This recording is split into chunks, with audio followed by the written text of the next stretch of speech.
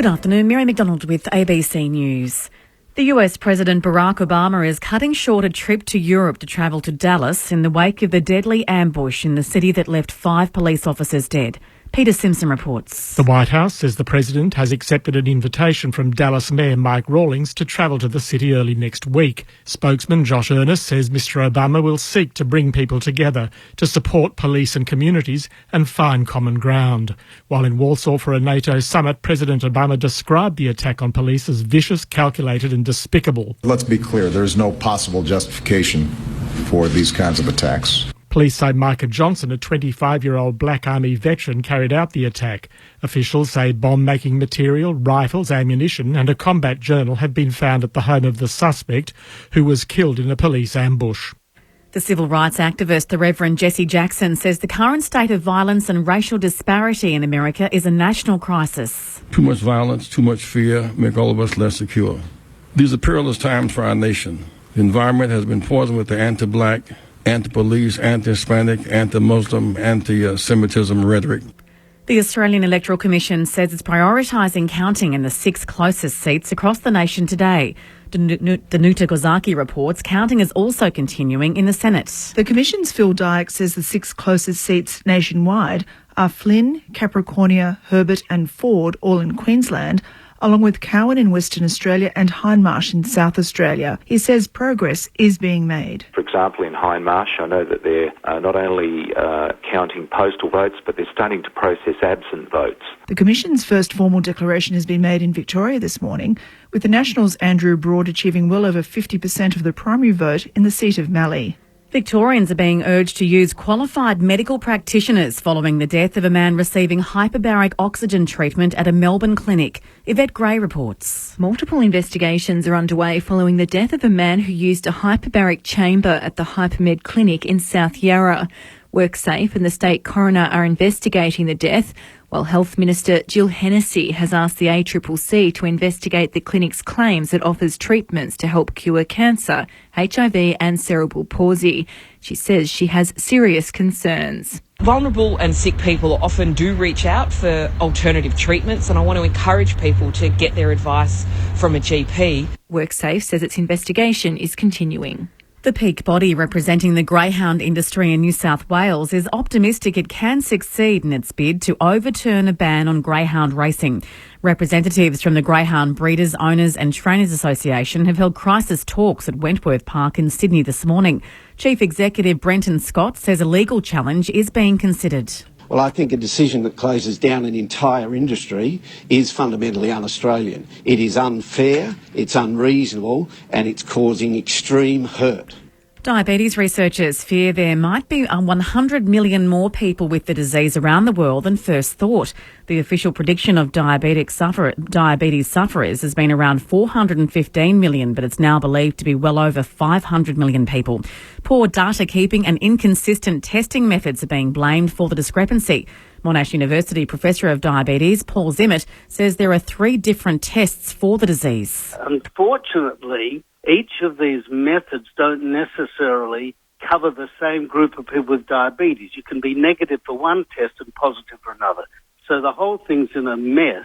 To sport, and in the AFL, Greater Western Sydney can boost its top 4 prospects when it hosts Collingwood at Sydney Showgrounds in the first of today's matches.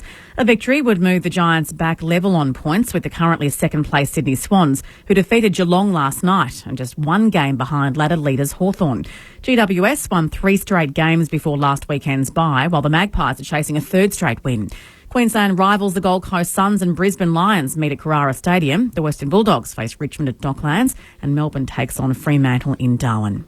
The NRL has confirmed the Parramatta Eels will be docked 12 competition points and fined $1 million for breaches of the salary cap. 5 club officials have also had their registrations cancelled as a result of an investigation by the NRL's Integrity Unit. To the weather now. For the state, isolated showers in the east, fine elsewhere with sunny periods, although a high cloud increasing from the west late in the day. For Melbourne, becoming partly cloudy during this afternoon. We're heading for a top today of 14 degrees. Tomorrow, rain and becoming windy, 14 again. Right now in Melbourne, it's 12 degrees. ABC News. Yeah, g'day, this is Red. ABC TV's Play School has been exposing children to bears, rocket-propelled timepieces, and strange windows into alternate realities for generations. And now, for Play School's 50th birthday, you and your family have a chance to visit the set and tell Big Ted to put some pants on. For your chance to win a trip for four to the Play School set in Sydney, tune in to Breakfast with me all next week on 774 ABC Melbourne. Bringing you AFL news from on and off the field, this is the Saturday Agenda. It's a bit to look forward to this weekend. Stacked to look forward to. This is going to be a fun game to watch if both sides can get their offence up and running. Friday night footy exposes everything, doesn't it? So they're going to have to live with it and work on it. The Saturday Agenda. Is this a disappointing team right now, Trent? I wouldn't call it a disappointing team. You know, we're just not playing to the level that is expected of us. Are they playing for their lives? I would like to think so. That's the position we've put ourselves in. Welcome to the Saturday Agenda. They don't like to be manhandled. They don't like to be touched. And last night they didn't actually really want to get into the contest. That's not a good recipe for a victory. On ABC Local Radio and on ABC Grandstand Digital. The first two games of round 16 have told us much. Again, the competition is chasing Hawthorn. And again, Sydney is the team most likely with their credentials well and truly enhanced by a pure bloods performance down at Kardinia Park. And Geelong, a few frailties exposed there as well. It's all for debate on the Saturday Agenda. We're in Sydney, where the Giants can be one of the main beneficiaries of the results so far this weekend and climb further up the ladder still when they face Collingwood this afternoon. Gerard Waitley with you. Mark McClure is with me. Hello, Sellers. How you going, Gerard? A couple of powers took over the weekend on Thursday night. Hawthorn back in the frame, and then last night no one liked Sydney. Not anybody I knew had them tipped, and they just powered over the top of them and played a brand of football which we know that they can play over and over again, and they still do it, and they still win. And they beat Geelong. They made Geelong look stupid in the end. Seriously, they did. They make them look silly, uncompetitive, I would call it, in some of the places. So we'll talk about a bit about that more later, but. Yeah, Thursday night was another one where they just put their foot down when they need to, Hawthorn, and they win. Someone's got to beat them at some stage. That looked very complete, what they did on Thursday night. Someone's got to beat them at the MCG at some stage to finish them off, or else they go right through to the end. The centre of everything this week has been in Sydney, so we're in perfect hands here with the chief football writer from the Daily Telegraph, Neil Cordy. Cords, welcome to the Saturday Agenda. G'day, Jared. Great to be here. It's been a dash from Kardinia Park on a Friday night, so it's great to be out here, and Spotless looks fantastic. What did you make of last night? Oh, it surprised me. I thought the Swans were really vulnerable after that loss to the Doggies. It was a 6-day break, a really tough physical contest at the SCG. They travel. We know what an amazing record Geelong have there at Simmons Stadium. But credit to John Longmire and what he did at the selection table, dropping two of his top four goal kickers in McGlynn and Heaney, also bringing in Naismith as well. It was an amazing roll of the dice, not unlike what Beveridge did with the Dogs the week before, taking a punt, but boy did his team back him up. And the great thing that from the Swans' perspective coming out of it is the youth that they've got. They've lost 1,000 games experience from the departure of players, and they've hit the reset button. And they're in premiership contention. There was 8 blokes played last night who were 30 games and under, and there were 4 of those were blokes that had less than 10 games. Yeah, they have, and that's exactly right. They got Rose at 7. They got Naismith at 2 after last night. You got Alir at 3, and Papley at 9. And so they blooded as well as won. And regenerated their side, which is incredible. It's an enormous performance, and we don't speak enough about John Longmire's performance as a coach. I think that also the recruiting model is a fantastic one, and it just keeps producing. So I think we should look at that. And then on the opposite side, the selection table there, they took out Stanley Kirstens, who's a lead-up forward, which they actually really needed last night. They didn't have anyone who did that. Gregson, who was out as well, and they took Stanley out of the ruck. I think it upset them a little bit with their movement against some of the Sydney guys, and I was really surprised because the ones that came in Clark, Lang, and Cockatoo were uncompetitive. as far as I can see. Totally uncompetitive, along with a few others as well, I can assure you. And really, they had more inside 50s by a hell of a long way. They continue to hold on, and we'll go through some of these non-competitive players. Ruggles, I thought, was very, very poor. Motlop was the number one non-competitive player I could see on that ground. He gets the ball easily. He could do so much with it, and he's just not good enough. Murdoch, I'm not certain he'll ever play again, I don't think, on what I've seen. Clark, did they bring him in too early? He only averaged 2.5 goals a game in 4 games. That's 10 goals. That's not a lot, I don't think, to get a recall after 2 years. Is it 2 years out? Nearly 2 years? A year. Yeah, a year and a bit. Year and a bit, so it's a hell of a long way. Then you got Darcy Lang, who was average as well. Colin Jasney was just okay. McCarthy put in a shocker. And, it was just goes on and on and on. That's too many poor performers in the side who are totally non-competitive. Yeah, and you would have thought, coming off that shock loss to St Kilda, they had 2 weeks to think about, 2 weeks to prepare about it. And that's why I thought, that's why I tipped Geelong. I thought, look out, here we go on the home track, make a statement against a premiership contender. And the Swans were dominant. They led at every change and just extended their lead further. Lance Franklin kicks 1 goal, and they still managed to kick a winning score. Yeah, but he played up the ground a lot, and they moved away. Because what happened is they blocked him up early. They just outnumbered them back. I tell you what, they withstood the second quarter or the first and second quarters where actually they were dominated inside 50 and still led by 15 points at half-time. You go, how does this happen? They're just a very professional football side who get numbers back, work hard, body on the line, contested ball, and all the guys I was just talking about there, none of them want a contest, but the Sydney boys do, and that's why they fall apart. Underrated defence, the Swans. Heath Grundy in career best form as a body-on-body player against key forwards. He's outstanding. And Dane Rampy, what about his game last night? He's got All-Australian written all over him. And you talk about the recruiting of Kinnear Beatson. They plucked this bloke. He spent 2 years at Williamstown, basically, and did his pre-season with the Western Bulldogs. Then came back and played in the Sydney Football League. It looked like it was all over. And then he had a good pre-season with the Swans, had a good year in representative football in New South Wales. And have a look at him. Mature age. That's what you need. Sometimes when you're young, you don't have that ability to be able to hit people and do all the things that you do. And when you come 23, 24, it all sort of turns around and go, hang on, I'm a different person. So that's a difference. So the thing that got me with the Cats, their defence was slow and stodgy with the ball. They never pulled the trigger to go through the middle of the ground at any stage. They took an easy mark, they chip past, and then they go wide. And then they try and go down the line. And you go, they're all setting up. Everyone knows exactly what you're going to do. So what's the point? Let's go. Let's pull the trigger. Let's hit the target through the middle of the ground. You make a mistake, doesn't matter. Let's have a crack. And they just didn't do that. And, and I actually watched it in the coach's box too. Just had a good look in the coach's box most of the time. I was at Fox. And unfortunately, I think Chris Scott barracks a bit too much instead of actually directing him to the traffic. Who cares what the umpires do? They've got nothing to do with what you do. You actually orchestrate your players to play the way you want to. You don't have to yell and scream and barrack. And that's one that got me. And now out of that game, they've lost a stack of confidence in their ability to be able to play against the top 8 sides. So they're in a bit of trouble for the next 6 or 7 weeks. They are. Look at their position on the ladder. All of a sudden, they're second to potentially 7th. They're under threat. Fall. Absolutely, it's a worrying time for Cats. $3.50 favourites. They won't be today. No, absolutely. I don't think they'll be again.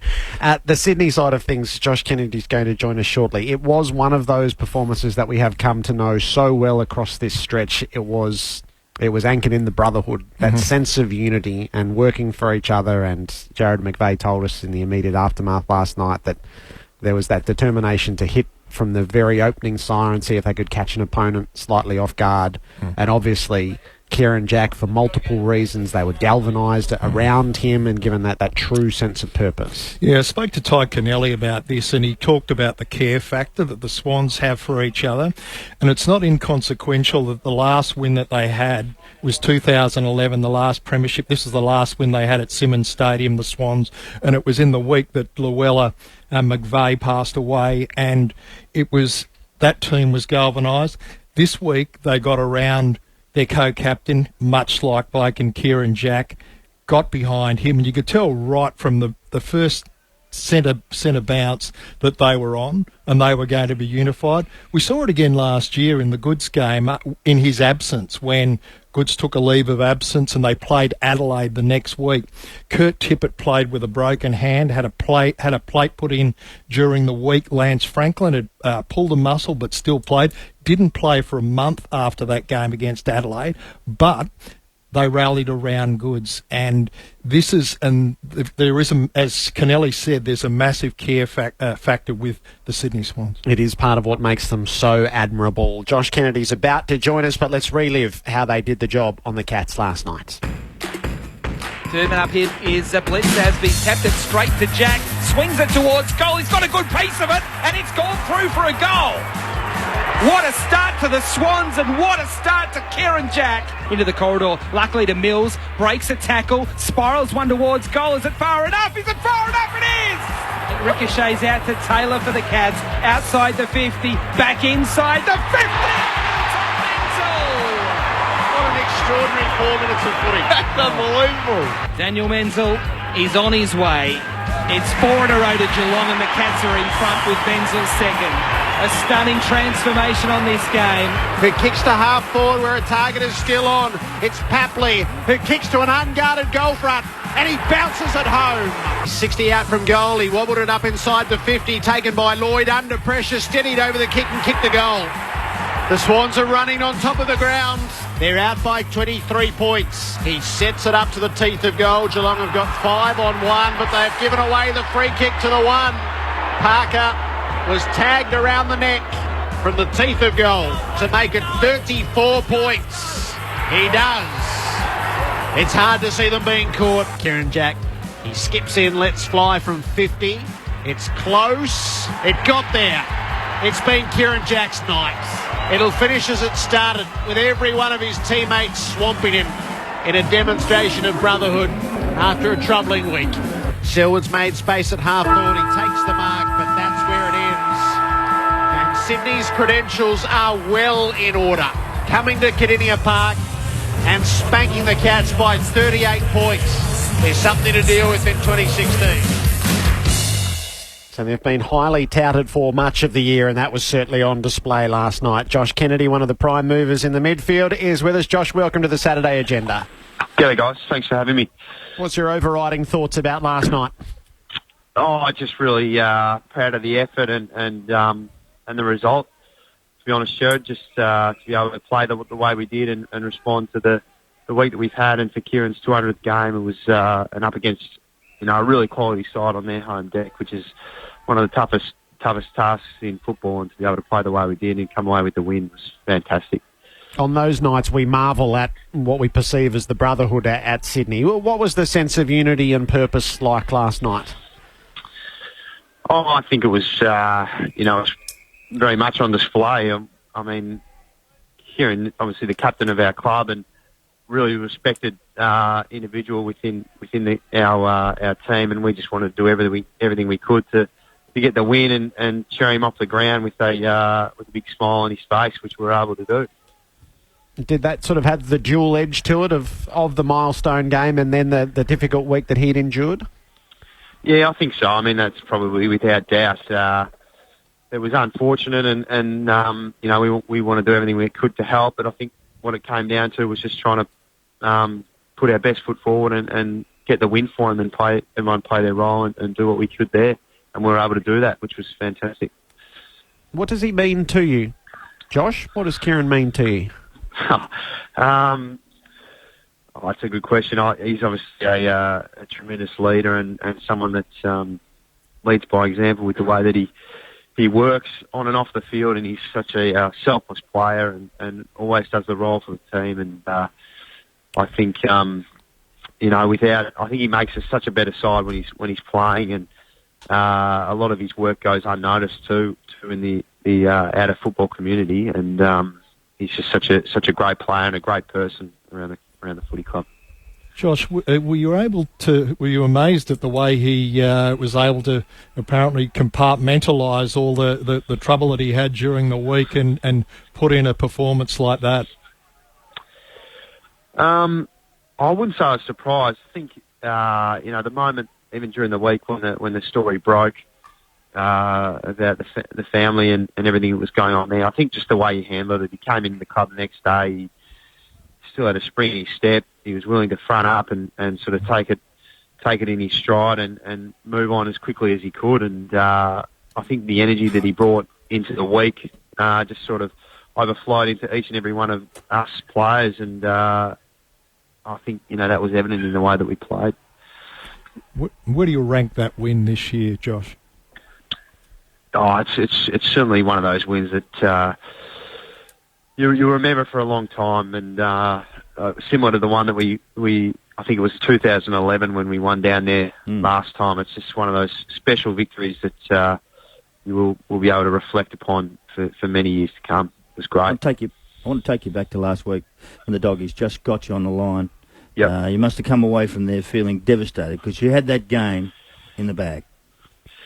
Yeah, exactly. It was a really, really disappointing feeling after that game, and knowing that it was in our grasp, and if we had done a few things here and there, especially at the end, that we probably should have won. So it was a really disappointing feeling, and so again, that was something that we wanted to be able to respond and bounce back from that, and certainly the way that we came out and started last night, it just felt that everyone was on board and wanting to make amends.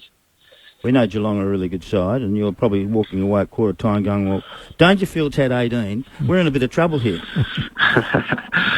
Yeah, it was. I knew he'd had a fair bit of it, but when they said he had 18, when he said he had 18, I thought, geez, he's for a massive 90. We just got to try and wear him down a bit, and fortunately, Kieran, Tommy Mitchell, I guess as a group, we're able to get on top and nullify his influence, and then hit the scoreboard ourselves, which was good. Obviously, went a long way to winning. Yeah, you did. You were fantastic. I tell you, it was a terrific game. You actually cut off all their strengths, which was absolutely brilliant. And their defence couldn't get the ball moving through the middle of the ground. You'd be very proud of the young group that you brought in as well.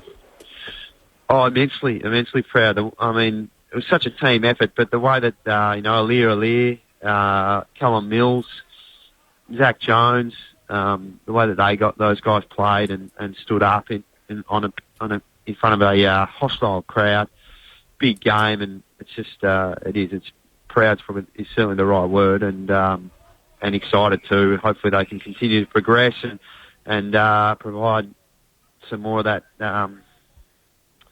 I guess, strong performances throughout the course of the year. So just on Dangerfield's first quarter, Josh, what was your proximity to him? And did you have any responsibilities for him during that phase? And did it change as it went along? Be honest.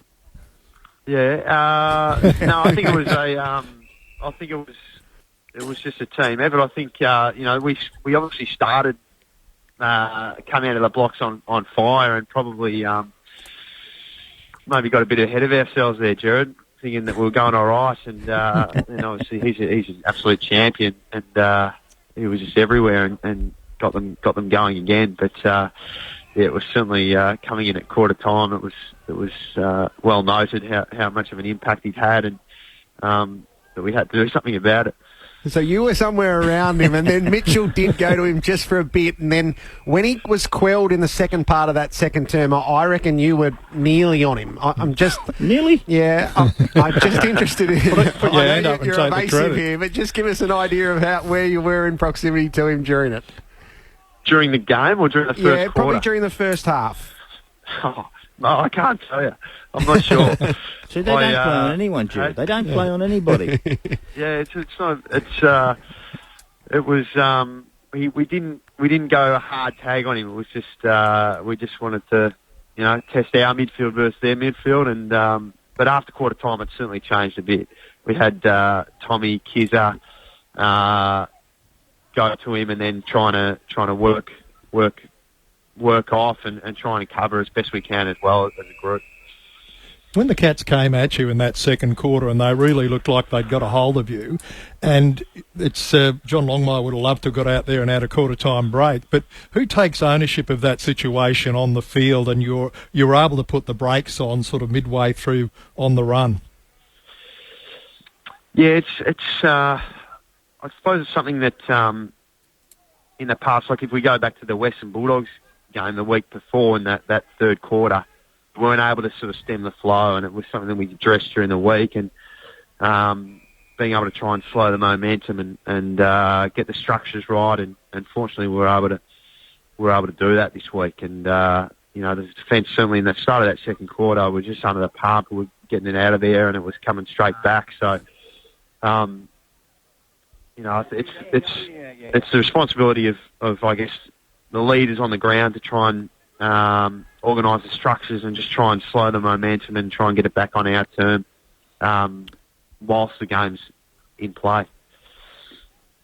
I thought you were terrific. Leah is tremendous down back. And we know what Smith's like, and Rampy has been fantastic. He's just in great improvement, Rampy. But Teddy Rich was an interesting one for me. He went forward, and the role he had to play was just probably contested, because I saw him go at one stage. He was 3 foot above everyone else, and he just punched the ball clear. Did you see that? Yeah. He reckons he had more spoils in the forward line in the defence. It was unusual. Yeah, he's got to change his chip. He's forgotten what to do up there. But no, he was good to be able to provide contest and give Buddy a bit of a chop out up there. And did he kick 2 goals or one? One goal, yeah. 1 goal 2 or something like that. So. He was pretty happy with that. His celebrations need to sort of just come in check, I reckon. He's not a forward, Josh. He's not a forward. He used to be. Is he going to stay with the headgear, Josh? Teddy? Yeah. Yeah, I think it's there to stay, yep. Is he back right to where he should be? Yeah, I think so, yeah. I mean, he's trained on us. He's obviously came through reserves. He's got a bit of match fitness and confidence, and he's been training extremely well. And yeah, I think he's back to where he should be. He's in a good headspace and confident, and his body's feeling good. The players should be very serious about this concussion stuff, because it is a lethal thing as you get older, and things it does to you. Because I know the movie's not right sometimes, but the American football guys are a mess through it, and we don't want that. No, that's exactly right. It is. It's very. There's still a lot of grey area around it, and I think it's just about trusting the doctors and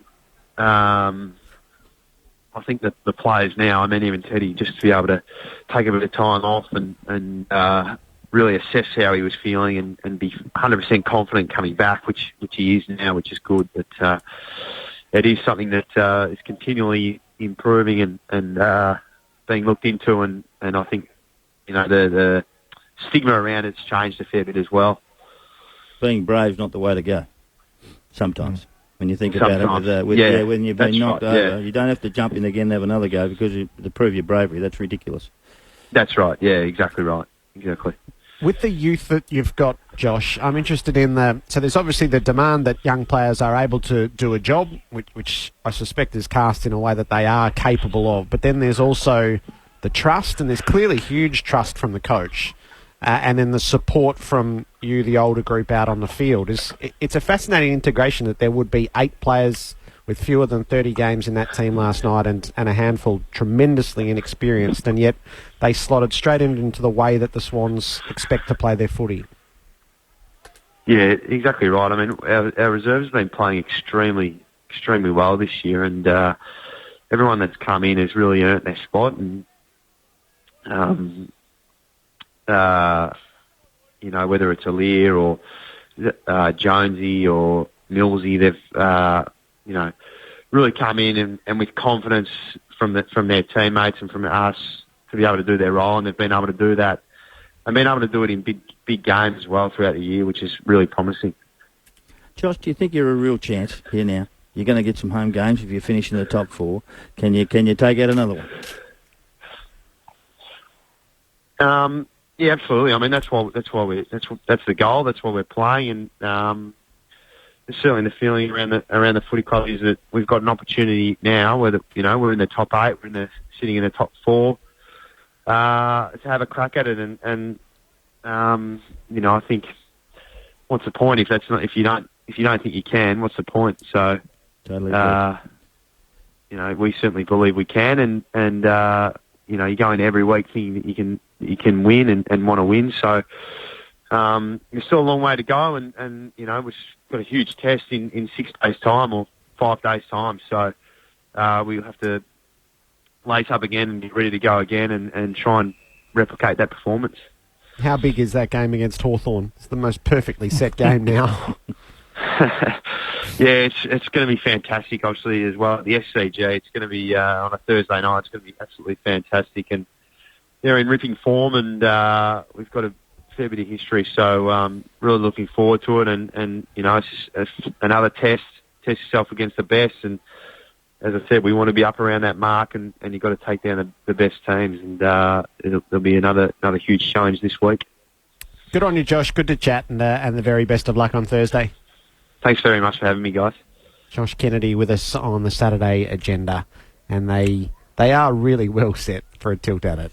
They sure are. There's 15 other sides with them as well who want to get them out of the supporters want them out of there because they've had 3 in a row. They've been dominating for 6 or 7 or 8 years up in the top 5, and we need change. GWS is one of them who's going to come towards that area as well. So and Sydney have a chance to push them out of the top 4, which the rest of them want. Totally. And one good thing about in the Giants' favour is there's no scar tissue. There's still a little bit with the Swans from 2014. And who do you think are the contenders now, the genuine contenders left in the top 8 cells? Adelaide. Yep. I think Adelaide are a real contender. Their run home's pretty good. Most people thought that Geelong were half a contender, but, they've had a little tidy up. There's a few others in there that I think that are half. Giants are a chance, I tell you. They got some talent, and they're roaring to go. And we were very privileged this morning to go to their facility, Jared and I, and Whitey, and went through it. And you can see that they're oozing some confidence, can't you, from the CEO and all the people around the place. They like what they've got. They like what they've done, and can they pull off against in the final sort of stuff? I still reckon that Wilson Bulldogs are a chance. Totally. I love the doggies. Yep. I think the way they play is unbelievable. I thought you were off the doggies. No, I was off them. I was only off them for a week. Until last I'm allowed to change my mind, Jared. Aren't we all? This is the business where you can change your mind. That's true. I mean, I've changed my mind in the last 3 weeks, and the Western Bulldogs definitely after watching them last week. The difference that Joe Hannison Wood make to that team. Incredible. Even Smith coming in and giving that hardness around the ball.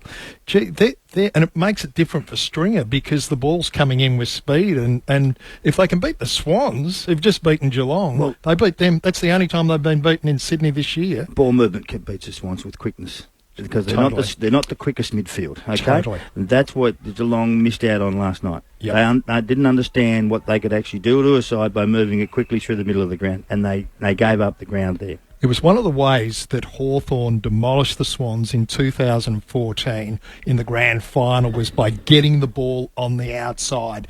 Once it gets outside that sort of 10-metre sphere of influence of the hard bodies and the ruckman, then that's where the Swans are challenged. And it's the speed thing, and they are genuinely worried about it. That's why Bird had to leave when Tom Mitchell came in, because there's no super speed. Hanbury, they're not plotters, but they're not quick. Parker. Kennedy. He's actually slow, Parker. Yeah. He's not quick, but he's smart in the mind, and that's makes you quick. And Kennedy's not quick.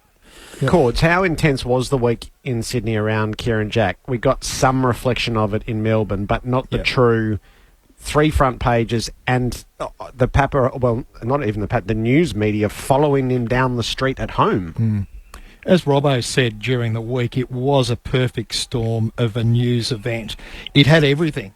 It had the model girlfriend. It had the rugby league great, rugby league legend in Gary Jack. Arguably, Gary is a much bigger name in Sydney than Kieran is, as much as we love and respect Kieran. But he's still known in rugby league terms as the son of Gary and co-captain of the Swans.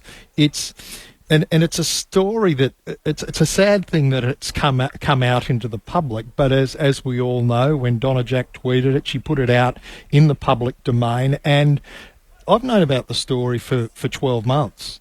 And you hold back out of respect for the family. But when one of the as I've explained to a lot of people, when it gets put out into the public domain, then it becomes news. And I don't know what the Swans couldn't have done anything differently. You talk about trying to manage a story. I don't think there's anything they could have done differently. It was just one of those, as I said, perfect storms where, and it was we've just had a federal election, and this took off the federal election in a hung parliament where we still don't know who we're being governed by.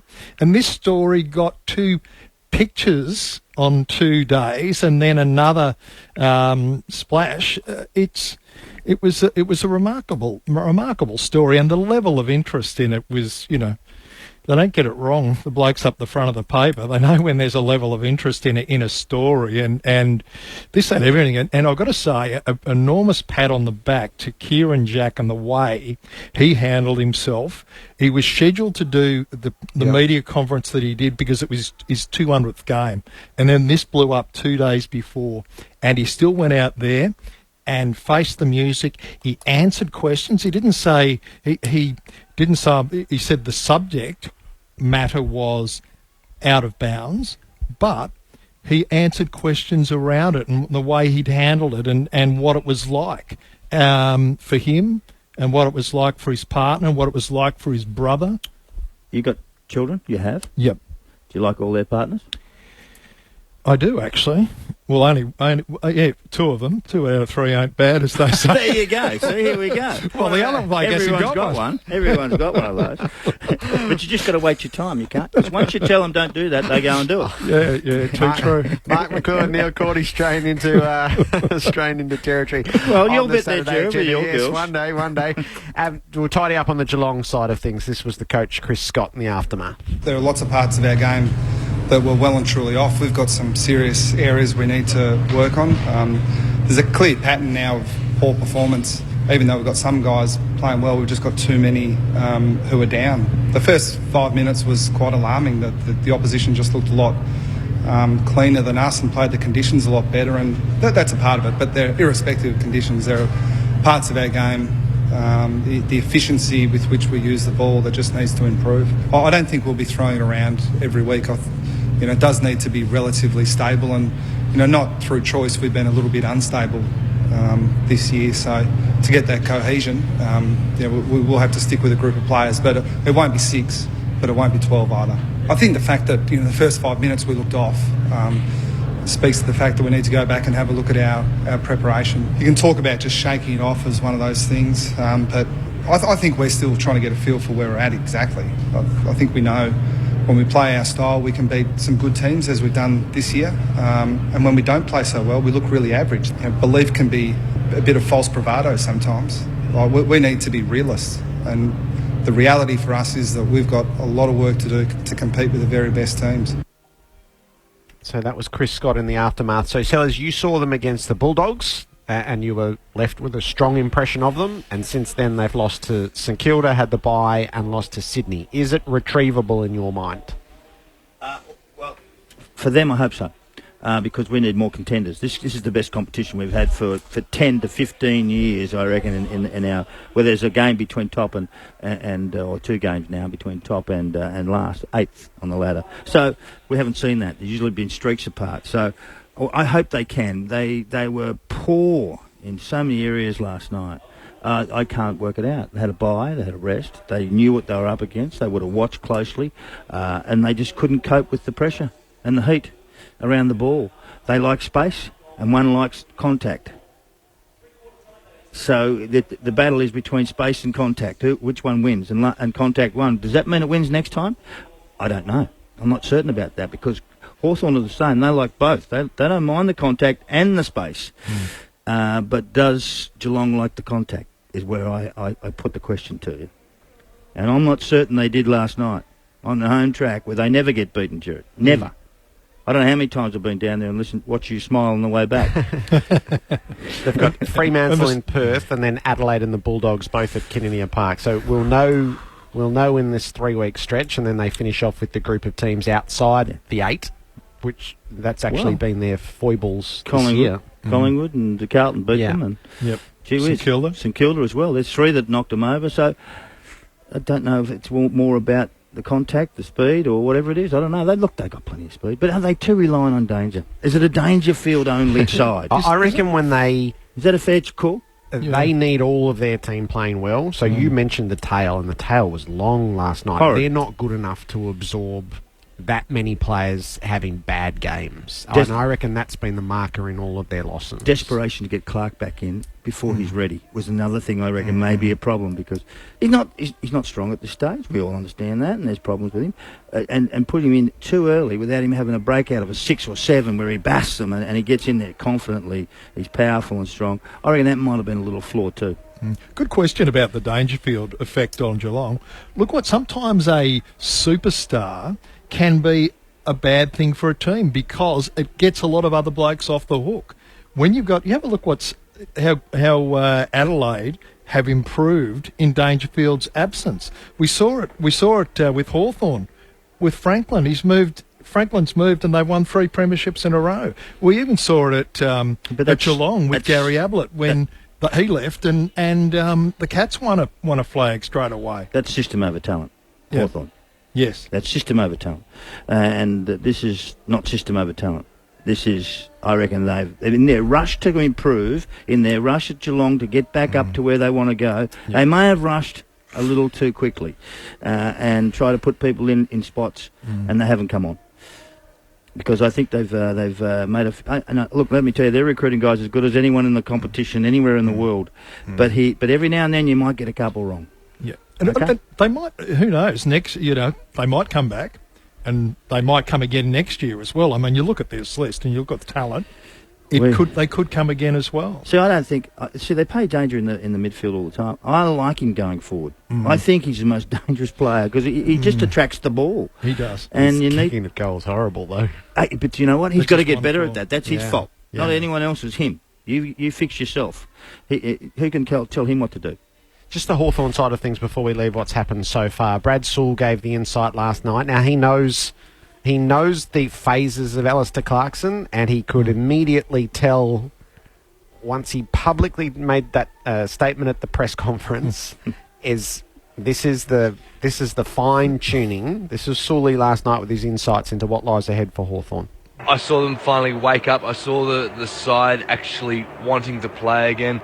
A bit of a challenge. Port have worried Hawthorn for the past couple of years, and we certainly saw in Clarko's comments prior to the game that they were well aware of that, and this was going to be one match that Clarko had wound the boys up during the week, and they certainly played that way. And then we saw the Hawthorn team really flex their muscles, and they enjoyed doing it. To see someone like Cyril Rioli play in the fashion that he did last night, you never see that. I saw the interview after the game. I think Clarko strategically went to Cyril and said, this is what we expect of you. And you know if Cyril's going to play like that, so much out of character, then everyone else is going to fall into line. And Cyril is like that little brother. When you see anyone pushing him back, everyone else sticks their chest out a little bit. So I think we saw a glimpse of what's to come. I think it's the best that we've seen so far, but the beauty of what this side does is they'll maintain that for next week. They play Sydney next week, and that'll be a huge game. But then they'll just wind down a little bit for a couple of weeks, and then they'll slowly just build up again. Those old boys, they've heard all of Clarko's messaging. They've heard all of his stories. They've seen all of his tricks. So Clarko needs to keep moments like last night up his sleeve when it matters most. I agree, but I don't think Port Adelaide are any superstar team. So they won by a slender margin, not a huge margin, just the number. It was okay, 3 goals or something like that. It wasn't special. Next week's a test. It is. Sydney. We'll see how good you are and see if Clarko's got a few things up his sleeve, because tell you what, Sydney are pretty pretty bloody good. I can tell you right now, they're fantastic. You were talking about body language before, Sellers, and about Chris Scott and how you thought he was barracking a bit. He does. Yeah, what about Clarkson's demeanour in the box in that Port game? Did you see it? He looked like Bobby Fischer playing a game of chess. He had his fingers just rolled there, and there was hardly any expression. You could see he said, "I've already flicked the switches." And the teams responded. He was all, it was almost like he was thinking, "Okay, what's my next couple of moves going to be?" And I see John Longmire. He's very calm as well. I like the way that he handles himself. I know the pressure on these guys is immense, and you can see them age overnight almost in a sense. Clarkson smashes walls and kicks things and punches things and does all that, and that's his outlet. Okay, but yelling and screaming and throwing your arms around is not a demeanour that I actually enjoy watching as a person who's in charge of a business or in charge of a group. And I don't. And what for? What's the point? The point is, how are we going to get better? How are we going to improve? And sometimes a coach has to help them improve. He made one move the other night, put Clark in the ruck, and he put Dangerfield forward. What other move did he make? Not that many I can with think Clarkson, this is sort of all in the margins I'm asking now. Garrett, what other move did he make last night? Other than nothing. I don't know. No, I agree. I couldn't find one. But I was asking about Clarkson. So this is all in the margins of tuning the team to try to get. I mean, we're talking a 5th straight grand final and a 4th straight flag. So you have to have something along the way. Is from what we know on the outside, is he's used everything. His fury at half-time in matches to get the rise out of them, which is why they're in the position that they have. They have pulled numerous games out of the fire, but that's not sustainable. He knows that. Yeah. So you've got to come up with a block after the bye. And I think that's what was... And I know Port Adelaide's the 9th best team in the competition, but Port Adelaide beat Hawthorn twice last year when they were no good. Yeah. Port were no good. Yeah. They are a genuine bogey team in the way that they played. So he set them a specific task, and he clearly went to individuals. And I can remember the games where Clarkson is out on the ground with the players in the aftermath. There's a game in Perth at the end of last year when they beat the Eagles, and they had to do that to really get their finals chances going. He was out there again with them. As you can pick the markers through this 4-year reign. You can't do it every week, but he's setting them up now. He got to them at the start of the year and said, "You better start looking for a job at the end of this year if you don't start with Lewis and a few of the others." And all the over 30s he gave them. But you're one injury away from being over. Yeah, he starts that one, and then he moves into the next one, and then he went to Lewis and barrelled him over. He wasn't tough enough over the ball, and wasn't just told him Lewis. that he couldn't guarantee him a place in the side. Exactly right, and see, it just keeps building, and then but see what happens then. What does that mean? If you hit the ace, king, and queen, guess what? It's pretty easy to hit the young blokes too. A lot of coaches go for them because they're frightened of the older blokes. It's not the way Clarkson works. He hits the top boys, and then it filters down beautifully, like a trickle effect. So, look, there's some things that he does, and he's continued to do it, and he continued to hit the sweet spot, and still developing youth as well. He's got the Sydney model down pat with that too. Some of the young guys, with Sicily and those sort of guys, O'Brien and those sort of guys, who are coming through. So, this will be interesting. Next week will be a very, very true test of the two top sides in the competition, I think. Except maybe for GWS, Jared. Well, they might scoot straight past and get to the top. So that's Thursday night when Hawthorn and the Sydney Swans meet, sort of in the next instalment of that heavyweight challenge. We are in Sydney this afternoon. We're at the showgrounds where the Giants are going to host Collingwood. We've been hosted already today by the Giants, and the Chief Executive, Dave Matthews, is with us on the Saturday agenda. Dave, welcome. Thanks very much, Jared. Had a bit of a look around at how it's all set up here. I'm curious at the end of that are you ready to be a top side? Are you ready to be a contender as a team, as a club? We think so. I mean, I think the fundamentals are in place. I'm pleased to be able to show you and Mark and Adam around today and see what our training and admin base actually is, because from Melbourne, it's sometimes hard for people to picture, how the game is building and how the club's building in Western Sydney. So we've got an outstanding training and admin base. I think our progress so far on field's been very, very positive this year, and particularly vindicated the recruitment of the established players in amongst our young talent. We've got a great stadium here. We think 15,000 today. It would probably be a bit more if Collingwood was still in the contention. But we're really pleased with the year so far. All the indicators are positive, and Leon's doing a great job with the team, and hopefully put ourselves in a position. It is I think you could argue both. It's a progressive rise and then it's a rapid rise. I mean, this has the potential to be an especially rapid rise if you get the last 8 weeks of the season right. How do you view the overall picture? It's not just the gradual increase, but the potential for the quantum leap. Well, I think the quantum leap we're seeing in a lot of our off-field metrics, and that's what you're hoping on-field performance delivers. I think our TV audiences are up 35% this year. Membership will be up 15 to 20. Crowds are up about 23%. We sold out here against the Swans. We've sold out in Canberra a couple of times already. Probably sell out again when we play Richmond in Canberra. So all the things that you want to see growing rapidly to make sure that we can build off-field to keep supporting the football strategy are working. And it's coming off the back of success, but I think it's also coming off the back of the volume of community work we do in Western Sydney and been doing for a number of years. So hopefully it's all come together. And with that comes status. And part of that is Friday night. So have you requested Friday night in round 23? Yes, we have. We requested that this week. And it's based on, us hopefully being, as I say, in the 8 and in a position. And, it's one of those things when you're 10 wins and, you need 2 to 3 more to absolutely lock it in. You're sort of loath to get too far ahead. But that's one where you say with a floating fixture against the Kangaroos, we know we're a watchable team. I think we'd play exciting and enjoyable football, and that's certainly the feedback we get from fans who aren't even Giants fans. So, we'd like to think that that's an opportunity, and hopefully into 217 leads to more Friday night games, including a game here. A lot of different scenarios, David. I know you can't lock in finals just yet, but you have to plan ahead. And a potential final, what are the scenarios you're looking at? If, say, for example, if you play against the Swans, will it be ANZ Stadium if you're the higher finishing team?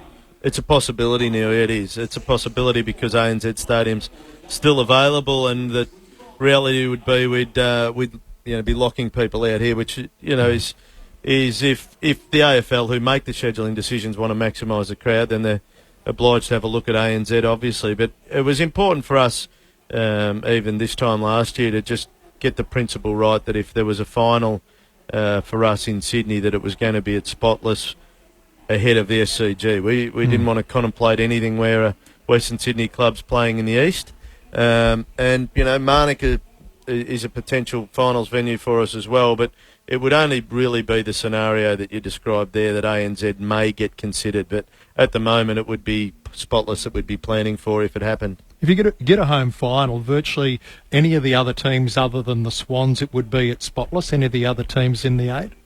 Yeah, I think so. And look, it would still be a possibility if it was the Swans, but look, the way they played last night, I mean, it's all hypothetical, isn't it, about where we're going to finish. I'm just really hell-bent on making sure that we just get the remaining wins we need to qualify and then see what's possible. Do you accept the other side of that coin, that if you're drawn to play the Bulldogs, it should be at Docklands? If you're drawn to play Geelong, it should be at Kardinia Park? If you're going to prosecute your home ground advantage, that if you came to Victoria, that other teams would look to do that? Yeah, I'm quite comfortable with that. I mean, I've said in the past, I think we had a conversation about it, Cords, where, with the difference between Etihad and the MCG is probably 3 kilometres. And the difference between Spotless Stadium and the SCG for our fans who might be living in Blacktown might be a 70-minute drive, and you're incurring $40 in tolls. And so what I'm saying is a home final to me means you cater for your home fans, and I think say in Geelong's case they've probably got a history of being happy to drive to Etihad and happy to drive to the MCG. Our fans come from as far away as Penrith and Blacktown and Canberra, and for me, it's about the location here. I want to ask you about your youth. I just watched the reserves play against Southport, and you've got plenty of talent out there. Are you after more youth, or do you want more experience in next year's draft? Because there's a big wealth of people there's a couple at Richmond, there's a couple at Port Adelaide, there's a few around the place that you could pick up that actually would add to the wealth of your side in the seniors, because it's important. Plenty of kids, great, but you need experience.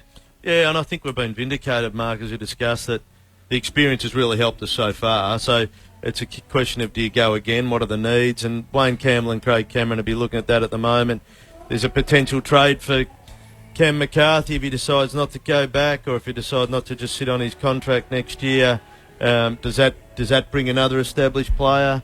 I think it's the job that, and Craig Cameron's only had his feet under the desk now for a month and a bit. He'd be working through those scenarios, but our priority has so far been retaining the priority young talent we've got and then complementing them with established players in the areas we need them. You can't do that. You can't do all things. You can't have both. No, but I think what you've got to do and hang on to them, you know what I mean, with the pay way you've got to do. No, you're right, but you can have both in the sense that it's a blend. I mean, I think we've got the mix right at the moment. We needed, Mumford provides such unbelievable leadership in the middle. Heath Shaw in defence has been fantastic, and Stevie Johnson, as an example, has given us the experience in the forward line we've never had. That's what he's delivered.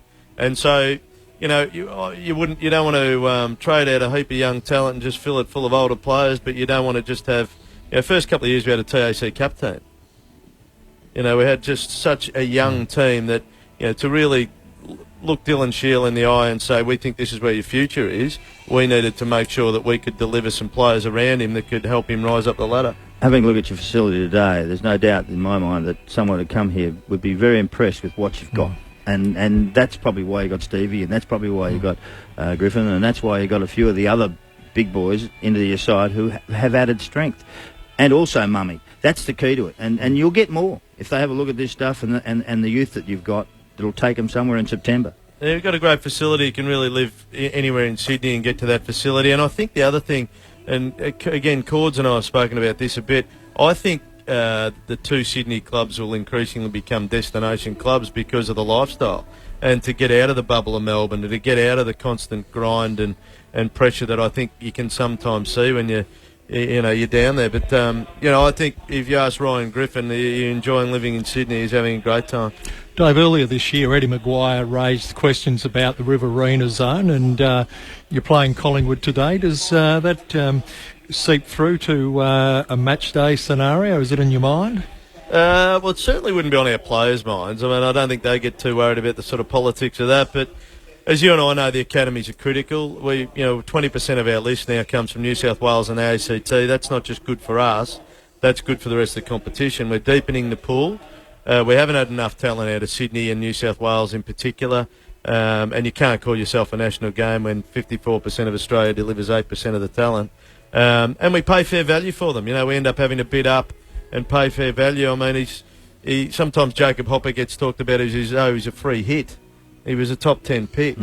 So we pay fair value, and, it's a really important strategy for the game. So, I try not to get too distracted other than, just pursue the strategy. What is etiquette in recruiting players these days? How many clubs did Adam Treloar get taken through, do you reckon, during last year's season while he was being courted? Yeah, I would have thought Peter Blutch would probably let him around a few.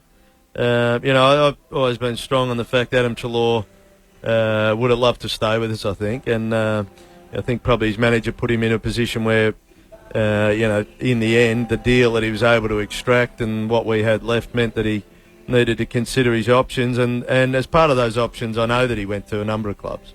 I mean, Adam was honest enough with me a few times about what he'd seen and what he'd looked at. I think, the example we've had during the week is no rules have particularly been broken. These discussions take place. I guess there's just a bit of embarrassment both ways that it gets found out. I sort of looked at it and thought, if one of our players did that and it became known, how would his teammates potentially look at him? And also, if we were touring players around right now and our playing group looked at it and thought, well, where do I sit if you're trying to get that particular player? So I think it's just more created a level of awkwardness. But the reality is these conversations go on. But, Neil and I live in a city where the player movement and debate and discussion around the NRL is just borderline farcical or unsavoury. And I just think we've got to make sure we don't get to a stage where we end up having such a shambolic player movement. So chatting's okay? Meetings okay? Well, I think if so Leon Cameron keeps the line of communication open with Ryan Griffin. Is that cool? I think those sort of conversations take place. Yeah. Those conversations take place. And, Jared, I think if Triple M were going to offer you a job and you said, well, I wouldn't mind having a look at my workplace, where's my desk going to be, tell me where I'm based. Next door. It's not all I'm saying is it's probably not unreasonable, not unrealistic. It just feels a bit awkward once it becomes, I I guess exposed as it did. Yes, I can't it's imagine what it perfect was here, like for Alan. Lynn Jong. Hey, Dave, good to see you. Thanks for having us here. It's a terrific afternoon in Prospect and a great chance to rise up the ladder. Dave Matthews, the Chief Executive of the Giants, as we conclude the Saturday agenda here. Neil Cordy, great to catch up with you. Good on you, G. Been great. This is very much one of the centres of things for the rest of the year with the Swans and the Giants both in the top 4. Sellers will stay put. We're going inside both camps and then we'll have the match for you as it unfolds on Grandstand AFL. Back Monday. I want to talk. A bit of this. John Fane being deliberately contrary to type. Oh, dear. A little more of this. Great to have your company. How about this one? A lot more of this. What's going on at your place, though? 1300. We'll even throw in a little of this. Can we have a little bit of name and shame? Red Simons, John Fane, Claire Bowditch, Raph Epstein are all back Monday on 774 ABC Melbourne. Grandstand AFL. You're with Grandstand. On ABC Local Radio and on digital radio, ABC Grandstand. Grandstand AFL this afternoon from the showgrounds where the Giants are really a chance to force the issue further up the ladder still and challenge for the minor premiership. They face Collingwood. But before we settle in for the pre-match and the game ahead, it is a month until the Rio Olympics, and with the ABC being the official non-commercial broadcaster of these games, it's a chance to set the mood with the Olympic moments that have stopped Australia. ABC Grandstand. Rio 2016. Sally Pearson looks good. She's in front by a couple of metres. She's over the last 12.67 for Sally Pearson. Pushes the ball into the back of the net. Gold medal to Australia. Charging in, world record for Australia. The Olympic moments that stopped Australia. Hello, Peter Walsh from ABC Grandstand. Russell Mark is a professional Australian trap and double trap clay target shooter and shooting coach. He's also an Olympic champion. He won the Olympic gold medal in the double trap at the 1996 Summer Olympics in Atlanta. A little bit of breathing space again for Mark as a miss is recorded against Wang. And Russell Mark gets both targets, 188, and he's won the gold medal for Australia. Russell Mark has won the gold medal, the second gold medal to Australia in the clay target discipline. Russell Mark, the 32-year-old from Werribee, has won the gold medal in the men's double trap. Didn't really sink in for several hours later, and I'd finally done all the drug testing stuff and got the medal and had done all the press conference and was sitting in a car going into the International Broadcast Centre, and my phone rang, and it was my brother who hadn't watched it live on television. He'd woken up at 8 o'clock in the morning and heard that I'd won the gold medal, and he just called me. He just thought, oh, he'll answer his phone. And I did, and he spoke to me like it was just something we'd done all our lives. I've made a lot of other people happy, but none more so than my family. And I think that was the really good thing, to have a family tie there, because they weren't in Atlanta to see it live, and it was in the middle of the night, and they didn't know about it until they woke up the next morning. And it was just so surreal to have someone just call me out of the blue and talk to me like he'd spoken to me all my life. Mark was a natural. At every shooting discipline, he produced the very best. But the gold medal was the win that every athlete strives for. The Olympics is a strange place for a lot of reasons, but I think for me, winning the Olympic gold medal in Atlanta was just relief, and it was personal relief. The fact that your sporting resume isn't complete unless you've got Olympic gold medalists on it. And I'd gone close 4 years prior in Barcelona, but to finally get the gold medal in Atlanta, and it was my third occasion to get to the Olympic Games before I'd won it. I think it just took an enormous amount of personal relief off. And, then people said, it was great to win it for Australia, it was great for them. And it was certainly. I'm very proud to have won it for Australia, but first and foremost, I think I was very relieved to win it for Russell Mark. So a second gold medal to Australia in the shooting. Russell Mark winning with an unofficial score of 188. The victory, pomp and ceremony, the presentation. But Russell, where's the gold medal now? It was passed around for a long time. There was quite a few weeks there when I never saw it, and I finally thought, I better be careful here. So I ended up giving it to the Gallery of Sport Museum in the MCG because my family are notorious for losing stuff. So that was one thing I wasn't going to let out of my sight for too much longer. So from about October the 30th, I think it was, in 1996, was the last time I think I actually physically ever held that medal, and it's sat in that museum ever since. So it's at the MCG still? Yeah, it's still there, yeah. It's in my eldest daughter's name. When she's 21, she can get it out. I put it in her name, and she said to me not long ago, she's 17 now, she said, that gold medal, I reckon, would look good in a BMW. So I'm worried she's thinking about cashing it in on me. I'll have to change the will, I think. So there you go. For the 21st birthday of your beautiful daughter, you can give her your gold medal and a BMW. Yeah, no chance of that, but that's certainly what she's equating it to, that's for sure. In 2007 in Munich, Germany, the International Shooting Sports Federation inducted Mark into its Hall of Fame as the greatest double-trap shooter of all times. Russell Mark. Join ABC Grandstand August 5. It'll be generations before anyone sees anything like it. For more heart-stopping moments with our live coverage of the 2016 Rio Olympic Games. Set and away. For comprehensive live coverage from Rio, stay tuned with ABC Grandstand on ABC Local Radio and on digital radio, ABC Grandstand.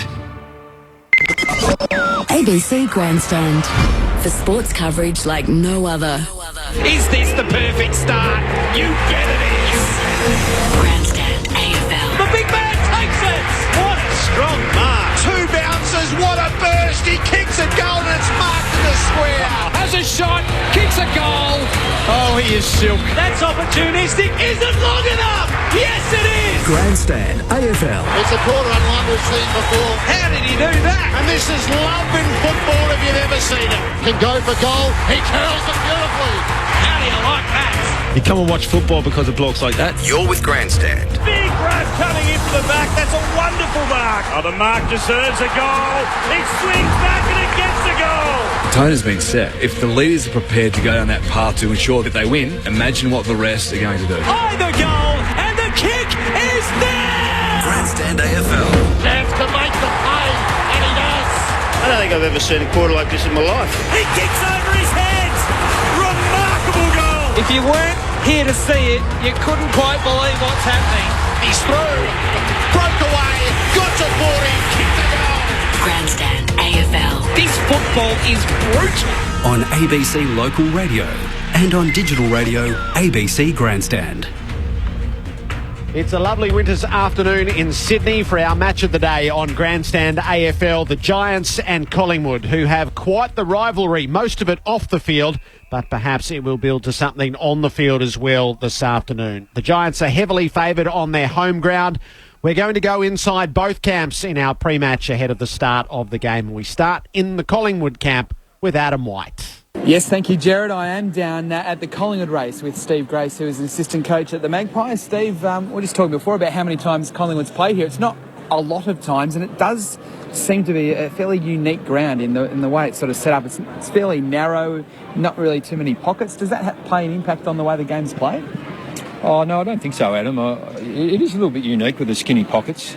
So it just makes sure that forwards are in the game for a fair way, and then if you're willing to work hard off ball and you're a hard runner, as you know that they are, you can get rewarded. So I think in those aspects it brings a few more into the game.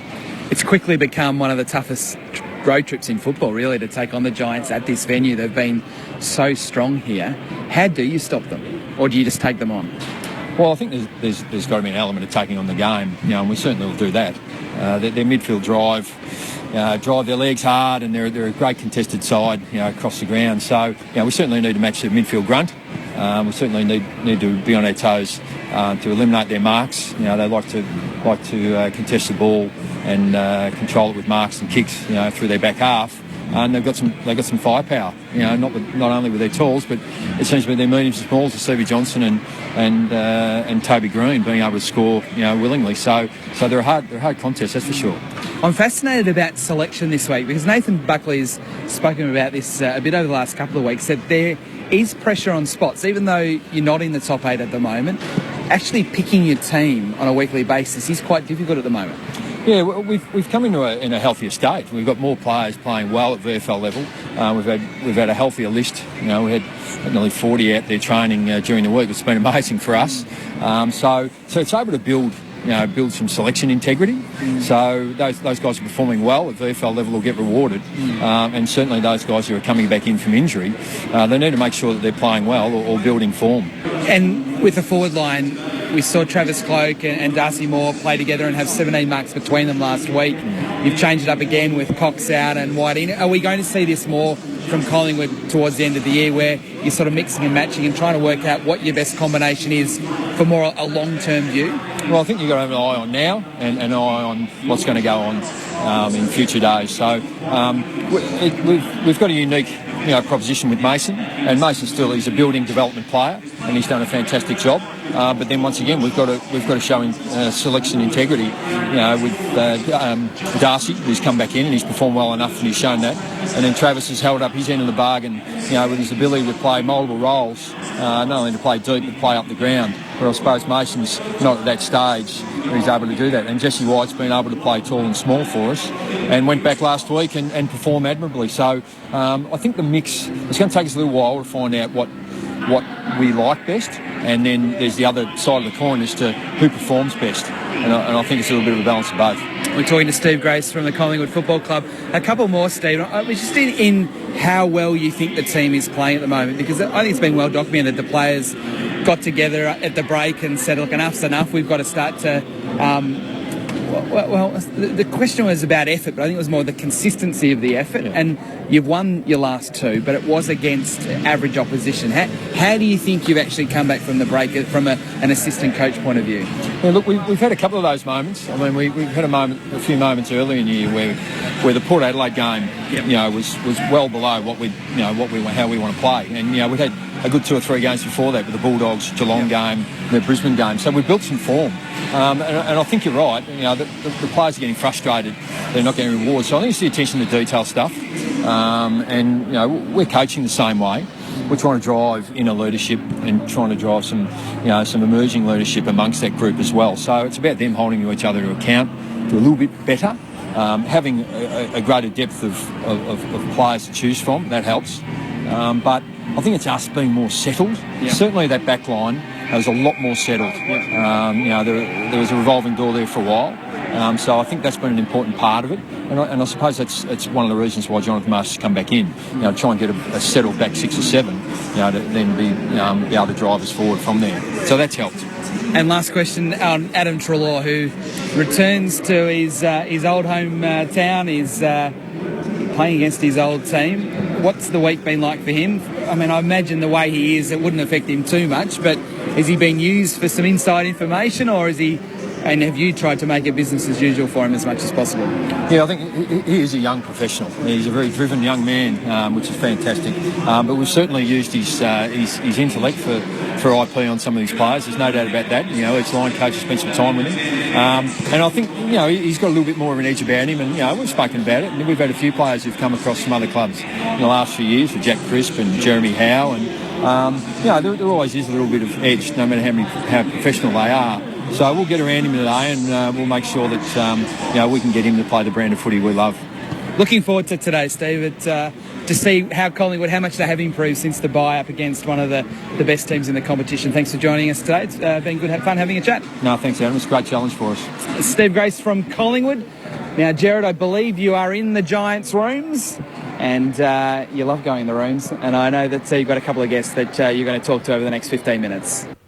Yes, Adam, we've been granted the Inner Sanctum access with the Giants this afternoon. So the drums are beating outside with the multicultural display that's going to be part of this afternoon, and the team's just finishing the warm-up above. We're in the cage away from the lane work, so as it all happens, we'll be nice and safe, but we will be very much close to the action. We've enlisted a bit of inside knowledge for the afternoon in its entirety. Matt Buntine's going to be our man. Matt, welcome to Grandstand AFL. Thanks for having me.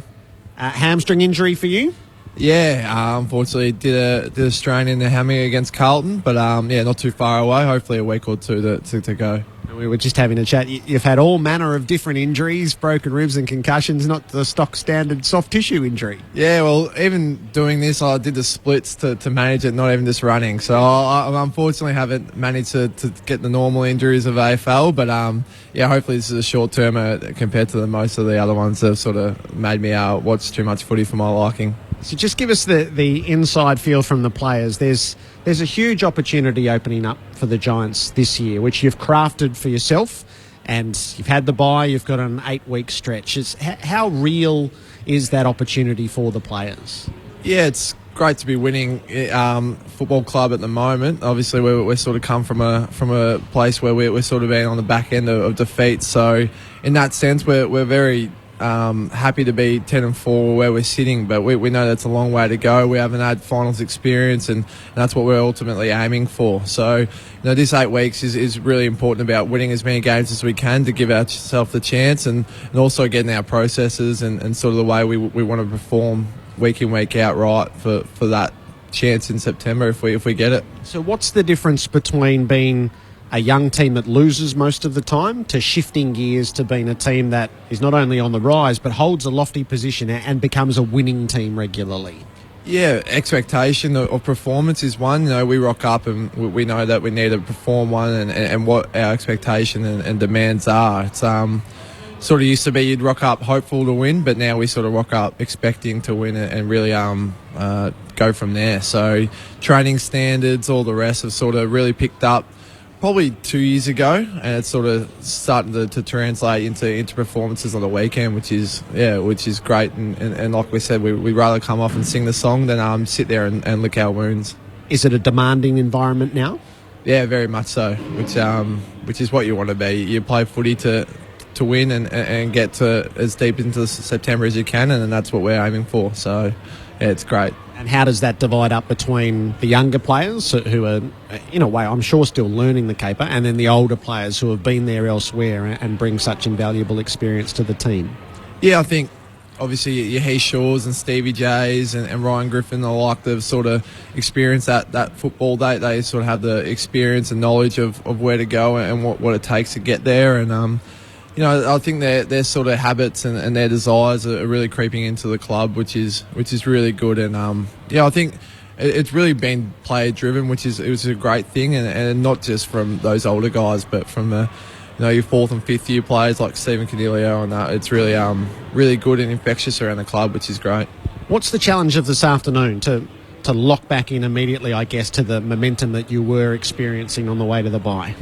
Yeah, the buys are obviously interesting. It's really good to rejuvenate and take that time to refresh for the year. But, it's also, you're not playing football, you're sort of a little bit out of tune. So we just hope to bring energy and effort, which is, what the buy does provide you. And, just get back into the groove of things. It might take a couple of minutes in, but you can't afford in this caper to sort of to lag a bit and sort of give it your opposition a chance. So we just sort of want to get back into winning that hard contested footy, putting on as much pressure as we can, and hopefully that translate onto stopping them and getting some scores on the board. Has there been a bit of that vibe of don't take things for granted, don't assume that this is going to happen, and don't take an opponent who's outside of the 8 and having a struggling year lightly?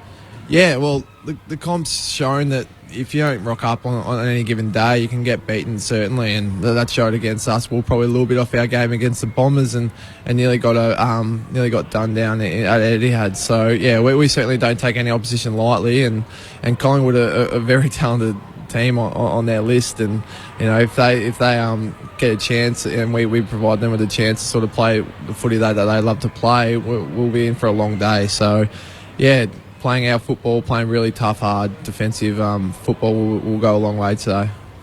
We're in the Giants' rooms on Grandstand AFL. Matt Buntine is not only our guest, he's part of our team this afternoon. Just give us an idea what happens from here. So the players are about to finish the warm-up on the ground and then come down. Is there one more meeting or rev up? Is what's left? Yeah, so after the warm-up, they'll come in and sort of have probably five minutes to themselves to do their final touches. A few might box for a little while, a few might just chill out. A few might have a nervous pee if they need that. But, then will come in, get some body hits, gets the ball floating around, and then Leon will have his final say before we run out. So, it's sort of it's a quick time. The time goes very quickly at this stage, but every player is just doing their right thing to get prepped. Is Leon's last words, are they motivational? Are they instructional? How does he pitch those? More motivational, yeah. He sort of drives sort of the key messages that we need, and sort of really, whatever our underlying theme for the week might be, he sort of drives that really hard. And who are the leaders who take control of this as well? Who are the loud ones we're about to hear as they've come back in? Yeah, Mummy's always one of the loudest around.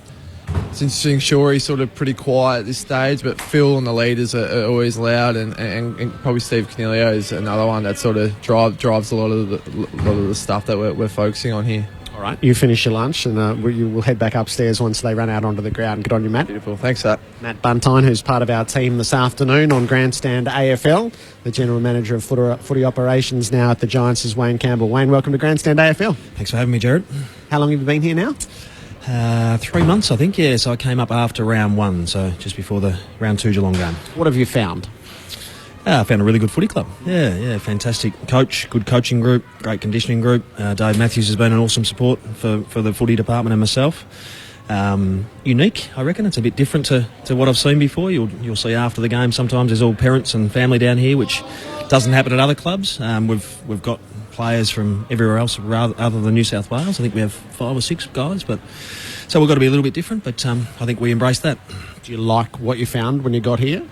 Yeah, I mean, I've always sort of taken an interest. Leon Cameron and I played a bit of footy together, so I took a bit of an interest obviously because of that, and like everyone in footy, you liked watching them play and knew that they had a good young list and all that sort of stuff, but really enjoyed it. Can't say I was surprised by much, but I didn't think too much about it, but just for a club that's only 5 years old, it's got a good feel about it. What's it like being back inside a club and sort of living the highs and lows of the week to week and the wins and losses? Luke Ball sitting up in the box at a rival station, and he just texts me saying, you look like you're comfortable out of the green. And I said, is it that obvious? So, I loved my 2.5 years in umpiring. It's a pretty tough job. It's 9 games a weekend and you can never relax. Whereas with this, you wake up with that little feeling in your stomach on a Saturday morning. You know you've got 1 game and you'll know you'll either win or lose, and so you'll be ecstatic or a bit disappointed. But with the umpiring, it's 9 games, and on a Sunday night at 7:40, you're still there watching it, sort of thing. So, I absolutely loved it, but it's got a limited time frame, I think. Does it take you back to when you were a player, even being back inside a club? I worked at the Bulldogs and worked at Richmond, so I was really only out of it for a couple of years, I suppose. But really, just really enjoying being back inside a club, and winning certainly helps. Give us an insight into Leon, who you have known for a long time, and he's well into his tenure by the time that you've arrived.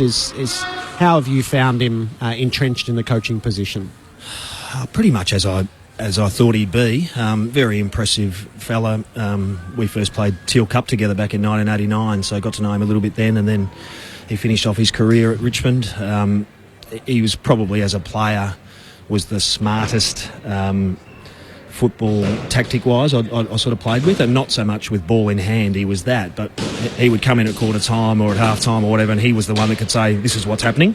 I don't reckon I was that.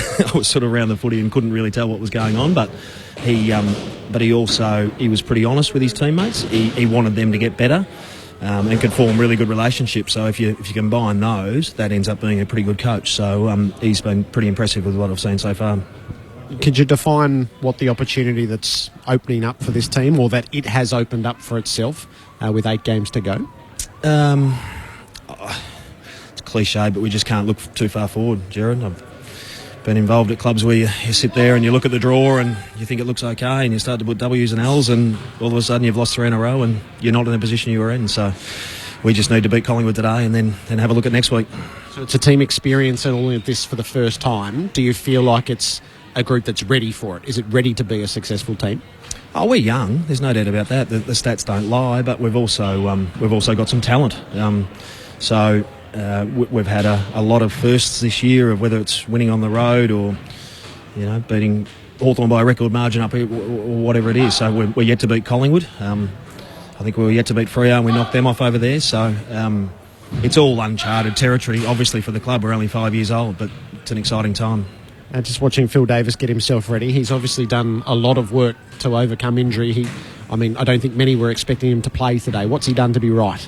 Right from the moment. He did it, as most players do now. They're unbelievably professional. They wake themselves up and ice and do all that sort of stuff, so I'm sure he would have done that. He's a really smart guy. He's a fantastic leader of our club. I don't think we thought he was going to play after the game here just before the break, so he's obviously done pretty well. He's so important to us. What's your match day role? Not much. Stay out of the way, or yeah, pretty much. Yeah, I sit in the box, and if Leon needs calming down every now and then, I might put an arm across him. But no, there's. I think it's important in this role to try and just oversee stuff. So, which effectively means you don't do much. But if there's something to be done, I'm probably there to do it. All right, let me have one straight on the way out, will you? Sorry. Does the score review system work? Absolutely it does, Jared. Oh, you're still holding to it.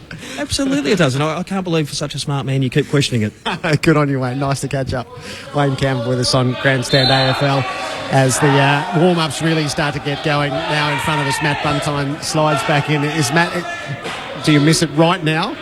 Yeah, this is obviously the time of the week where it's struggle to watch. I'm not a great watcher of football, and sort of this is the time that you really want to be out there and performing.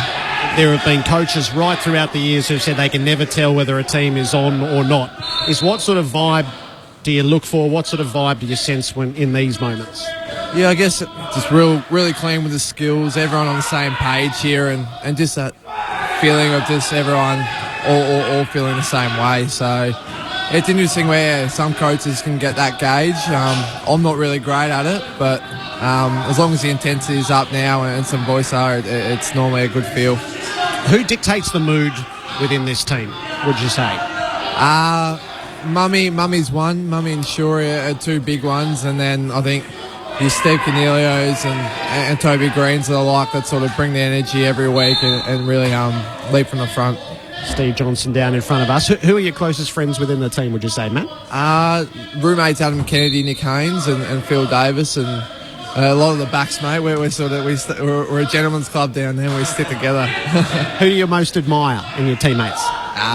Phil Davis and Heath Shaw and Stevie J too. He's the impact he's had this year is tremendous, and the performance and output that Phil and Heath Shaw every week do is just outstanding. Phil's courage is really something that I imagine players would look up to. Yeah, Phil's unbelievably courageous, and his just ability to take on the big guys every week and perform even when he sort of lacks a bit of continuity in his game, but always delivers for us. Shane Mumford always do his warm-up without his jumper on. Everybody else is in orange, but he's bare-chested.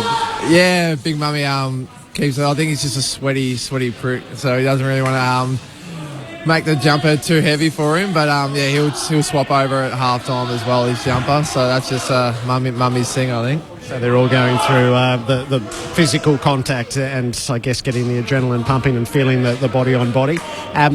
Who do you stay out of the way of? Who's the most intense bloke as we look in from the cage? No, there's not too many intense blokes. I think I probably would be the one that in that group. I sort of like to be in a really good, sharp, peace of mind before the game. But no, I think we're really tight, and obviously we've gone through a lot together. So everyone sort of has a good relationship, and especially pre-game, we sort of just get around each other to encourage and really target what we need to target. So Leon Cameron's just called them into the coach's room to the side here.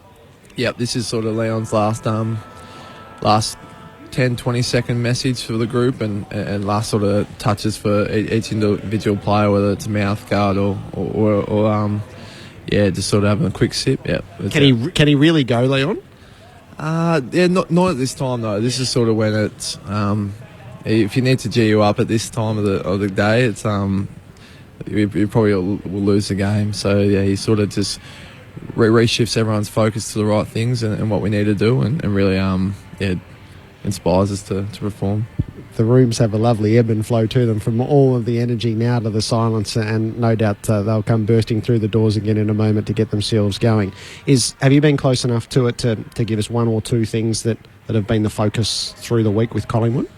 No, I've sort of been, unfortunately, rehab's a tedious thing, so I imagine just our effort and energy would be one big focus. Obviously, coming off the bye, it's important to really just give it all and don't give them a chance to sort of play the way they want to, and as most teams do, focus on defence, just to sort of pressure simple acts that really inspire teammates and drive us towards a good outcome.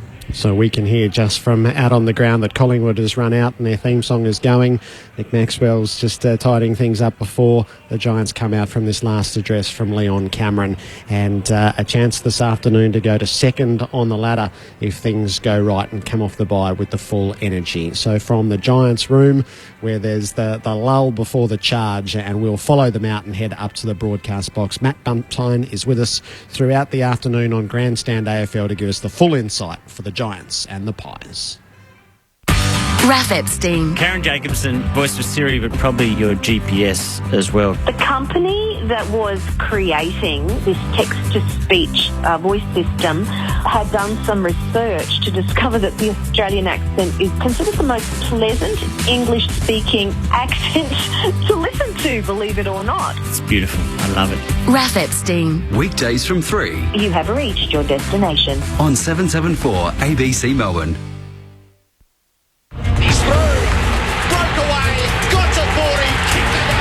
Grandstand AFL. The players, the coaches, the fans, the faithful, all aiming for the one ultimate goal.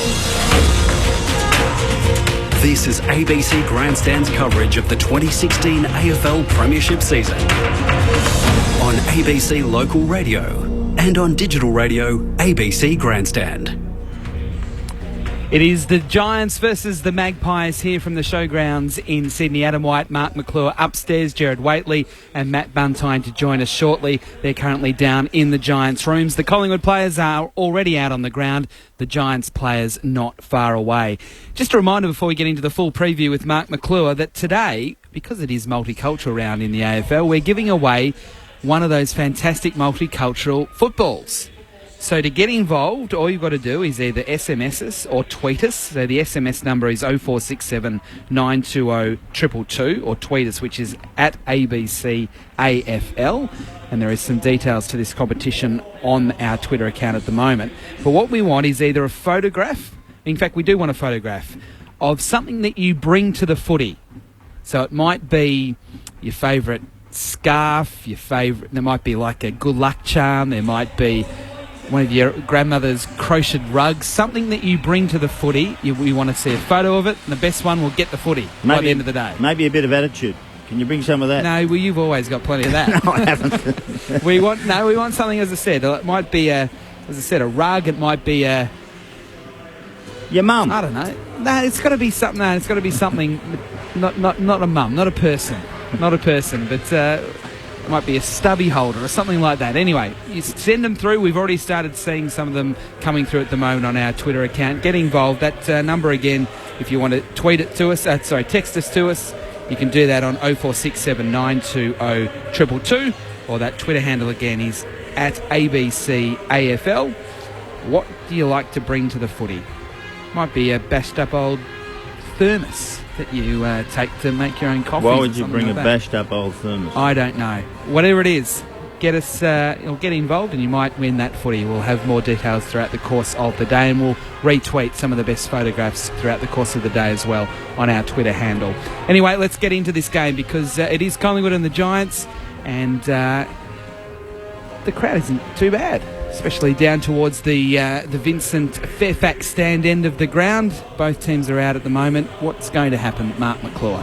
Well, the Giants are emerging as a football side, and we can see that very clearly. Their talent is immense, and they've added some experience to it as well to actually give them that lift that makes them look like a finalist. They haven't made it yet, let me tell you. They have not made the finals yet at this stage, but they look pretty destined to. Their defence looks really good. Phil Davis has been a star since he's got here. I really like the way he works and plays there. He sure is the general in the back half, and that's what you want with Patfull. So there's your experienced players, and then you put Williams in and Kennedy and Haynes, the other ones who are the youth who come through that area. And then there's a mix in the middle when you look at it. Scully, who's now emerging as a really true runner, tough. and keeps running and producing millions of miles on the ground. Caniglio and Steele comes in. Mumford in the midfield. He's the one who's the experienced one. And Ward as well. And then you got Dylan Shields, who's a star, absolute star of this competition at his young age. You look up forward and Stevie J's up there. Cameron's still finding out about himself, I reckon, Cameron, and so's Patton. We're not certain about those two exactly yet. Cameron started off with a splash, but he sort of slowed down slightly, and Stevie J's there to help him. Whitfield, of course, and Green, who continues to kick millions of goals. They're a very, very talented side with Dylan Shields in there, Kelly, who's a really good player as well. Tomlinson comes in, and Reece Palmer, who's an experienced player. So there's a blend of both, and it's starting to emerge as a good football team. They're exciting to watch. People are liking them, and we want to see more of them, especially around finals time. The Pies, well, they've made a few changes. Greenwood was managed out.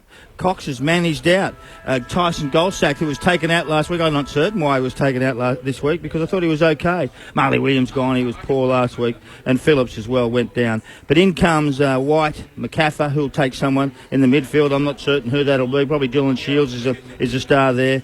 Fasolo is the one who actually in the forward line makes them tick. They kicks goals. He works hard. He tries hard in that area there. But their defence is strengthened by Reid and Brown. They're the two that are in, and Marsh comes back into the defence. Treloar, who's the ex-GWS player who went to Collingwood, with Sidebottom and Ace on the wings. Grundy in the middle. Pendlebury's a star, and Crisp will run with somebody as well. And then we look up at their forward line. It looks the most balanced I've seen it for some time, with Cloak, White and Moore as the tools. And then you've got Blair, Varco, who's good on the ground, good chase and tackle. Fasolo, good chase and tackle. But that's what they need to do because they're up against a really big, talented side. De Goey, thought was average last week. McCaffrey will be run with. Maynard will play down back at some stage. And Josh Smith. The one for me, Sinclair, who's improved his side dramatically with his run from half-back and pace. That'll make a big difference for him. We're looking forward to seeing what the Pies are doing. I have a look around here. The Pies aren't travelling. They're not travelling to Sydney, I can assure you. They used to come in their droves, and they've dropped off a tad in the last 6 or 7 weeks coming to watch their games. Maybe they've made a decision already, Whitey, on what should happen with Collingwood side, but they still win. They won last week. They won ugly last week. They got by because they had a better defence, and their both attacks last week were pretty poor, I would think, Carlton and Collingwood, but we'll see what they can do today against the GWS Giants, who are on their way to the finals. They're not there yet. They're not there yet, there's no doubt about that, but they're awfully close. Jared Waitley has made his way back up from the GWS rooms, and Matt Buntine is in position as well. And you might detect, Jared, that Sellers is up and about. He's looking forward to it. He's looking forward to it. It's clouded over a bit since we went down into the tunnel. Well, I fully expect it to rain between now and then, now and the end of the game, because that's what happens when we come up here. In Sydney, isn't it?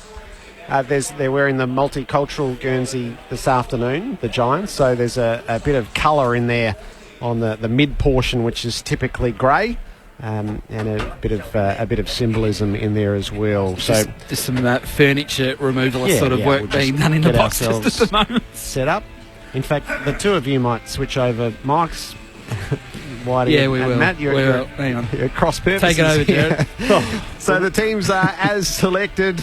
The emergency's not required this afternoon, and the Giants with a real chance to move to second on the table and take advantage of the events of last night, the events of the weekend so far, and perhaps deny Thursday the status of the top of the table competition. But Collingwood stands in their way. They've not only won ugly once, Sellers, they've won ugly twice their last 2 wins. So Matt Buntine now taking his place alongside Mark McClure. You'll guide him through. It's a bit tight in here, Jerry. It's like a telephone box, really. I'm sitting up here on a fruit box here. I don't know what I'm doing. You wanted it like I don't know why I wanted that, but I'm here now, done. I'm here with Matty Buntine. Fantastic. It's good to see you, and you must be excited about what's happening at this football club. Yeah, it's great to it's great to starting to win some games and sort of become a real threat in the competition. So, what's the big power of this footy club? What's the difference? What's made the difference for you guys as a team? On the field, not talking off. I'm just talking about when you're out there and playing. Expectation on performance now. We used to sort of rock up and sort of ebb and flow through our 4 quarters, but now we sort of have expectation where effort and energy needs to be there every minute of the game, and we do that consistently now. A bit of ACDC getting hurt either? Yeah, it's great to hear some old school rock and roll around here. Maybe a bit of Thunderstruck, Sellers. Oh, Thunder. Hey, don't worry about Thunder. He goes all right. He was fantastic. Just gobbled him up at the end. Oh, I sense a punting story, which I'm oblivious to. 14-1, Jared. Listen, the Pies have got some strength, and you know that. And you guys would have gone through it during the week, and you would have been part of the meetings. Tell us about them. Yeah, obviously they're a really talented group. They're a few ins, Adam Trelaw, ex-Giant, Tay Adams, ex-Giant. We know how good they are, and we certainly need to be up to this challenge, because they're certainly a formidable side if they play the way they want to, and sort of we let them do that. Does their forward line worry you, with Cloak, White and Darcy Moore there, who've got some tools? Yeah, their tools are quite flexible and actually play a very different style each other. So Cloak is obviously a big bull, and Jesse White's got some speed, and Darcy Moore plays and reads the ball really well. So it's really interesting. Stephen Cornelio greeted Adam Trelaw with a punch on the arm. We're into it. The Giants and Collingwood on Grandstand AFL. You're with Adam White. And it's Shane Mumford in the ruck against Grundy. Grundy wins it down, but Cornelio gets the first disposal. It's a handball to Ward, who swings it towards centre half forward, but Reid marks for Collingwood. Spreads it wide out towards Steele's side bottom, who gets away from his opponent comfortably, shaped to kick on his left, and then in the end he gave the handball out wide, and now he gets it backside bottom. The left foot kick into the forward 50, but it's a poor kick, and Phil Davis takes the mark for the Giants as the Giants aim to rebuild. He's done a good job to even be here this afternoon, Davis, after all that the club expected him to be missing. He's laid it off to Tomlinson, who'll kick out of the defensive area. A long ball down the wing. Cameron into the pack, knocked away from him. Whitfield edged off the footy. Chris Patago for the Pies. He was dispossessed. Cameron a fresh look. Hand passed it straight to Pendlebury though, and off to Trelaw. The Magpies whisk it away. Sinclair kicks it up inside the 50. Cloak was a target. Tomlinson was in front of him. Davis mops up. He's run down from behind. He's lost the footy. Cloak works the hand pass to Varco. Close in. He snaps and the Magpies get the first. Built on blue collar grunt. It took a minute and a quarter. Doesn't have to be pretty. It's just got to get in there with some haste. Plenty of room there at the front and square was Varco. Straight in front of Cloak. Cloak actually good contest. And that's all you ask from the Tools in that area. And Cloak's been down in that. But that was terrific there. And Varco cleaned up beautifully. Good work by Sinclair again from half-back, who charges and bangs it long, which covers a hell of a lot of ground and cuts over the top of a whole lot of GWS players and put them in space. So that was good work by Sinclair. Any matchups that have surprised you, Matt, from what you've seen? Not surprised me with Tomo playing backline. Obviously, he's generally played wing forward, but his size and fitness can really help us down back. Mumford wins the tap from the middle. Pendlebury overruns the footy. They'll then jump on top of the football. And Mumford is going to get a free kick. He's ridden his opponent like he was a jockey. Now, that would never happen, but he's won the free kick. Handballs to Cornelio, who kicks out towards left half forward, and Green marks for the Giants. He's going to handball onto Kelly. He's inside the 50. He goes at goal on his left, but he's missed to the near side. The best kicks in the game. You'd think he'd do better from there, but he missed. It is the Giants' first score. It's a behind. Collingwood a goal after 2.5. Reid is on the kick in. He's going to clear the defensive arc with a long ball intended for Howe. Green disputes it and brings it to ground. Kelly goes through for the Giants, but he ran into Grundy. Somehow managed to get it to his boot out towards the boundary. Green takes hold of it, keeps it alive. Shield desperately clever to get it onto his boot and inside the 50. Cameron couldn't mark, but they're still in the play. Pendlebury cuts it off though for the Pies. Off to side bottom, gets it back, and he flares it out into the pocket. Marsh is confronted by a few, and his kick is smothered by Patton and out of play. David Mark for the first time this afternoon. Thanks very much, Adam. Yeah, beautiful conditions here. There was a tiny spot of rain early, but very even now, 16 degrees, no breeze. Mumford wins the tap down to the front. Stevie J's lurking. He can't pick up the ball. Ward can, though, for the Giants, close to the boundary. Kicks over his shoulder, deep into the pocket. Toby Green was there. It bounced off his chest in a big pack. Lob got a handball out. Steele. He centres it up for the Giants, and it'll be a mark. Cameron on his chest. Only 20 metres out from goal, directly in front. It was a good centering kick. They didn't have to go for goal. You put it into a spot that's dangerous, 10 or 15 metres out from the square. Guess who was there? It was Jeremy Cameron. Directly in front, 25 out. And he's hooked it a bit, but it's still a goal. The Giants in front, 1-1-7 to Collingwood, 1 straight 6 after just 4 minutes of play. Yeah, it was great kick there by Wardy to obviously be selfless and centre it to Jezza Cameron there. Jezza? Yeah, Jezza. But yeah, lovely finish. He seems to kick a lot of goals at Spotless, knows where the big 6 are. Yeah, he's a good player, and that's what you want to see from your team. Selfless work. The Giants by a point early. 1-1-7 to a goal. Ward alongside Treloar on this occasion in the middle. As Crisp goes to Shield. Mumford and Grundy to contest the bounce. Grundy went early. Mumford waited down, knocked it down to Ward, who's brought down by Treloar. There's nothing forthcoming from it.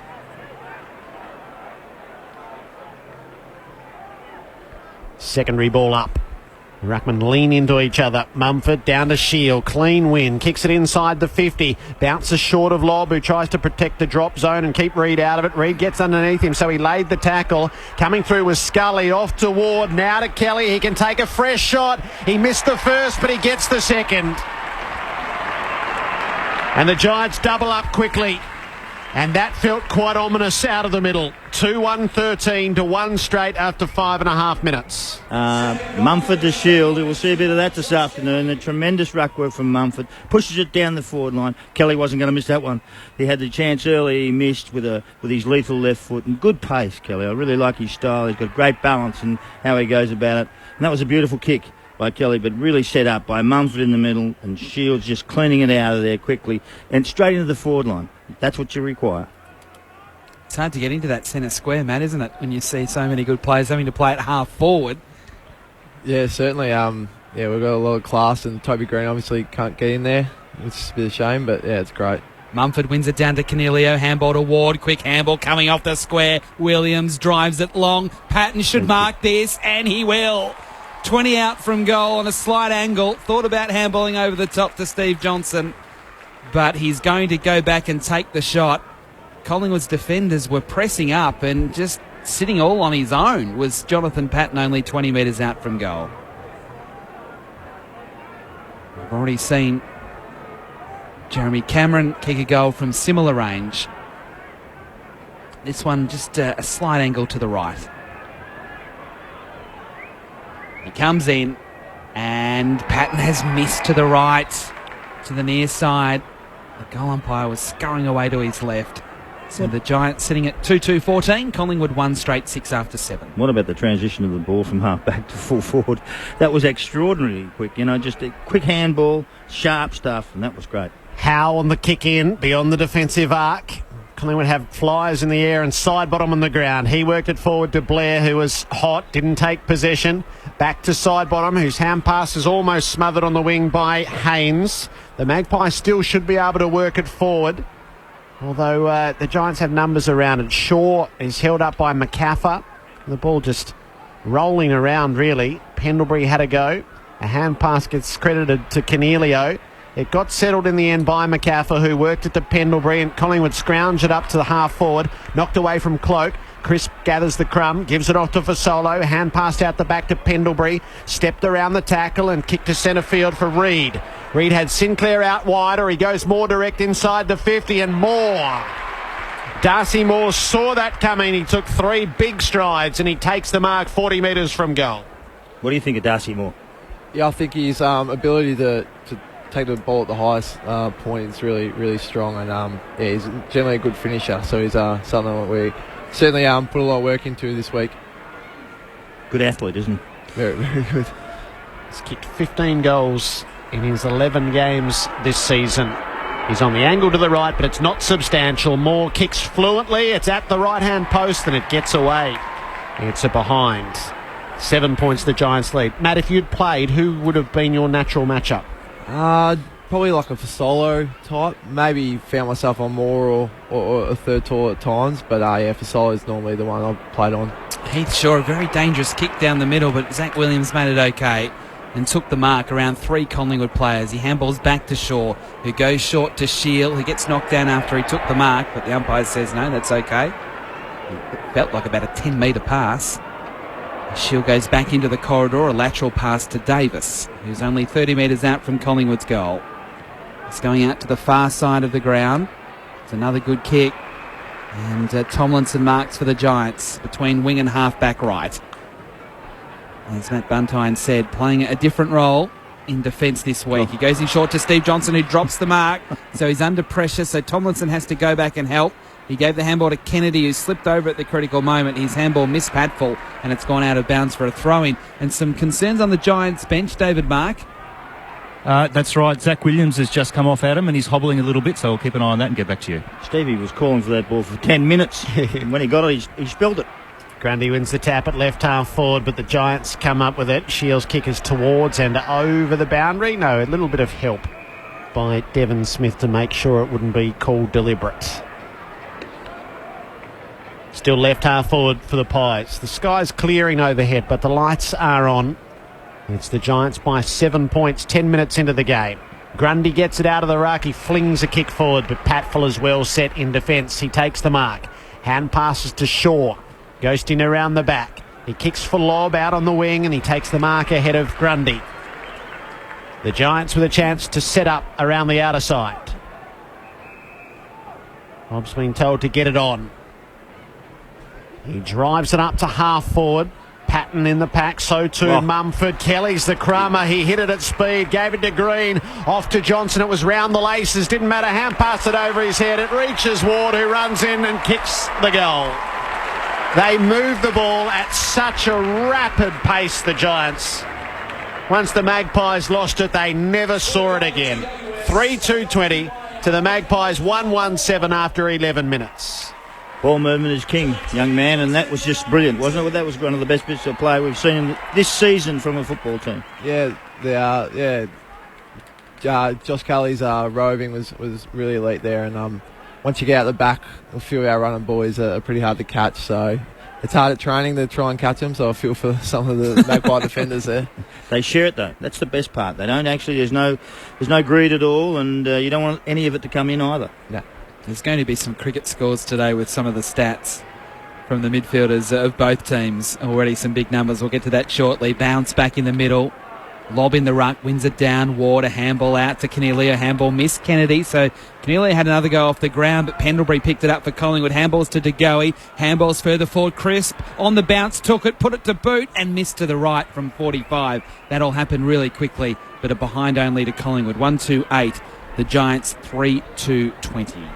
They can't afford to miss their chances, the Pies. They've squandered a couple. Long kick in was for Haynes, who dropped the mark, and he's turned the footy over as a result. Side bottom off to Marsh, bounced it up to the 50. Cloak didn't take it. He was pushed off it by Davis quite legally. Ward works the hand pass out to Whitfield, who kicked for Johnson. Went up one-handed, couldn't pull it in. Marsh is dragged down in a terrific tackle by Palmer, and Reece Palmer wins holding the ball. Centre wing under our broadcast position. Palmer, 30-metre pass for Patton. Strong hands out in front of his eyes. He was initially going to blast it in, but instead he decides the shallow pass right to the 50. And on the boundary, Whitfield takes the mark. It would be a most difficult shot at goal. Not a lot to work with other than either rolling the dice or setting it up to the top of the square. It goes to the top of the square. Patton stands in front of the pack. He would not be moved. The best bit of work there was from Roy Lobb, who just went in behind and pushed out all the opposition out of the way. So great teamwork by Roy Lobb. And Patton takes the mark and is going to be the recipient of an easy goal because of Rory Lobb's work. As good as point-blank range. He missed one previously. Jonathan Patton on his approach to goal, and he dobs it. The Giants quickly have 4. 4-26 to the Magpies, 1-8 after 13 and a half minutes. David Mark. The concern with Zach Williams was his right ankle or shin. He's done quite a few run-throughs, gone from side to side, and he's just coming onto the ground now, so that's some good news. On another note, the Giants would be hoping for a record crowd for a non-Swans match today, and I think they could be well on their way. The key is the Martin and Angus stand opposite you, Jared. The top tier of that is filling up, and that is normally empty, and there are people still coming into the ground. Yeah, it's great to see more fans coming out to Sydney and come along to our games. Obviously, the Swans sellout was brilliant, and it seems to be a big building crowd here. Matt Buntine with us on Grandstand AFL this afternoon. Injured Giant. Williams back into the play straight away. Came off the square for the Giants and kicks the ball towards forward 50. Palmer got a bad bounce and Howe collected for Collingwood. Goes short into Smith. Smith will handball back to Howe, who kept running almost on the wing. Caught on his left. He kicks wide towards half forward. He wants Cloak. Tomlinson with a spoil. Gets to the back of that contest. McCaffrey there. Tapped into the path of Varco. Varco in the pocket. Centering ball on the bounce to Fasolo. Spins around. Handballs to Aish. Aish with the snap. Aish with the goal. Collingwood gets it second and snaps a run of 4 goals in a row from the Giants, and the margin back to 12 points. GWS 4-2-26, Collingwood 2-2-14. It's a battle each time, though, but Ace was a good finish there. The ball came into the forward line. Varco and Ace battled amongst each other. The ball spilt, but they got it in with some haste, which is very, very important. They're going to need to, because the way that the GWS move the ball is just incredibly quick, and they're going to have to combat that pretty well. But that was good work by Ace. We haven't seen a lot of him this year. He's been missing for a while, and he hasn't been at his best, but that was good stuff. And they needed it. The Giants by a couple of goals. Mumford and Grundy stare at each other and then run at each other. Grundy, the clean tap down to Treloar. Hand pass to Pendlebury. Works it back to Grundy, who's under pressure. He's knocked off it by Whitfield. It has to be one all over again.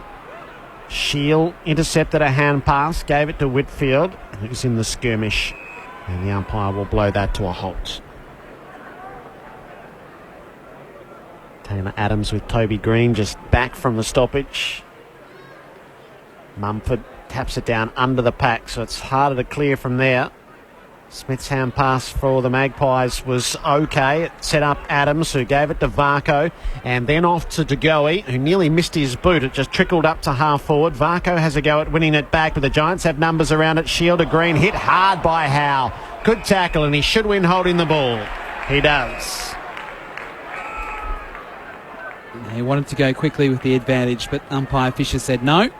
You've got to take your kick, Jeremy, and he'll do that on the interchange gate wing. He's going to centre it up into the centre square to Reid, just behind the centre circles, and he'll go out to the far side with a kick over the head of Jonathan Marsh, who will collect it just inside the field of play.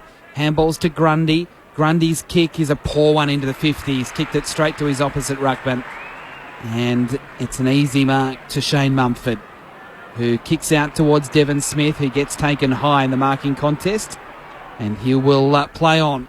Handball over the top to Scully. Haven't called him a lot in this opening term. Scully out wide towards Green in a one-on-one with Howe. It gets past both of those players and over for a throw-in. Right half forward for the Giants, kicking to the big scoreboard end in this opening term.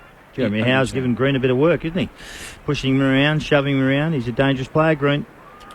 The Giants have it forward and further now. Mumford just pounded that ball down to Devon Smith, who kicks it up to full forward. No mark. Green's the crummer. Hand passes towards goal. Adams got a hand in there. It's loose in the square for a moment. But Maynard backed his skills for the Pies and then kicked it particularly wide on the way out, and it bounces out of play.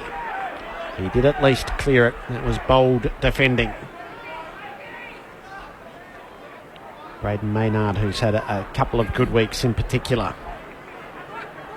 At the throw-in, Grundy just wrestled Mumford. I doubt that's legal. It's Mumford's free kick. He'll set it up, 30 out. He's gone for Patton. He's behind, and Marsh takes a solid mark in defence. Straight back into the team after missing last week through injury. Dangerous Marsh's kick is, it's dangerous is one word, awful's another. He's missed his teammate by about 10 metres. It's bounced out of play for a throw-in. Actually, don't mind him trying something, because they're under pressure here from the GWS forwards, who are pushing and shoving them, and they need to get the ball out of there and clear it quickly. So trying to go the other side is good stuff. So the throw in 45 around from the Giants goal, right half forward. Mumford and Grundy in the ruck. Neither really want it down. It comes out to Varco. Handballs to Pendlebury. Back to Varco. Falls over. Handballs to Adams. All very close to the boundary. He handballs back to Varco, who kicks without looking to the wing, and sliding in, taking the mark for the Giants is Haynes. He's forward of the wing, but he's got no Collingwood players behind him, so it is congested as he kicks towards the 50. Ward crashes the pack. Steele with the crumbs. He gives the handball to Shield. Shield's kick is very well smothered there by Smith of Collingwood, and the ball falls to Blair, who kicks wide to Fasolo, back part of the square for Collingwood. Fasolo watches a few break up ahead of him. He uses Jesse White out to the side. He delivers up near half forward. Moore sets himself, takes the mark, gives the hand pass immediately to Blair. Broke a tackle, gives it back to Moore. This is a good build up. He sets it to the teeth of goal. Cloak prepares himself and he takes the mark. One best position. Clunked it clean at the top of the square against Williams. We've been waiting for that for a while. The Pies people have been standing around saying, well, when is Cloak going to grab one? The next part is the drama. Oh, yes. He's 12 metres out directly in front. I'd forgotten that it was Travis Cloak. Right. So the easy part of the contested mark is done. The kick at goal, never in doubt. Controlled that beautifully. Travis Cloak with a goal in the best possible way for him and his team. And the Magpies are back within a kick. 3-2-20, chasing the Giants 4-2-26. Time on of the opening term. Well, it was good work from half back. They moved the ball quite well, and Blair and Darcy Moore were just teamed together pretty well. Darcy was outside, kicked it right to where he was supposed to. Top of the square, one-on-one Cloak, hard to beat. I don't care who you are or how strong you are. He's an awesome sight in that position. The kicking was beautiful, perfect, and that's what you require from A-grade forwards. Can't imagine that's too easy when you see Cloak in the top of the goal square one-on-one, Matt. Certainly not. Trying to stop him. In the middle we go once more. Mumford wins the tap down. Jumping into it was Crisp, lost it. Pendlebury scrounges a kick forward for Collingwood. Blair outnumbered out at half forward. Haynes did particularly well, though his handball missed Kennedy, and Sidebottom took the ball. Handballs to Fasola, gets tackled, dropped it, holding the ball. And came up... oh, no, he's okay. It looked like he was coming up limping there, but Fasolo, he's okay. Davis with the tackle and the free kick. Handballs to Kennedy from defensive 50, right half back. Out towards the wing. Cameron into the contest. He couldn't mark. It's a Collingwood ball. Smith gives the handball to Treloar. Treloar into the 50. It clears the initial contest, and an easy mark in the end to Haynes. Goes back into midfield. Missed Shield. Maynard for Collingwood in the centre circles. Got tackled and threw it away. It'll be a free kick to the Giants. Will advantage be paid? It is. Shield from 45 will kick into the square. Steve Johnson lets it go through for a goal. The entire Collingwood midfield stopped when that free kick was paid, and Dylan Shield said, well, thank you very much, I'll just run through half forward, and the Giants get their fifth. 5-2-32 to Collingwood 3-2-20 after 22 minutes. Yeah, two big crucial tackles there, one from Phil in the back 50, and obviously that holding the ball in the centre. Really set that goal up, and like we just alluded to before, it's pretty hard to stop the Shields and the likes when they get goal side and on the run, so it was great. Great finish there by Shield, and good to get a goal back after two from the Pies. What about the attack on the ball behind? Yeah, strong. That's the sort of stuff you want, isn't it? Yep, brilliant. No shortage of goals, 8 of them in the 22 minutes that we've seen so far. Mumford knocks it to the side of the pack. Steele is onto it. He's in the tackle, though, of De Goey. The umpire will ball it up again. What's Steve Johnson doing not marking in the square? Well, he couldn't reach it. It was the only reason why he didn't. Had the ball up. Mumford again, although it's batted further forward by Sidebottom. Steele cuts it off, though, for the Giants. Puts it through Mumford and then Whitfield, who ekes out a kick to half forward, bounces over Patton and Reid. The umpire said over-the-shoulder contact against Reid. Just confess that eluded me. He was pretty close. Was taking shape. He was pretty close, Jared. Ball bounced up over the top of them. He was 1 yard away. We're about 100. And yet... Jonathan Patton, he's going to take a shot at goal. Some numbers in that back half, isn't he? Yep. 55 metres out. He's left of centre. Stuttering start, wheels onto the right, didn't kick it particularly well. It gets out to the behind post and off hands. It hits the behind post. No, it hit the behind post on the full before it hit the hands. So no score, the Giants by 12 still.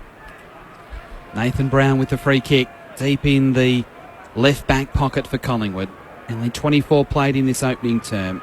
The Giants by 12 points. The clearing kick goes very close to the boundary, stays in play, off hands, side bottom. Just make sure it will be thrown in, about 55 around from the Giants' goal. Ward 7, Kelly 6, Shields 6, Canelio 5 for the Giants, disposals wise. Pendlebury 9, side bottom 7 for Collingwood. Thrown in, clears both ruckman, that throw in. It's loose at the back for Whitfield to poke the ball inside 50, and low down Patton's marked again. 35 from goal, just left of centre. Well, Matty, that's what you want your forwards to be, in that position in front of their man. Even when there is a little scummy little kick in there, guess who's in front? Yeah, it's hard to defend when the forward's in front, and like you said, even if it's a pressured kick, it can often just buoy up and land in the lap of your forward. So it's great by Johnny to be in front there. 4 marks to Jonathan Patton. We've only played 24 minutes. This a chance for his second goal. From about 40, hits it nicely, and he has got 2. And the Giants have got 6, and they're back out by 18 points. GWS 6-2-38, Collingwood 3-2-20, 25 minutes have ticked by. David Mark. Boundary? Matt, Jonathan Patton, last couple of weeks, as we've heard, he's had 4 marks today. Last couple of weeks, he's really been getting back into the sort of form he was in a couple of years ago before he did his second knee. What does that mean for you and your teammates? Oh, he's a big presence out there, Johnny, so when he's playing well, we play a lot better.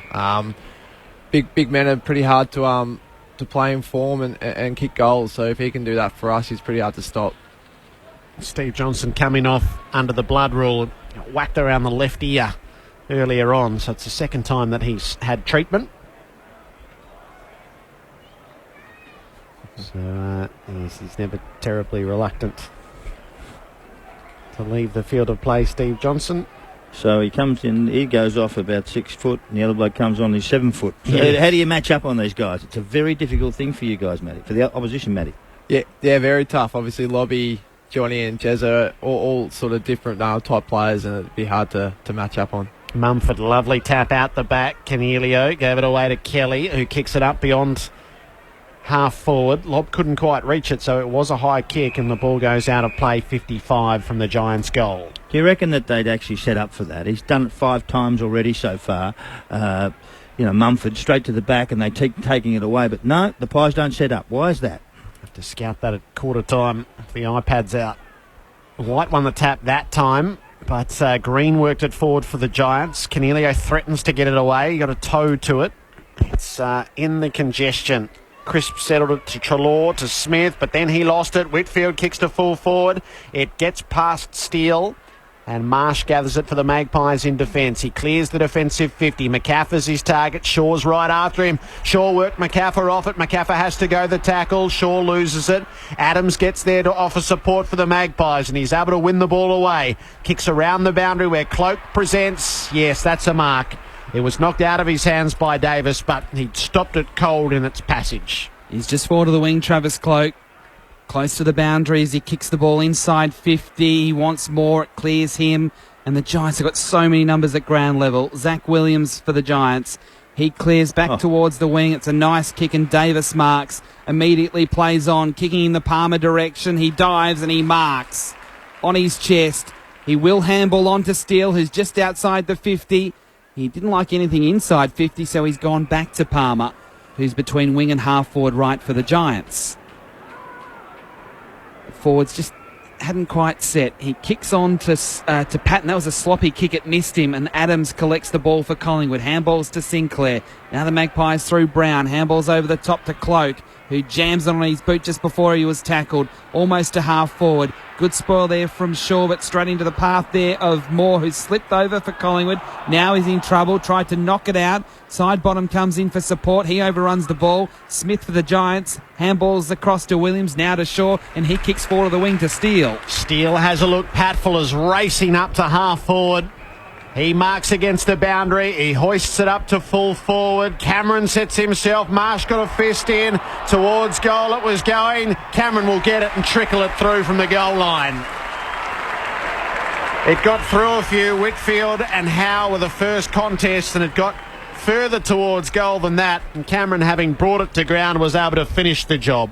The Giants by 24 points, 7-2-44 to Collingwood 3-2-20. Matty, what about the run from behind from Patfull? That's the sort of stuff you want from your half-back line. Yeah, well, with Wilson out, it's probably going to have to be the load spread across a few of those, and Jolly used to do that back in his heyday, and probably found he hasn't done that much this year, and really been working on it. So it was great to sort of get that and get into a one-on-one where Jezza is so dangerous. How'd you like to play in this forward line? The ball's coming in so easy. Be good stuff, wouldn't it? Yeah, it'd be good fun, I think. Matt Buntine with us this afternoon on Grandstand AFL. From the middle, Ward jumps on the ball. They jump on him. I thought he might have got a free kick for a push. It wasn't to be. Canelio kicks it off the ground for the Giants out towards the wing. De Goey first there for Collingwood. Has a bit of a fumble, but was able to get his handball away. And through Adams, it's a handball back to De Goey to Pendlebury from the logo. Pendlebury kicks towards the 50. Fasolo couldn't mark with one hand. It's loose, only momentarily. The Giants again across half-back, sharing it by hand. It comes out now to Shield, confronted by Howe, so loops a handball over the top to Tomlinson. Has to retreat and go backwards to Whitfield by hand. Whitfield also confronted. Handball, he's coughed it up to Fasolo, who handballs to Howe. Howe centres it up. Side bottom dropped the mark at centre half forward, and this could be catastrophic as Williams kicks to midfield. Yeah, the spoil was put on though by Marsh, so the situation retrieved at least momentarily, and then Mumford and De Goey ended up in a skirmish, and it's a free kick down the field against Mumford. So Crisp is going to come up with it 52 from the Collingwood goal. He'll set it up to the goal square. Cloak again got hands to it, couldn't complete it, got it onto his boot, dragged down by Davis, the ball smothered. Patfull works it away to Canelio, to Williams. He gives it to Lobb, who goes bouncing through the defensive 50. Hand pass to Canelio, took the tackle and lost the footy. Josh Smith has it for the Magpies, but a blind kick inside 50 lands on the chest of Davis. Davis will kick back to the defensive goal square to Shaw, and that's quarter time. A big quarter from the Giants. They kick 7 goals to Collingwood's 3, and at quarter time, GWS 7-2-44, leading Collingwood 3-2-20. The Giants kick 4 in a row there from the 4-minute mark to the 13-minute mark, and another 3 in a row between the 21-minute mark and the 28-minute mark. Goal kickers for the Giants, 2 each to Patton and Cameron. That's ominous signs. And singles to Shield, Ward and Kelly. And for Collingwood, the 3 goals have been spread. Aish, Varco and Cloak. The Giants by 24. This is Grandstand AFL on ABC, local radio, news radio and Grandstand Digital. Grandstand football. Hi, this is Andrew Moore. State of Origin 2016 is almost done and dusted for another year. Queensland winning again. Ladies and gentlemen, the Queensland Maroons are the 2016 State of Origin champions. But first, we have one more battle coming your way. Wednesday night, it's State of Origin free with ABC Grandstand on your mobile, online and on your radio, live at Sydney's Olympic Park. On 774 ABC Melbourne.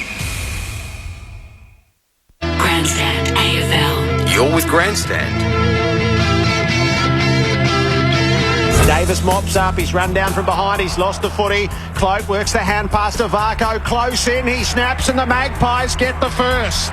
Reid gets underneath him, so he laid the tackle. Coming through was Scully, off to Ward, now to Kelly, he can take a fresh shot. He missed the first, but he gets the second. And the Giants double up quickly. Patton in the pack, so too Mumford. Kelly's the crummer, he hit it at speed, gave it to Green, off to Johnson, it was round the laces, didn't matter, hand passed it over his head, it reaches Ward, who runs in and kicks the goal. They move the ball at such a rapid pace, the Giants.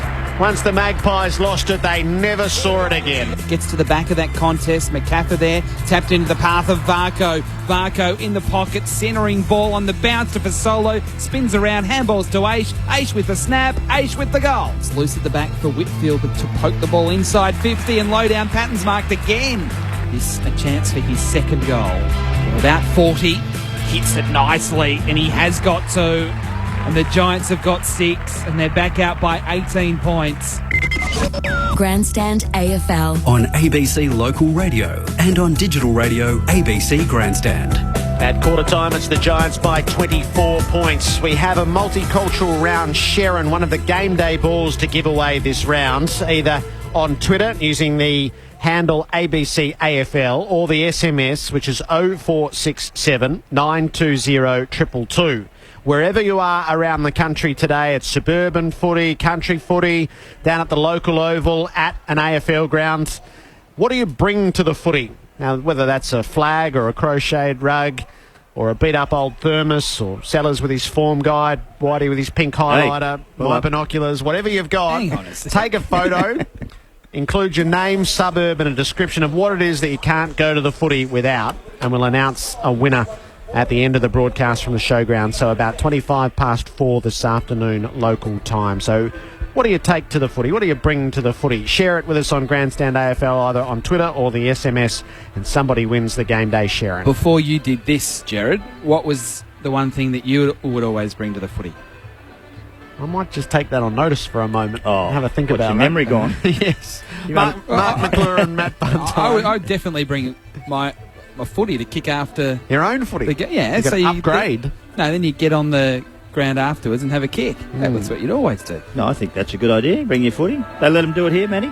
Yeah, after the game, normally the kids are all out in fierce numbers kicking around. Okay, we're seeing an awesome side here from the GWS, who've kicked 7 goals to 3-2 at quarter time. Their forwards are having an absolute wonderful time with Batten, Cameron and Lobb, who are just getting quick movement of the ball and clean ball into the forward line. Their midfield just continues to win with 14 to 5 clearances in that area, and that's a strong result for them. And they keep winning it out of the centre bounce. What would you be doing if you were Collingwood to stop that? Yeah, you can either obviously change your sort of setup to dictate a bit more defensively, or just go man on man and just try and scrap a contest in there. Yeah, I think they should probably do that. You should probably be coaching Collingwood anyway. So at the 102 possessions to 84, they're winning that area. Marks at 24 to 12. They're so dominant with controlling the ball with their hand and foot, and their clean ball movement is just making it very easy. Their midfield is just Caniglio, and you got Scully there who's getting plenty, Shields getting plenty, Ward who's tough and hard, we know, Dylan Smith and Kelly. They are just dominating around the packs, but they've also got some opposition in Pendlebury, Sidebottom, Cripps, and also Varco, who are doing pretty well for the Pies. Yeah, certainly. Pendlebury with 10 disposals and Sidebottom with 7. I'm sure if you continue to let Pendles off the chain like that, he can really hurt you. So I'm sure Leon would have addressed that during that quarter time break and maybe get Cogsy or someone like that to him to curb his influence. What would be the message from the coach? Just quick, sharp message that he have? Yeah, just continue to get the ball in there deep and forward and hard and keep putting on the pressure. Not too much different, I don't think, for this quarter. It's good to see Travis Cloak take a mark up forward. He's been under a lot of pressure lately. That was a ripping mark and a good goal for them. Stats unbelievable here. Clearances 14 to 5. Yep. And a lot of that because of the hit-outs, which are 13 to 5 Mumford's way. Contested possessions, Giants +8. But individually for the Giants, the key midfielders all getting plenty of the footy. Caniglio 10, Ward 8, Shield and Kelly 7 each. Giants by 24.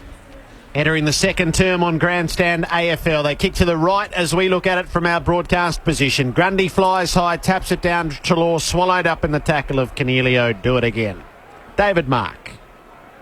Steve Johnson went off just before quarter time complaining to the boundary umpire that he hadn't had a cut, but he went down to the room, so maybe he had a stitch or two. He's back out there now. Mumford the tap. Crispo knocks it forward for the Pies. Treloar gets hold of it, hand passes it wide of the pack, where Crisper's back onto it, and he kicks it lace out onto the chest of Cloak.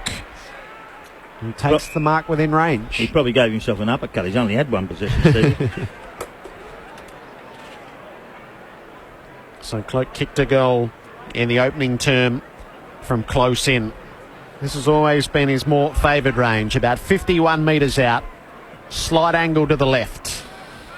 He can give it the full-blooded strike. Travis Cloak marches towards goal. Let's fly on the left boot. He nearly missed his foot. It wobbles out to the top of the square, out near the boundary. It's gathered by Haynes of the Giants. It's not a great kick coming out, and Howe jumps the pack and wins it back for the Pies. And he can take a shot at goal. Seen those marks a few times from Jeremy Howe. Gets above the pack with his hands.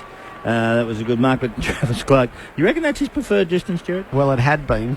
He's got to play a provisional, doesn't he? Oh, dear. That missed by 40 metres to the target. He only barely made contact with it. Like when it hits the curve of the club rather than the face. Jeremy Howe from 48. He's put it out across the face of goal as well, and Haynes gets it again. Stands in front of the pack and takes the defensive mark. Hit the hosel of the club. Yes. Haynes. What now? Really? No, that's out of bounds because he never came in the field of play but played on. So that'll be thrown in. Did he leave his line? Yes, he did. Well, he played on and he was not in the field of play. He tried to get it away from the man on the mark. So deep in the left forward pocket, the ball actually be thrown in now. It's a shallow throw in. Mumford wins it down to the front. A lot of players around the contest and big tackles applied by the Collingwood forwards just to hold it in. It'll now be thrown up 15 metres out from goal. Who's the one you've got to get out to get back in there? Sorry? Who's the one you've got to miss? Oh, sorry, I'll let it go here. Mumford taps it down. Haynes gets tackled well by Moore. No, he didn't get tackled well by Moore. It was high. So it will be a free kick to Haynes. He'll give an immediate handball to Jack Steele. Steele will kick out wide, wanting Whitfield running back with the flight. He takes a good mark and he plays on. Handballs to Steve Johnson. He'll handball back into the path of Whitfield. Waited for it to bounce. Took possession of the ball. Trying to get away from side bottom. Caught on his left side. Bottom did well there. And it meant that the kick was a tumbling ball towards half forward. Cameron one-on-one there with Marsh low down. Got a handball out, but straight to Smith of Collingwood. Now the Magpies can build on the far wing. Kick in the Fasolo direction, and he takes a sprawling mark at halfway. He looks inboard. Thinks it to Adams, barely the 15. He brings it into the centre square for Crisp. So Collingwood intent to come through the centre of the field. Now to Josh Smith. In the bullseye. He plays out to right half forward where side bottom. He's got himself a couple of steps of space. Inside the 50 to White. So that's precise ball movement from the Pies, marching it down the field. Yeah, just slow chip passing, and then all of a sudden side bottom plays on from a mark, and that actually gets the forwards moving. And White was the one who was the recipient. And side bottom's got great skills, left and right. Hit him right on the chest. It's perfect. He was stiff to lose his place last week. Jesse White quickly back into the team. A set shot, 45 metres out. Right foot drop punt, perfect. The Magpies get the first of the second term off the boot of Jesse White. And they cut the margin to 18 points. 4-2-26. The Giants 7-2-44, 4 minutes in. Yeah, as Mark alluded to there, the change of angles of Collingwood really makes it hard to defend, and you're always sort of searching which way they might go, and they were fortunate enough to hit Jesse White there, and it was a nice finish. Injured Giant Matt Buntine with us this afternoon on Grandstand AFL. Who's the one you've got to get out of that side? Get out. I'm a bit of a mixed bag, so I'm sort of in between heights, so just probably... You want Haynes out? Nah, Come on, let's name a name. No, I'm not going to name a name. They're all good mates down there, so... Who's playing your role? Bounce back in the middle. Grundy wins it down, but Mumford sharks the football. Handballs on, wanted Shield, but it was knocked out of his hands by Pendlebury. Collingwood with the ball on the wing. Blair, a handball to Grundy. Handballs to Trelaw, slips over. Williams with a late pressure. Handballs back to Grundy. Grundy kicks over his shoulder towards half forward. Moore crashes the pack. Good roving front and centre from Pendlebury. He also slips over after being tackled by Mumford. Ball comes back to Mumford. Handballs it on. That wasn't great there towards Tomlinson, who was overwhelmed by the numbers. Grundy a handball to Trelaw. His centering kick was smothered. Mumford goes again. Handball straight to Trelaw again. Handballs to Barco. Handballs to Cloak. Cloak just kicks it as far as he can. It gets to the 50. Fasolo got a bad bounce. Shaw collects the ball for the Giants. bounced off a tackle. Handballs to Williams, who handballs on to Scully. Scully takes it on the bounce, gives it back to Williams. He can't get through. He's confronted. He's brought down first by Blair, then by De Goey, and De Goey wins the free kick holding the ball. The Magpies have locked in far better in this second term than they did the first. Kick across half forward, taken by Howe. Delivers deep in the cloak direction. He's kicked it too wide. And off hands, it'll be thrown in the right forward pockets. Much better start from the Magpies to the term. They're down by 18 points. At the throw-in, Grundy, front position, knocks it down. Adams was waiting for it. He fires at goal and he kicks it. An instinctive snap from an excellent tap. And Taylor Adams gets a second in a row for the Maggies. They're down by just 12 points. 5-2-32 to the Giants 7-2-44. Well, great start by the Pies. They've come out and they've used the ball better. They've actually shared around a bit. They've changed their angles of kicking the ball. They've moved it forward. They had a really good fight here on the wing for 30 or 40 seconds and up and down and handballs all over the place. And they've come in for the fight. Can they hang in there is more the point. They've turned this around a little bit. They've cleared the centre bounce. They haven't actually got any clearances out of the centre bounce again. They're actually manning up on the back half there, so they've changed the way they play. And all of a sudden, the scoreboard ticks over. That's how you do it. 28 disposals to 13 this term going Collingwood's way. Back in the middle, Grundy jumps high and wins it down and then kicks it out towards the wing. Scully was good there to just tap it in the direction of Williams, who goes back into the centre circles. Mark couldn't be taken by Kelly, and Collingwood will bring the ball forward again. A tumbling ball towards half forward, only as far as Haynes. Haynes for the Giants, gives the handball on. Good pressure from Varco. They've turned it over again here, the Giants. For Solo, gets away from one. From the boundary, kicks deep. Cloak underneath it, goes with the one arm. He gets a free kick against him. I'm not sure how that happened, but it was a free kick to Shaw. And he goes in short to Canelio, who had 10 disposals in the first term. Spreads it wide to Shield, who handballs on to Kennedy. Kennedy will go back inboard to Shield, gets away from Chris. Great acceleration and a bounce. And now a handball onto Scully. A handball over his shoulder, missed Steve Johnson. And Smith for Collingwood has the ball. Off to Howe, who breaks the lines, kicks long inside 50. White with the flight, takes the mark and kicks the goal. The Maggies have kicked 3 on the trots. And they're running the Giants ragged. Back within a goal. Jesse White with his second, 6-2-38 to the Giants, 7-2-44, 8 minutes into the second term, which has changed things significantly. Yeah, just a bit of overuse of hands there coming out of the back line. Shield speed, and that can be so devastating. But if you don't give it, if you're under pressure, normally kicking it long and giving your forwards a chance helps you. And when you turn the ball over sort of in the middle of the ground, can really hurt your backs. And Jesse White really got out the back there early and kicked a nice goal. He's second, and Collingwood 3 goals in 4 minutes. And we've got a game on our hands at the moment. Back in the middle, Grundy will take it out of the ruck. If he can pick it up, he couldn't, so he tried to kick off the ground. Straight to Williams of the Giants, who pumps the ball towards forward 50, clears the pack. So it's a bit of a foot race here. Reid against Lobb. Reid got there first. Handball down the line. Only as far as Devon Smith gets past the tackle. Chips it back into the 50, and Lobb just sort of drifted back into the pocket. After that initial contest, he's taken the mark. Only 25 from goal in the right forward pocket. Well, they need one here, Matty. Settle themselves down. Certainly, yeah. Obviously, the quick start by the Magpies will be good for Lobby to go back here and drill it. He's marked a few things on the turf there. I thought he was going to go with the left foot snap. There's about 3 different markings he's placed on the ground. Is that usual, Matt? He used to have the stutter, so now he goes back and has a bit more of a deliberate approach. And that's exactly what it is. It's very slow, a little bit of a stutter, settles in, makes good contact and kicks the goal. So whatever it was, it worked. The Giants 8-2-50, back to a 12-point lead over Collingwood, 6-2-38 at the 10-minute mark of the second term. It was really good to see Devon Smith get involved there again. Obviously, he's had a long spell on the in rehab and on the sidelines, so it was good to see him get involved there and hit Lobby up nicely. David Mark. two former Giants playing for the Pies in this match. Adam Treloar, of course, is getting booed every time he touches the ball, but he's got 9 touches already. But not so Taylor Adams. He's getting a clean run. He's also got 9 touches, though. Grundy and Mumford square off. 12 points the margin. Bounce straight. Mumford knocks it out the back.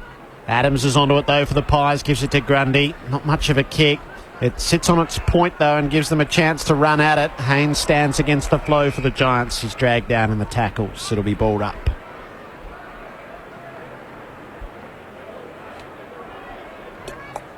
Up it goes. Grundy, good job to get that down to Adams, who was under fierce pressure. He still got it away to Josh Smith, to Sinclair. Magpies have got runners through the middle. Howe, and now to Treloar from 52. He would love this. It's out across the face, and it falls in a fraction short as well. And Phil Davis marks and kicks to Haynes in the left back pocket. Haynes chips it down to Devon Smith. Will mark a long way away from his normal spot inside 50. He goes short as well. Now they want to control the ball. They just want to hang on to the ball. The GWS. Tempo footy. Yeah, a bit of tempo. Just slow them down. They've been smacked up a bit early, and this is the way to get out of it. Palmer now kicking towards the wing to a big contest. No one could mark. Scully almost throws it out to Ward. Handballs to Canelio. Back to Smith. Gets tackled. Absorbs the tackle. And then handballs to Palmer. This kick is much better from Palmer. And Steve Johnson marks, kicks into the corridor to Steele, who marks, he plays on, bounces off a tackle, handball to Patfull, front part of the square. He handballs, good pressure here from Collingwood. The Giants thought they were just going to line up from half forward. That's not going to happen, at least at the moment. Ward got a handball out to Canelio, tried to kick it forward. Mumford took a bouncing ball extremely well. Handballs to Williams inside the 50, and there's Steve Johnson all alone at centre half forward. How is that possible? Well, when you see Mummy coming through, everyone jumped out of the way, didn't they? Did you see that, Matty? Yeah, it was very good tackle on the ball, and yeah, you'd be stupid to run in front of him, I think. It's like a train. Directly in front, Steve Johnson will kick from 40 out to the Vincent Fairfax stand end of the ground. And as soon as he made contact, he turned around and starts applauding himself. Didn't even bother to see it go straight through the middle. The Giants 9-2-56, back to an 18-point lead over Collingwood, 6-2-38. 13 played second term. That's Stevie J's first goal. Yeah, pretty fortunate there. Obviously, it was a really good transition with Steely unfortunately playing on and getting us into a little bit of trouble. But like Clue alluded to there, the attack on the ball by Mummy was brilliant, and that set up that goal for Stevie J. Is he a confident man, Stevie? A lot of self-belief. Matt Buntine and Mark McClure on Grandstand AFL this afternoon. Not quite at the halfway mark of the second term. We've seen 15 goals between them. The Giants by 18 points. White wins the tap. Sheila's onto for the Giants, though. Hand pass to Ward. He puts it up to full forward. Brown in best position to at least make the spoil away from Patton, and he gets it out of play. So dangerous when they win the clearances cleanly like that, the Giants. It's got such a tall forward line that it's hard to handle. Had to throw in. Lobb does the ruck work once. Johnson swats it further goal side. Josh Smith the other way for the Magpies, but he blazed it out of bounds on the full. Heath Shaw on the restart at right half forward. Congested 50, which has been the Magpies' tactic. It goes to a big pack. Howe got one of the best rides of his career, but he ended up knocking that down to Palmer, who had options in the goal square, and instead he tried to trickle it through himself. He rolled it all the way across the face of goal and out for a behind.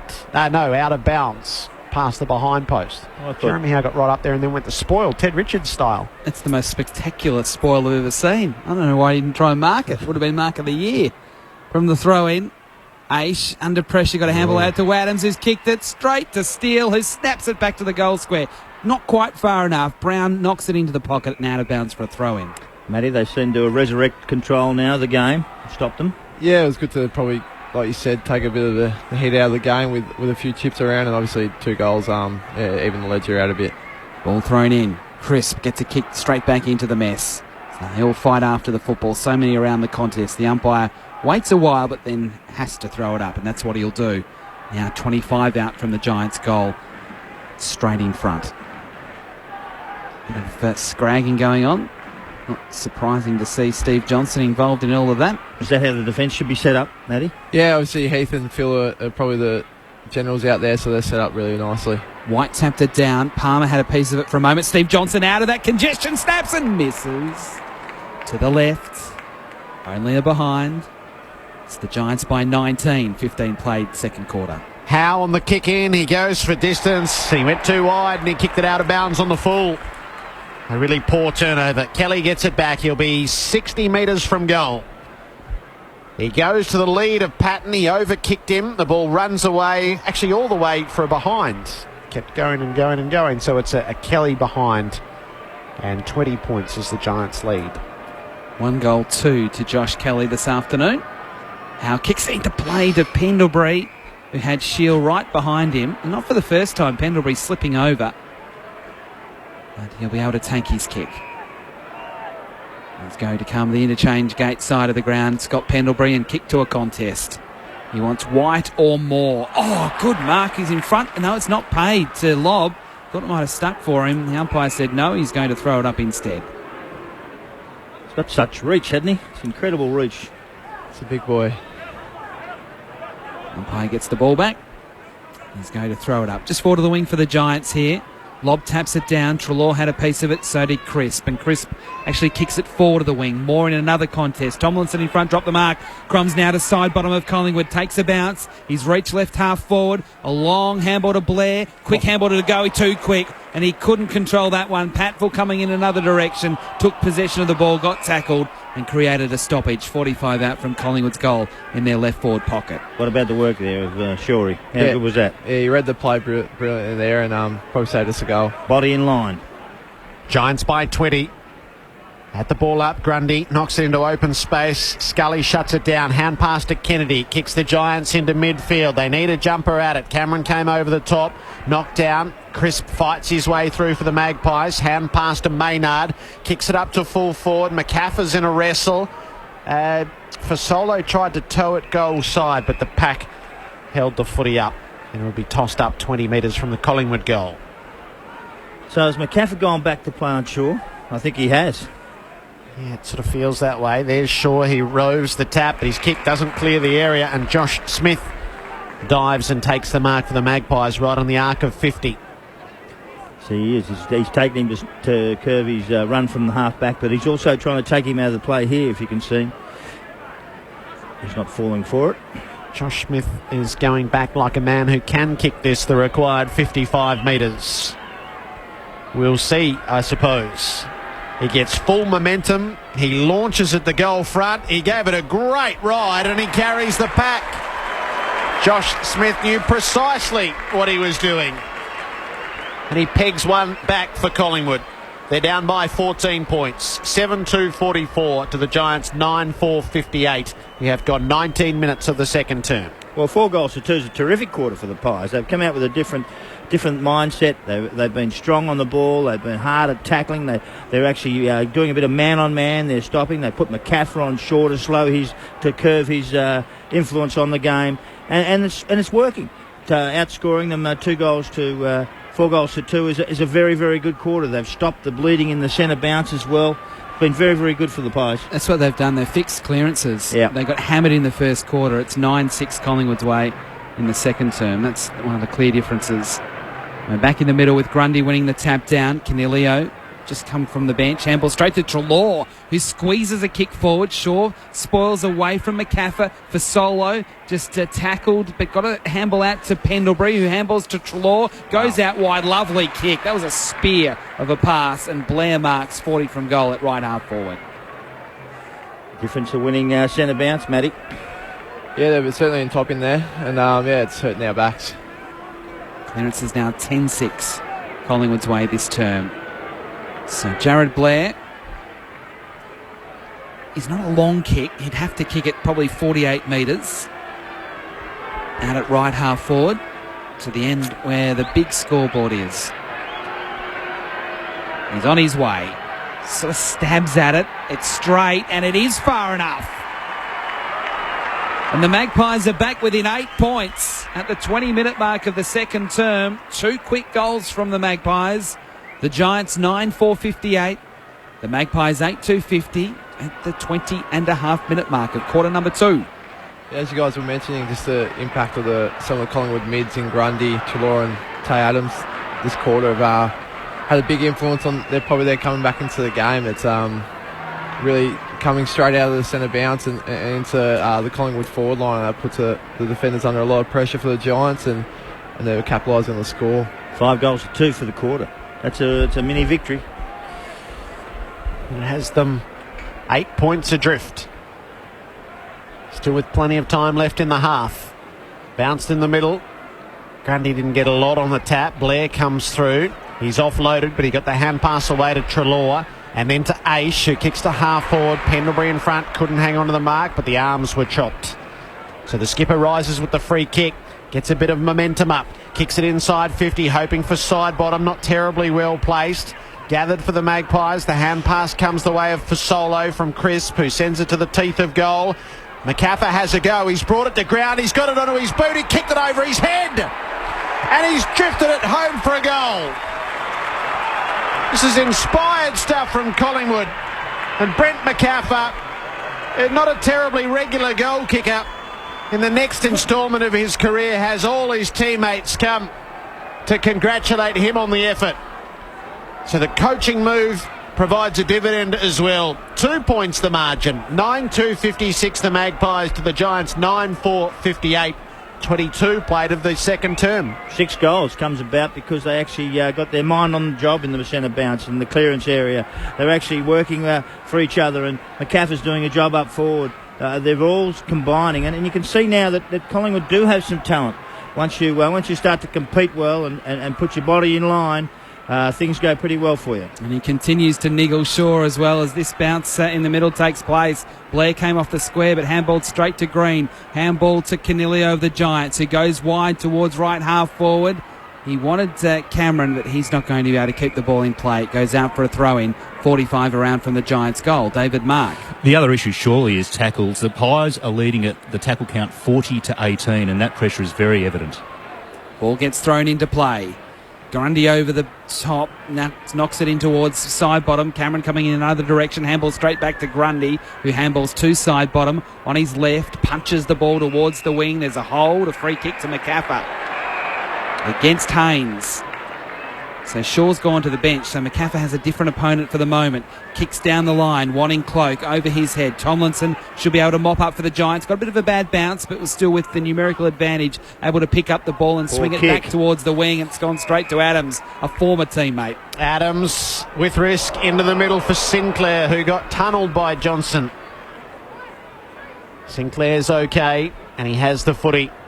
Short into the middle for Brown. It wasn't 15. Straight back to Sinclair, who kicks through centre half forward. Rising in the pack was Fasolo. Couldn't get hands to it. Underneath, Josh Smith works it around to side bottom. Hand pass to Blair. Out the back to Maynard. Kicks up to full forward. Cloak worked underneath it, but it hits the ground. Varco tackles Williams. The ball still found its way to Scully, who kicks the defensive 50 where Sidebottom cuts it off. He wanted to go quickly. Whitfield got across his boot. Tremendous smother. Maynard tried to win it clear. Kelly cut it off for the Giants. Off to Patton, hitting the tackle. Kelly and Devon Smith, and the Giants running should win out on the wing. Canelio handballs over the top to Johnson on the bounce. Gets away from Crisp on his left. He swings the ball towards Cameron, who on the bounce knocked it towards Whitfield, who slipped over at the critical moment. Allowed Howe to come in for Collingwood. Handballs to Adams. Adams takes a bounce. Back part of the square. Kicks forward of midfield. Again, not a great kick. Haynes took it on the second bounce. Handball missed Williams. Williams now in a real bind. He gets overwhelmed by numbers, loses the ball. It's going to be locked up in the end and will be thrown up. It's front part of the square for Collingwood as the sun starts to shine here, and it's shining on Collingwood. Giants by just 2 points. Shield working hard under the pack. Wrapped up the moment he got hold of it. It'll be balled up centre half forward for the Pies. 25 gone of this second term. Grundy knocks it out the back to Adams, puts it onto the right boot, gets it 30 out from goal where it lands on the chest of Fasolo. Another clearance in a dangerous spot. Quick kick forward, just a hack kick forward, and guess what? Forward's in front, and Fasolo is there with pace. Dead in front, he should kick this easy. It's a beautiful kick. 40 out, no angle. Deep breath. Alex Fasolo makes his approach. He kicks and misses to the left. A point down. Never should have missed that, with a chance to take the lead. That's their first point for the quarter. Clearances 13-7 Collingwood's way. This inside, quarter. Yep, on inside 50s 14-8. Disposals 83-65. Tackles 19-9. Williams into play for the Giants. Grundy up, couldn't mark off hands. It's gone out of play for a throw-in. And then individually for Collingwood, Adams 9, Treloar 9, Grundy 9, Smith 7, Crisp 6. Canelio, the only Giants player to have more than 5, and he's only got 6. 70 around from Collingwood's goal. Grundy took it out of the ruck. Yeah, got some sort of piece to it. Treloar got a handball out to Sinclair. It's now with Blair, who feeds a handball to Smith. Smith for Collingwood, a handball to Reid. Took a bounce. He's at left half forward. Deep kick into the 50. Who's down there? Giants players. Haynes dropped it though, and the crumbs and the goal has been kicked by Fasolo. And that gives Collingwood the lead. The Magpies, 10-3-63, 7 goals for the quarter. The Giants 9-4-58 at the 27-minute mark. Well, the GWS are just getting a little lesson here on how you actually turn things around in a game. If they play like this, they won't worry about making the finals. It's been ordinary at this stage. Their first quarter was soft, easy ball movement, quick into the forward line. The midfield won the clearances. They won, and their ball movement was quick and beautiful, and all of a sudden they led quite comfortably. Bit of pressure on, different game. And this is what happens in finals when you play against the big boys. It's a good learning process for them, Matty. Definitely. It is You're going to be quiet, mate. What's going on? It's a different game, all right. Collingwood by 5. Grundy wins the tap. Treloar's over the footy. Mumford wrapped him up, made sure he couldn't get rid of it. The umpiring to do it again. David Mark. There's a Giants fan who always sits in the same seat near where I sit down here at Spotwell Stadium. He's just left in disgust. Grundy pulls it clear in the middle. Kicks up to centre half forward. White knocks it down. Pendlebury's onto it. Gives it back to Jesse White. From centre half forward, he lofts it to the goal square for Solo in a one-on-one, and he takes the mark. Wow. Another Good clearance. positioning and strength. Worked his way around Haynes and pulled it in one-handed. They get a bit ahead of themselves, Matty, are they? I don't think so. I think Collingwood certainly lifted their intensity around the ball and around stoppages, and we just really haven't gone to any lengths to really put pressure on and tackle and really prevent them from getting the ball forward. Alex Fasolo kicks another goal for Collingwood. He's had the last 3 scoring shots. And the Magpies lead by 11 points before half-time. So what would be the message now to the players at this stage of the game? They've lost a very solid lead. They're in trouble. What's going on? Because they haven't seemed to have changed. Yeah, you'd be hoping that obviously some leaders out there would be just wanting to half contest and sort of slow the game down and make it a bit more of a scrap instead of keeping the ball going up and back. It's just sort of about doing simple things well, putting your head over the ball and tackling them when they get it. Well, they're just not doing it. It is 5 goals in 10 minutes for Collingwood. It's 11-3-69 to the Giants 9-4-58. 29 played in this second quarter. Mumford wins the tap down to go. He had it for a moment, lost it. Crisp for Collingwood. Missed the target there with the hands to Treloar, which enabled Devon Smith to come in and kick it into the 50. But a defensive mark's been taken by Howe. And Howe spreads out to the far side of the ground to Reid. Right half back flank, kicks on to Grundy. He'll play on. They're moving it quickly, the Magpies. The next kick in the link finds Jesse White, who's forward of the wing. Bright sunshine at the moment here in Sydney as the kick goes into Fasolo. It passes him. Barco's lurking, so is Blair. Keeps it in play, goes with the snap. No, surely not. Oh, surely not. That is a goal. It is a goal. That is the definition of impossible. From deep in the right forward pocket, on the boundary, he finished in the crowd, did Jared Blair, and he has given Collingwood a 17-point lead at the 30-minute mark of the second term. 12-3-75, that's 9 goals for the quarter, Collingwood. The Giants 9-4-58. That just defies logic that would be able to be going through for a goal, but it did. It's amazing what you can do, Matty, when you start to get a bit of confidence and you do the basics very, very well, which they started at the start of the quarter, and then everything started to rush their way. Certainly, yeah. We're under the pump here, the Giants. 90 seconds left in the half. How much more damage can Collingwood inflict? Ward has a go in the middle. He wins it to Williams, but his hand pass is knocked down and stolen by Treloar. He wedges a kick forward. It bounces on Pendlebury. It got through his fingers. Kelly gathers for the Giants. He kicks to the wing, but they've got the outnumber. The Magpies. Sinclair made the spoil. Whitfield's hand pass is battered down by Varco. Treloar overran it. Crisp has a go. He's brought down. The ball's still going Collingwood's way. Blair for Solo up to gather. Needs support. Gave it to Pendlebury. Worked out a kick, but only as far as Shaw. And he turns his back on play. Absolutely determined to slow things down inside the final minute of the half. He's gone wide to Phil Davis in the right back pocket. 9 Collingwood goals this quarter. Davis down the line. Lob is the one he wants. Sinclair over the top of Lob. Wonderful mark.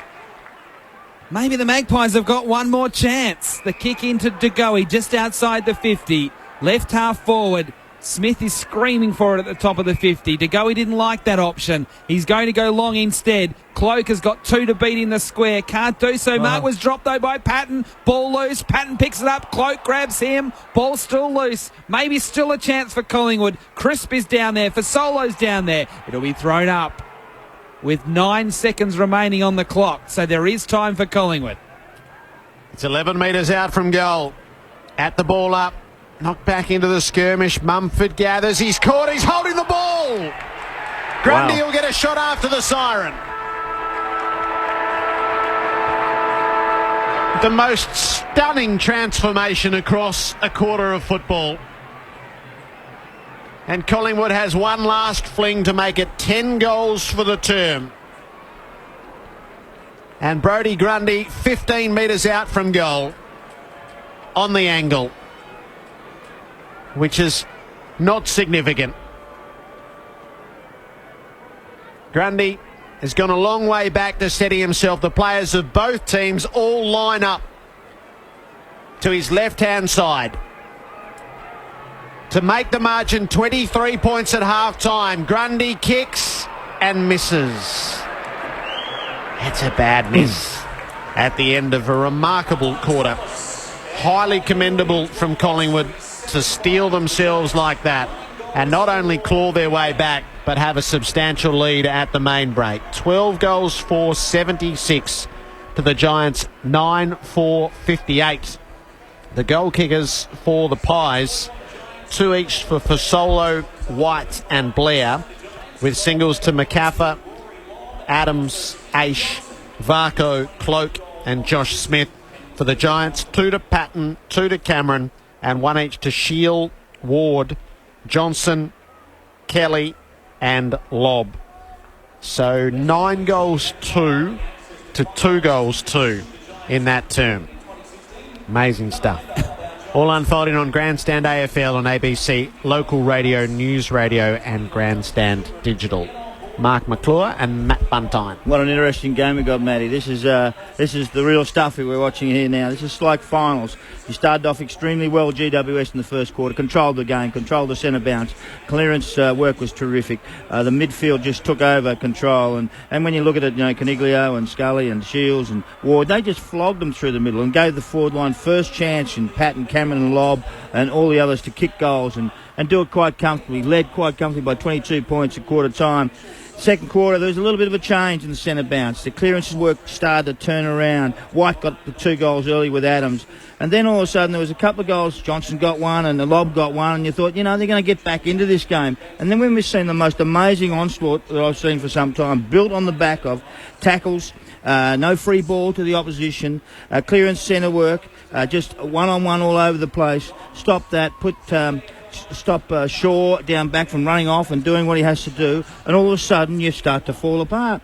You feel vulnerable, and they just destroyed you in every way, shape and form. They just got more confident and more confident and more confident, and goals just piled on. 9 goals 2 for the quarter to 2 goals 2. That's a massive turnaround from the Pies, and it was great to watch. Yeah, it was a tale of two quarters there. Obviously, the start was really strong by the Giants, led by their ball movement and counter attack. But that quarter, the Collingwood were hungry for the ball, tackled hard, and the Giants didn't get much of a chance to stem the flow when we couldn't really win the ball, because, as you said, their pressure and their contested ball work was tremendous, and especially when you win clearances, it's very hard to defend, and when the ball's in and locked away in your forward half, it's tough to get down the other end and score, and Collingwood certainly did that. We're going to find out a little bit about your boys, what they've got, what they're made of in the second half, I can assure you. And right now, they'll be sitting there going, oh, what happened to us?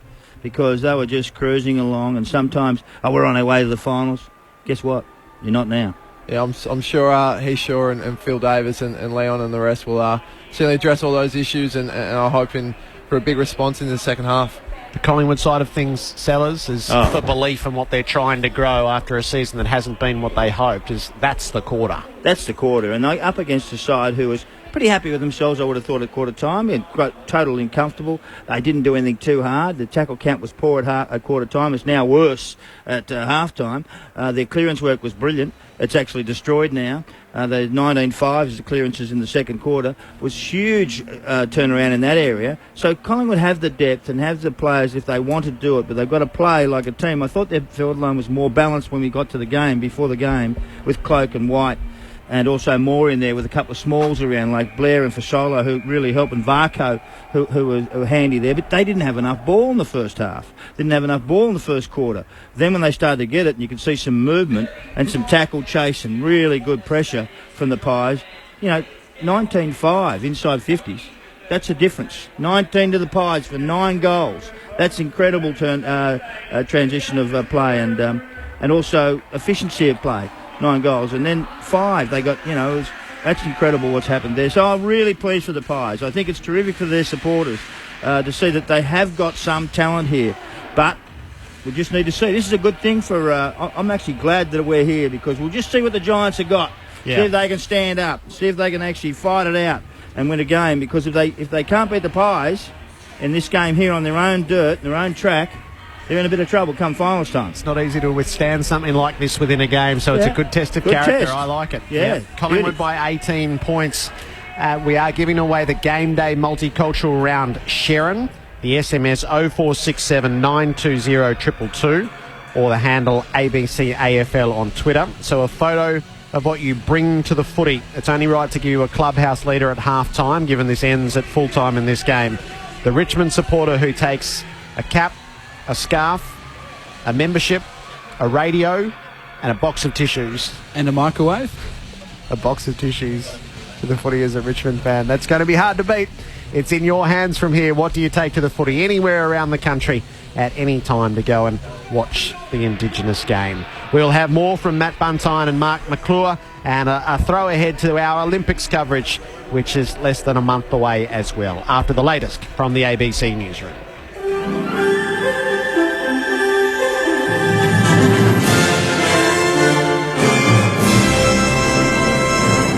This is ABC News. I'm Catherine McGann. The federal opposition leader, Bill Shorten, is indicating he won't concede defeat until the coalition officially wins 76 seats. The ABC's election computer has the government currently on 73. The coalition appears on track to win some undecided Queensland seats, with postal votes flowing its way. Mr Shorten says if Prime Minister Malcolm Turnbull wins, he would be leading an unstable government. There's no doubt that if Malcolm Turnbull scrapes across the line, he's going to be hostage to the right wing of his party. He's going to be hostage to the right wing of his party and have to promote more of the Abbott supporters back into his ranks, which will lead to greater division and instability. Tasmanian crossbencher Andrew Wilkie has repeated that he is not giving political support to Prime Minister Malcolm Turnbull. Instead, Mr Wilkie says for the sake of stability, he will support supply in the likely event of a coalition government. But Mr Wilkie has left the door open on supporting no confidence motions against the government. And I'll approach everything on its merits. And if a Labor opposition brings a no confidence motion against Malcolm Turnbull and the Liberal Party, just as I said the other day, I will listen to the debate and I'll make my decision how I will vote based on its merits. In the United States, Dallas police have named the main suspect in the killing of 5 officers as 25-year-old Army veteran Micah Johnson.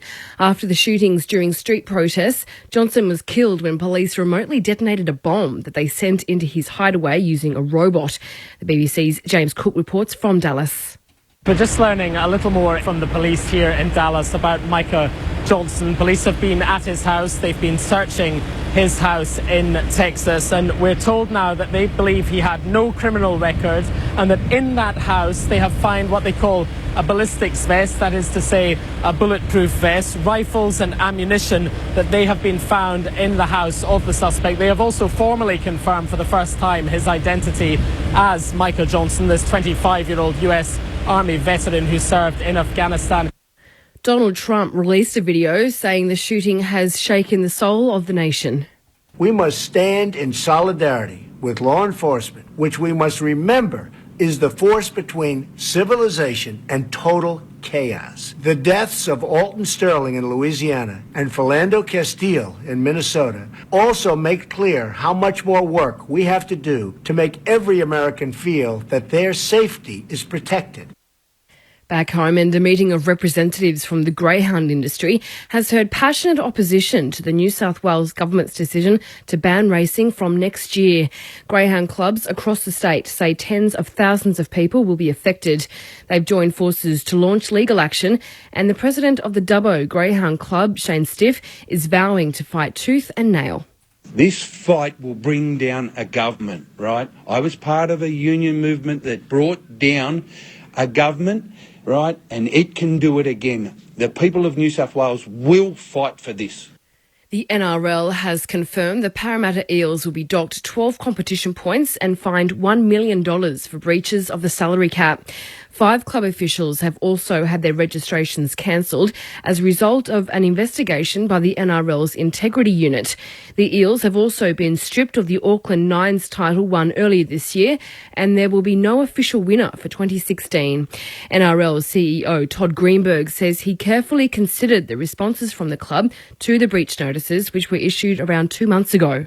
This is the day when those involved with this club have to make one of the most important decisions in this club's 69-year history. They can continue fighting with the game to the detriment of their coach, their players and their fans. Or they can take the lessons learnt from this investigation and turn the Parramatta Eels into the powerhouse club that they should be.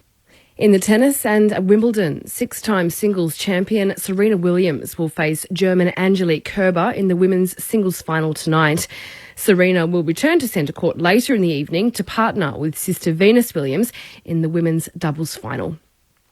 The weather around the country now. Brisbane, it's sunny and 21 degrees. In Sydney, there's a shower or two and 16. Canberra, partly cloudy, currently sitting on 12 degrees. In Melbourne, partly cloudy, 14. Hobart, it's also partly cloudy, currently 12 degrees. In Adelaide, late rain expected, 14. Perth, showers, a possible storm, currently 13. And Darwin, it's sunny and 30 degrees. ABC News.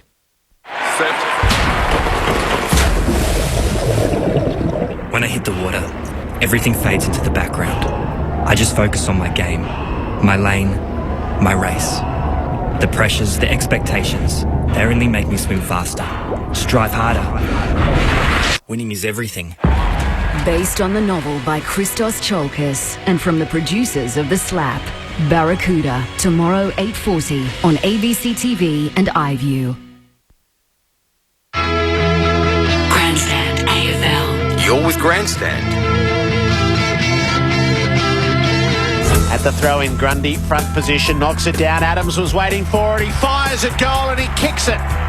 An instinctive snap from an excellent tap. Off to Howe, who breaks the lines, kicks long inside 50. White with the flight, takes the mark and kicks the goal. The Maggies have kicked 3 on the trots. And they're running the Giants ragged. Tried to kick it forward. Mumford took a bouncing ball extremely well. Handballs to Williams inside the 50, and there's Steve Johnson all alone at centre half forward. How is that possible? To the Vincent Fairfax stand end of the ground.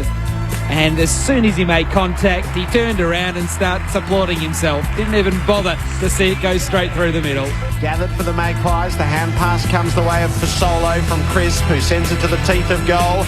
Macappa has a go. He's brought it to ground. He's got it onto his boot. He kicked it over his head. And he's drifted it home for a goal. This is inspired stuff from Collingwood. Deep kick into the 50. Who's down there? Giants players. Haynes dropped it though, and the crumbs and the goal has been kicked by Fasolo. And that gives Collingwood the lead. Barco's lurking, so is Blair. Keeps it in play. Goes with the snap. No, surely not. Oh, surely not. That is a goal. It is a goal. That is the definition of impossible. Grandstand AFL. On ABC Local Radio and on digital radio ABC Grandstand. Half-time at the Showgrounds in Sydney. It's Collingwood by 18 points after trailing by 24 at quarter time. 12-4-76 to the Giants, 9-4-58. So a most intriguing second half ahead. We're a month out from the Rio Olympics and a chance to set the scene for what's to come. Grandstand on the ABC will be the non-commercial broadcaster, the official non-commercial broadcaster of the games, as you have come to expect. And a set of memories to inspire the Olympic spirit. These are the Olympic moments that have stopped Australia. ABC Grandstand. Rio 2016. Sally Pearson looks good. She's in front by a couple of metres. She's over the last 12.67 for Sally Pearson. Pushes the ball into the back of the net. Gold medal to Australia. Charging in, world record for Australia. The Olympic moments that stopped Australia. Marjorie Jackson, who won 2 gold medals for her country in the Olympic Games, returns to her hometown Lithgow. And what a welcome she receives. She's been cheered by people of all nations, but never like this. Hello, Peter Walsh from ABC Grandstand. Marjorie Jackson Nelson, the Lithgow Flash. 2 Olympic gold medals and 7 Commonwealth Games gold medals. 6 individual world records and every Australian state and national title she contested from 1950 to 1954. An athlete of substance, admired by all. A memory as sharp as a tack, even when talking about the first spikes she ever wore. My dad bought some old, I don't know who they were from, some old men's leftovers, and they were too big, so I stuffed them with newspaper. And then I used to run in them, but the shoes were too big, because women didn't run much those days. We weren't allowed to run more than 200 metres, and that was the furthest that we were allowed to run. And just taking that one step further, the tracks that you ran on, give us an indication, can you, as to just what they were like? Oh, well, it wasn't a track where I trained. In Lithgow, which was a mining town, they just had the one big oval, and the cyclists would go around it, and the trotting horses. In the middle, it'd be the footballers, rugby league training, and had all potholes in there. And it was just a real old track. And then when I got selected for the Olympic Games, of course, we'd only ever run on grass, and we didn't even know what cinders were. So the people of Lithgow all had fundraisers to raise enough money to build a cinder track for me to train on to go overseas. They didn't have any money left to put any lights up. So I trained by the lights of a motor car, and some days when the fog was, I wouldn't be able to even see my hand. My trainer had put the lights on in his car, and I'd just run into the fog and bang into his car and know that I was there at the end. Destination Helsinki, the 100 yards. Marjorie Jackson first, daylight second. Newsreel cameras have been very much on the spot at Helsinki, where a recent highlight recorded by them was the women's 100 metres. Watch Marjorie Jackson, Australia, second from the left. A great duel had been anticipated between her and Mrs. Blankers-Koen of Holland, but she was ill, and now Miss Jackson won comfortably from Daphne Hassenjager of South Africa. Official margin, 5 yards. Bring on the 200 yards. Jackson drew lane 1, the gun runner in the gun spot. It was great because I drew the inside lane. So I saw all those people ahead of me, and in my mind, I thought, I've got to catch them. So, of course, you tend to run faster. I broke a world record that stood for 26 years, and they found the record I broke, the person's record was actually a man. In the centre of Lithgow, Marjorie is carried shoulder high through the crowds. For the shy, unassuming little typist who smashed world records in the women's 100 and 200 metre sprints, this is a great day. Despite the success Jackson continued to enjoy, she was always kept in check by the wise words of wisdom from her father. I was very fortunate that I had terrific parents, because when I was 15 I had my photo in the paper and I thought I was really someone. So my dad saw me and he just took me in the lounge and he just said, now listen to me, God gives us all a gift, yours just happens to be running and you know better than anybody else, and don't you forget it. That's Marge's own message. I was really brought up, to treat people how you'd like to be treated, and just an ordinary person. I'm no different to anyone else. I have all the same problems like everybody else. We're no different. I'm just so proud that if I've been able to help somebody in their lifetime, to me then my life hasn't been wasted, even if I only help one person. Marjorie Jackson Nelson, the Lithgow Flash. 2 Olympic gold medals, 7 Commonwealth Game gold medals, and 6 individual world records. What a star. Join ABC Grandstand August 5. It'll be generations before anyone sees anything like it. For more heart-stopping moments with our live coverage of the 2016 Rio Olympic Games. Set and away. For comprehensive live coverage from Rio, stay tuned with ABC Grandstand on ABC Local Radio and on digital radio, ABC Grandstand. Rio now so close. We're zeroing in on the start of the second half of an intriguing match of football now. Collingwood by 18 points over the Giants, and play shortly to begin. I just wanted to go through some of the stats in that second quarter where it obviously turned around. Collingwood 105 disposals to the Giants 71, but contested possessions, Collingwood plus 17, inside 50s 19-9, and clearances 17-8. So 17-8 in that second quarter Collingwood's way. In the first quarter, it was clearances 14-5 the Giants' way. So, Sellers, that's where it's turned around. I mean, of course it does. The Giants midfielders didn't get their hands on the footy in the second quarter. They did in the first. Yeah, and they became comfortable, the Giants, I thought. They thought they were going, hang on, we're going to breeze by these guys. And you come out with a different attitude. We'll just see what the attitude change is after Leon Cameron's had a bit of a chat to him in the last 15 minutes. I'm surprised we couldn't hear him from here. Buntine's still down there. We're back in the middle and we're away and running in the second half. Pendlebury takes possession of the ball. Canelio with a big tackle inside the centre circles. It will be thrown up. Be gentle with him, Sellers, when he comes back. Oh, no, you got to have a bit of fun, Jared. You can't. Look, he's a grown man. Thrown up. Secondary stoppage. Mumford and Grundy. Grundy tried to grab it, got tackled. Shield for the Giants. He loses it. Jack Crisp for Collingwood. Kicks up towards the 50 for Solo. Looking busy. Couldn't quite take possession on the second bounce. Varco comes in late and wins the ball from the boundary. Swings it in towards the goal square. Moore flew high. Couldn't take the mark. Off the pack. It's a Giants ball. Davis scrubs the ball back towards defensive 50. Steele, that's Giant Steele, fell over, which enabled Howe to get the handball over to Pendlebury. Tackled as he kicks it. It's okay, though, to go. He took it on the bounce. Handball missed the target. Grundy comes in, fends off, handballs it, but handballs it to the Giants. And Green and Haynes combine, but maybe not far enough. It's not far enough. Sinclair from the 50. He goes at goal, and he's got another one for the Magpies. What a way to start the second half.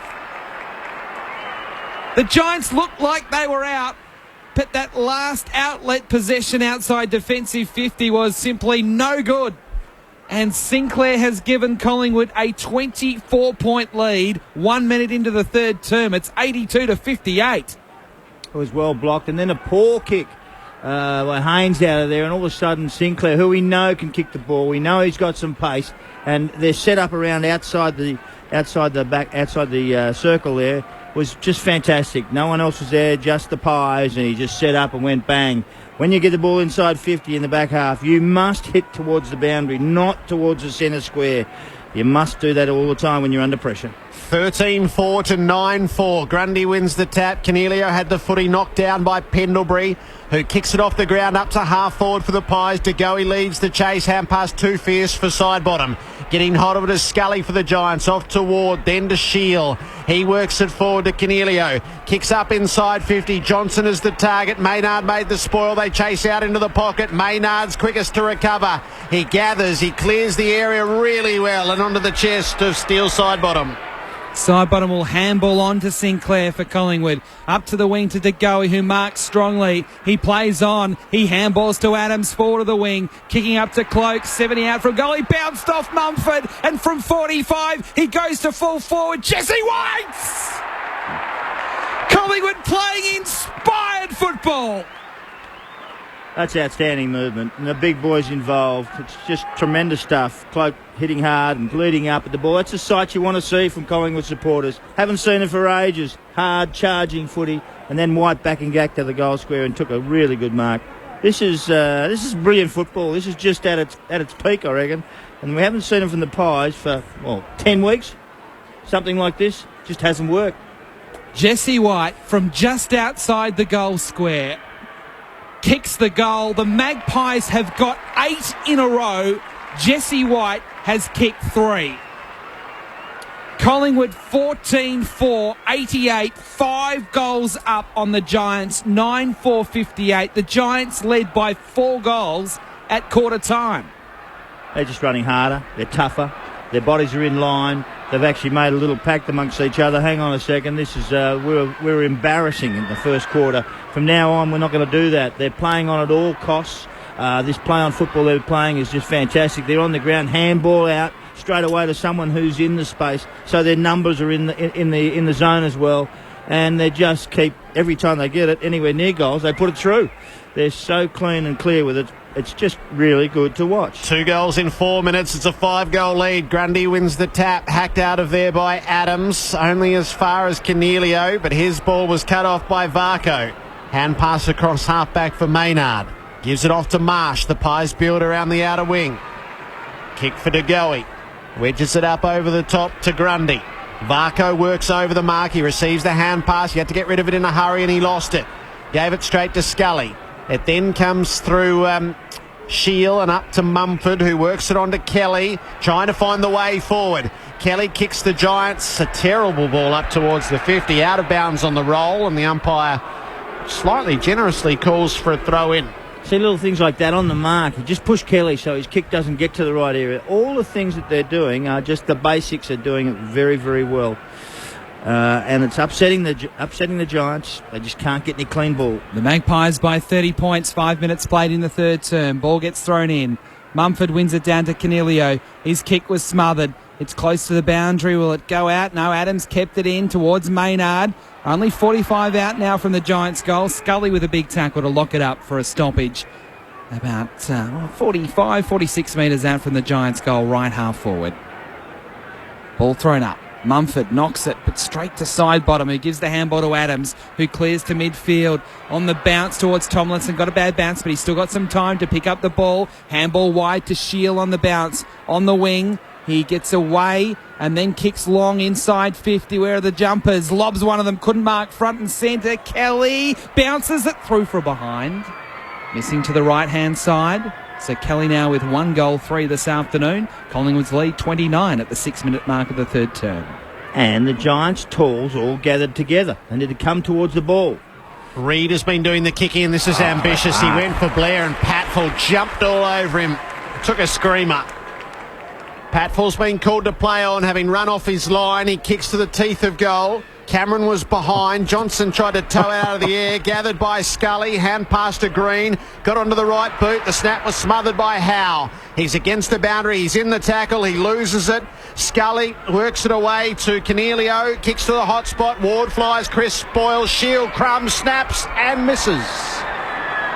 2 behinds in quick succession. They're down by 28, the Giants. They haven't scored for about 35 minutes. Not a goal. They kicked their last goal, the Giants, at the 13-minute mark of the second quarter. The kick into play is short to De Goey for Collingwood. De Goey out towards Crisp. Ward with a late spoil. At the drop, it's a ball to Cameron. Under pressure, handball tried to go back to Ward. Oh, he got hit hard by De Goey. Haynes, though, for the Giants. Handballs it out to Whitfield. Now to Cameron. Now with a settling goal. On his left from 35 in the pocket. He's kicked his third. And the Giants, with the last 8 points of the game, 1 goal, 2, get within 22. Collingwood 14-4, 88 to the Giants 10-6, 66. But incredibly, that does break that run of goals. 8 unanswered from Collingwood until that goal from Cameron. Set up by Callum Ward, who was just hard at it in the contest in the middle of the ground. He didn't get a stat for it, but all of a sudden he set it up for Stephen Cornelio, who just put it out there in front of Jeremy Cameron with the hands. And, you know what, he's a special player in front of goals, Cameron, and they needed it badly, desperately. But Callum Ward set it up. They need to get their hands on the ball a bit, and that's what's happened in the past few minutes. Collingwood by 22. Lobb rucks against Grundy. Lobb wins the tap. Chris working in the middle though for the Pies. Good hand pass to Treloar, who goes breaking clear and he kicks to full forward. Cloak is wrestling. Davis with the flight. White is the crummer. He's in the pocket. He gets it onto his boot. He hooks it into the post. Had a great dash at the flying snap. 23 points the margin. Jesse White, 3 goals, 1. He's had a big afternoon, Jesse White. There's no doubt about that. The kick into play. White's a chance here for the intercept. Got a hand in there. It went to Fasolo. Handball to Aish. He gets tackled. Handballed it away. Kelly for the Giants. Gives the handball to Scully at centre half back. Just kicks it as far as he can. It was partially smothered, but it does reach a defensive 50. There's a free kick. It's a Collingwood free kick here to side bottom off the contest. So he has it front left corner of the square. Side bottom. Goes long. Moore will have the jump. Also jumping and marking for the Giants is Lobb. What a mark at the top of the defensive goal square. He's a player, isn't he? My word, he is. Out to Haynes in the back pocket. 23 points to Collingwood lead. 9 minutes into this third term. Haynes short to Cornelio. They clear the defensive area. Just pops it along the wing. And Marsh is able to take a pretty easy mark for the Pies to keep it in their own half. Nothing scientific about it, just back inside the 50. See if they can get a contest. Cloak made the spoil. Cornelio's at the drop off to Davis. Kicked it out of bounds on the full. He was under a lot of pressure. He got bumped as he kicked it, and it went at right angles. Aish outside the 50 for the restart. They bring it into Brown with a lateral kick. The Magpies search for an angle of attack through Marsh on the wing. Marsh with no player behind him. He chips it over the top to Maynard. This is dangerous. Maynard, though, was strong as Palmer came late. He took the mark, Maynard, and spreads to the far side with Smith and now Reid kicking out to side bottom, who marks low down left half forward for the Magpies. He goes on to the lead of White, who marks at the 50, but he's on the boundary at left half forward. It's the best game I've seen him play, White. Well, he's going that well, he might be able to kick it from here.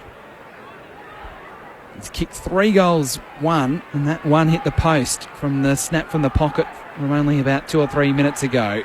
He looks like he is going to take the shot. No, he's not. At the last minute, he just changes the kick and Cloak!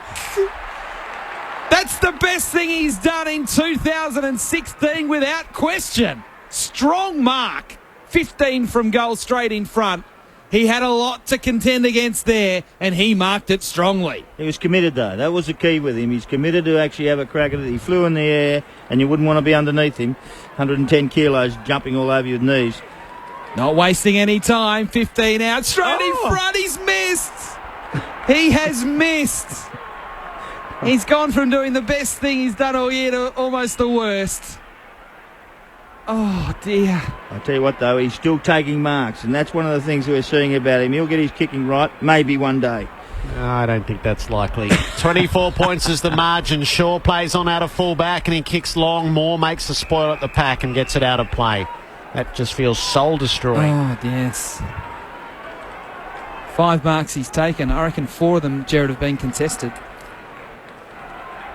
Right half forward for the Magpies. The game delicately poised. Grundy flips it to the back.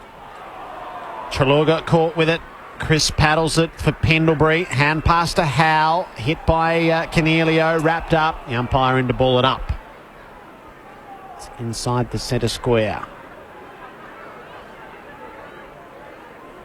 Lob against Grundy. Grundy over his head, but Kelly's there for the Giants. Hand pass into the scrimmage. Cornelio's hand pass was picked off, though, by Aish, who puts Collingwood back to the 50. Well judged mark by Tomlinson. Tomlinson at the top of defensive 50. Out wide to Ward, just inside the centre square, out on the far side of the ground. He wants to draw the man on the mark and handball over the top, which he does to Whitfield, who goes out even wider to Scully, just outside forward 50, 70 from home. Wheels onto his left, he's going to go long. Now, where are the jumpers here? Cameron! Oh, nearly nearly the mark of the year. Couldn't quite take it. Marsh handball straight to the boundary, and the umpire says throw it in. Oh. The Giants players can't believe it, that it wasn't paid as deliberate, but it wasn't. I reckon Marsh was trying to handball it through for a score and missed. Anyway, it gets thrown in, deep in the left forward pocket. Grundy handball, gets it down to Pendlebury, handballs to Howe, beats a tackle, handballs to Treloar under pressure, out towards McCaffrey, Shaw with the spoil. He gets it to the boundary, throw in, 70 out from the Giants' goal. I'm still wanting to see a replay from that jump from Cameron. You'll just close your eyes and picture Michael Roach, and that's what it looked like. Such a pity he didn't hang on. Collingwood by 24. 13 played in this third term. Mumford clears the way, wins the footy, but his hand pass is indiscriminate. Josh Smith with a hand pass into a pack. Players converge, umpire to ball it up. Matt Puntine is back with us. What was it like in the rooms, Matt?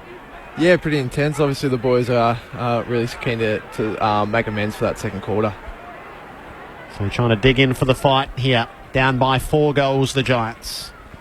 Grundy, the tap down to Adams. Poor hand pass. Devon Smith bats it inside the 50, but Reid is waiting for it for the Pies. Kicks in the cloak direction, who's working down inside the defensive 50. They break for him around the outer wing. Jesse White's the target, and he takes the mark in front of Haynes. White brings it up to half forward for Blair on the lead. Blair has a look inside the 50. McCaffrey had separation for a moment. Shaw closes late, makes the spoil. Steele on the tidy up, gives it to Whitfield. Not much of a kick around the wing though, and Marsh is going to put it straight back. He handballs out wide to side bottom on his left. Inside the 50 again. McCaffrey got hands to it, couldn't mark. Moore with the crumbs. As he was tackled, got a handball away to Cloak, who squeezes it deep into the 50. Blair slips over at the critical moment, deep in the pocket, and the ball bounces out of play for a throw-in. David Mark. I get to see the Giants every second week, and the interesting thing about what they're doing now is they're not playing their game. They're just bombing the ball in panic. Ball to be thrown in. 25 around from Collingwood's goal. Lob unopposed. Knocks it into the direction of Green. Handballs to Ward on the bounce. He gets tackled by side bottom. He's not getting it out. The umpire says, holding the ball. Great forward line pressure from the Magpies. And Callan Ward, who usually would be able to get a handball away under pressure, wasn't able to. And Sidebottom opens the angle and kicks the goal as the Giants players were arguing with the umpire. And the margin is back out to 5 goals. 15-6-96 to the Giants, 10-6-66. Once the ball came out to Sidebottom, who was getting the free kick, he immediately just snapped it through. 3 goals to 1 for the quarter again. So they dominate this quarter again with play and play on and pressure and tackling and they just continue to smash the Giants. And the Giants can't contain them. They can't hold them. They can't get themselves up. This is the great test for a young side. What do we have to do now? Where do we start from here? I've got to beat my man for a start. That's the first one. And some lead-up forwards wouldn't hurt. Collingwood by 30. White in the ruck, wins the tap down. Adams took the tackle, lowered the head and gets high contact. Seemed like a fortunate call. Adams quickly to Sinclair. Collingwood back inside the 50. Moore was playing from behind. He moved the pack, but Haynes got back to take the intercepting mark. Brings the Giants out to the defensive 50 for Lobb. Palmer works for him 20 metres further afield. Then they're all manned up ahead. The kick carefully placed in the Johnson direction. Over the top of him, though, came Crisp. Couldn't quite take the mark. Devon Smith got it away to Green, who might have been taken without it. Yes, Toby Green to come up with the free kick. On centre wing. Brings it into Scully. Wants to get it on quickly. Not a great hand pass to Cornelio, but he strides out of trouble. Hand passes it forward. Devon Smith gets it onto his left boot. On the turn, not a bad look. Knocked through by Marsh on the last line. He was in a grapple with Cameron. Got the right fist clear. It's 29 points Collingwood's way. He had options to go with the handball as well there, Devon Smith. He chose to take it on his non-preferred foot and couldn't make the distance. Howe kicks it into the back pocket to Maynard. Maynard clears for the Magpies. At half back, no one can mark. Blair takes possession of the ball. Got a handball away as he was tackled to Adams. Somehow got it out to De Goey by hand. Handballs it out. Marsh under pressure. He's missed Varco. The ball tumbles into the pocket. Can't stay in play. By the time Varco took it, he slipped over with the ball in his hands. It was out of play. 30 around from the Giants' goal left forward pocket. Giants seem to be rushing for mine at this stage. They're rushing the ball to the next contest, rushing it, and the Pies are in control. Ball thrown in. Jesse White knocks it down to the front to Smith for Collingwood. Back part of the square. Cloak in a wrestle. Couldn't mark against Tomlinson. Mopping up Davis. Handball to Patfill. Handball to Whitfield. Whitfield to handball to Scully. Gets tackled by Varco. He's coughed it up. Pendlebury with the ball. Handball to Adams. Handballs to Aish. He's in midfield. Aish has got runners ahead of the play. Darcy Moore, who can give it on to De Goey, who can stride into goal. Settle himself at 25 and miss. Haynes provided the honest chase, and it was just enough to disturb De Goey in his progress. That is looking the gift horse in the mouth. Collingwood by 30. Great chase by Haynes. Those little things may turn things around at some stage. Terrific chase. Heathshaw kicks to himself. Comes the interchange gate side of the ground. It's a high kick towards Davis, who was forced to spoil in the end. Ball gets to the back. Varco keeps it in play for Collingwood. In-ball handball to Smith. Gets tackled by Devon Smith. He's coughed it up.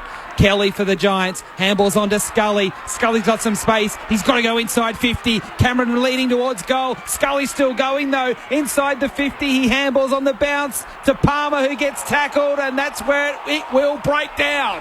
Holding the ball. Free kick, Collingwood. 1 bounce, 2 bounce, 3 bounce, Scully. You're kidding yourself, son. Cameron was on his own inside 50. You've got to hit it straight away. Got to stick your tackles too, and that's what Nathan Brown did to win it back for Collingwood. He clears the defensive area. 30-point lead as Moore threw himself into the pack a bit haphazardly. Lobb gets it for the Giants. Hand passes to Johnson. Brings it off to Green, who shoots it around to Shield. Inside the 50 there to Kelly. Kelly's had this shot twice today and he nails it. A couple of goals and they're back to 24 points. Matt Buntine.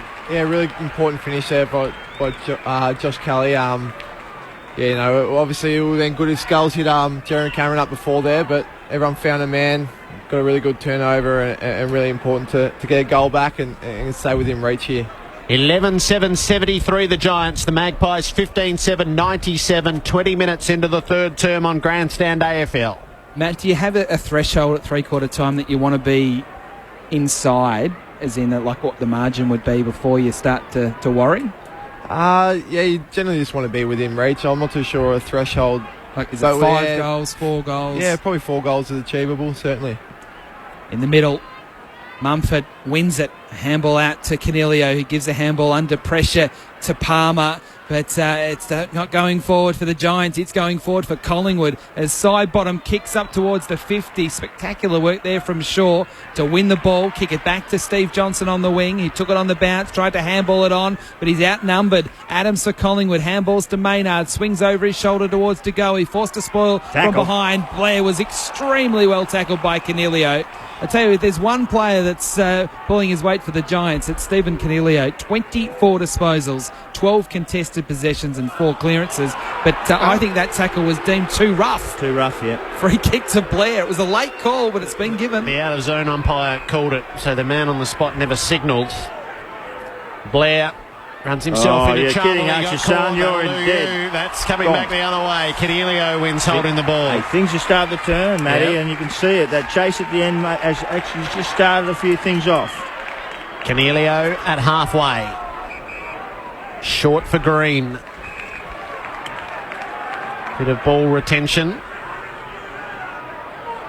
How to set the play up. Green takes a couple of big strides and sends it up inside the 50. Lobb's going to jump. It's all about the crumb, though. Taken by Kelly. Missed his hand pass to Scully. Treloar for the Pies. Give it up.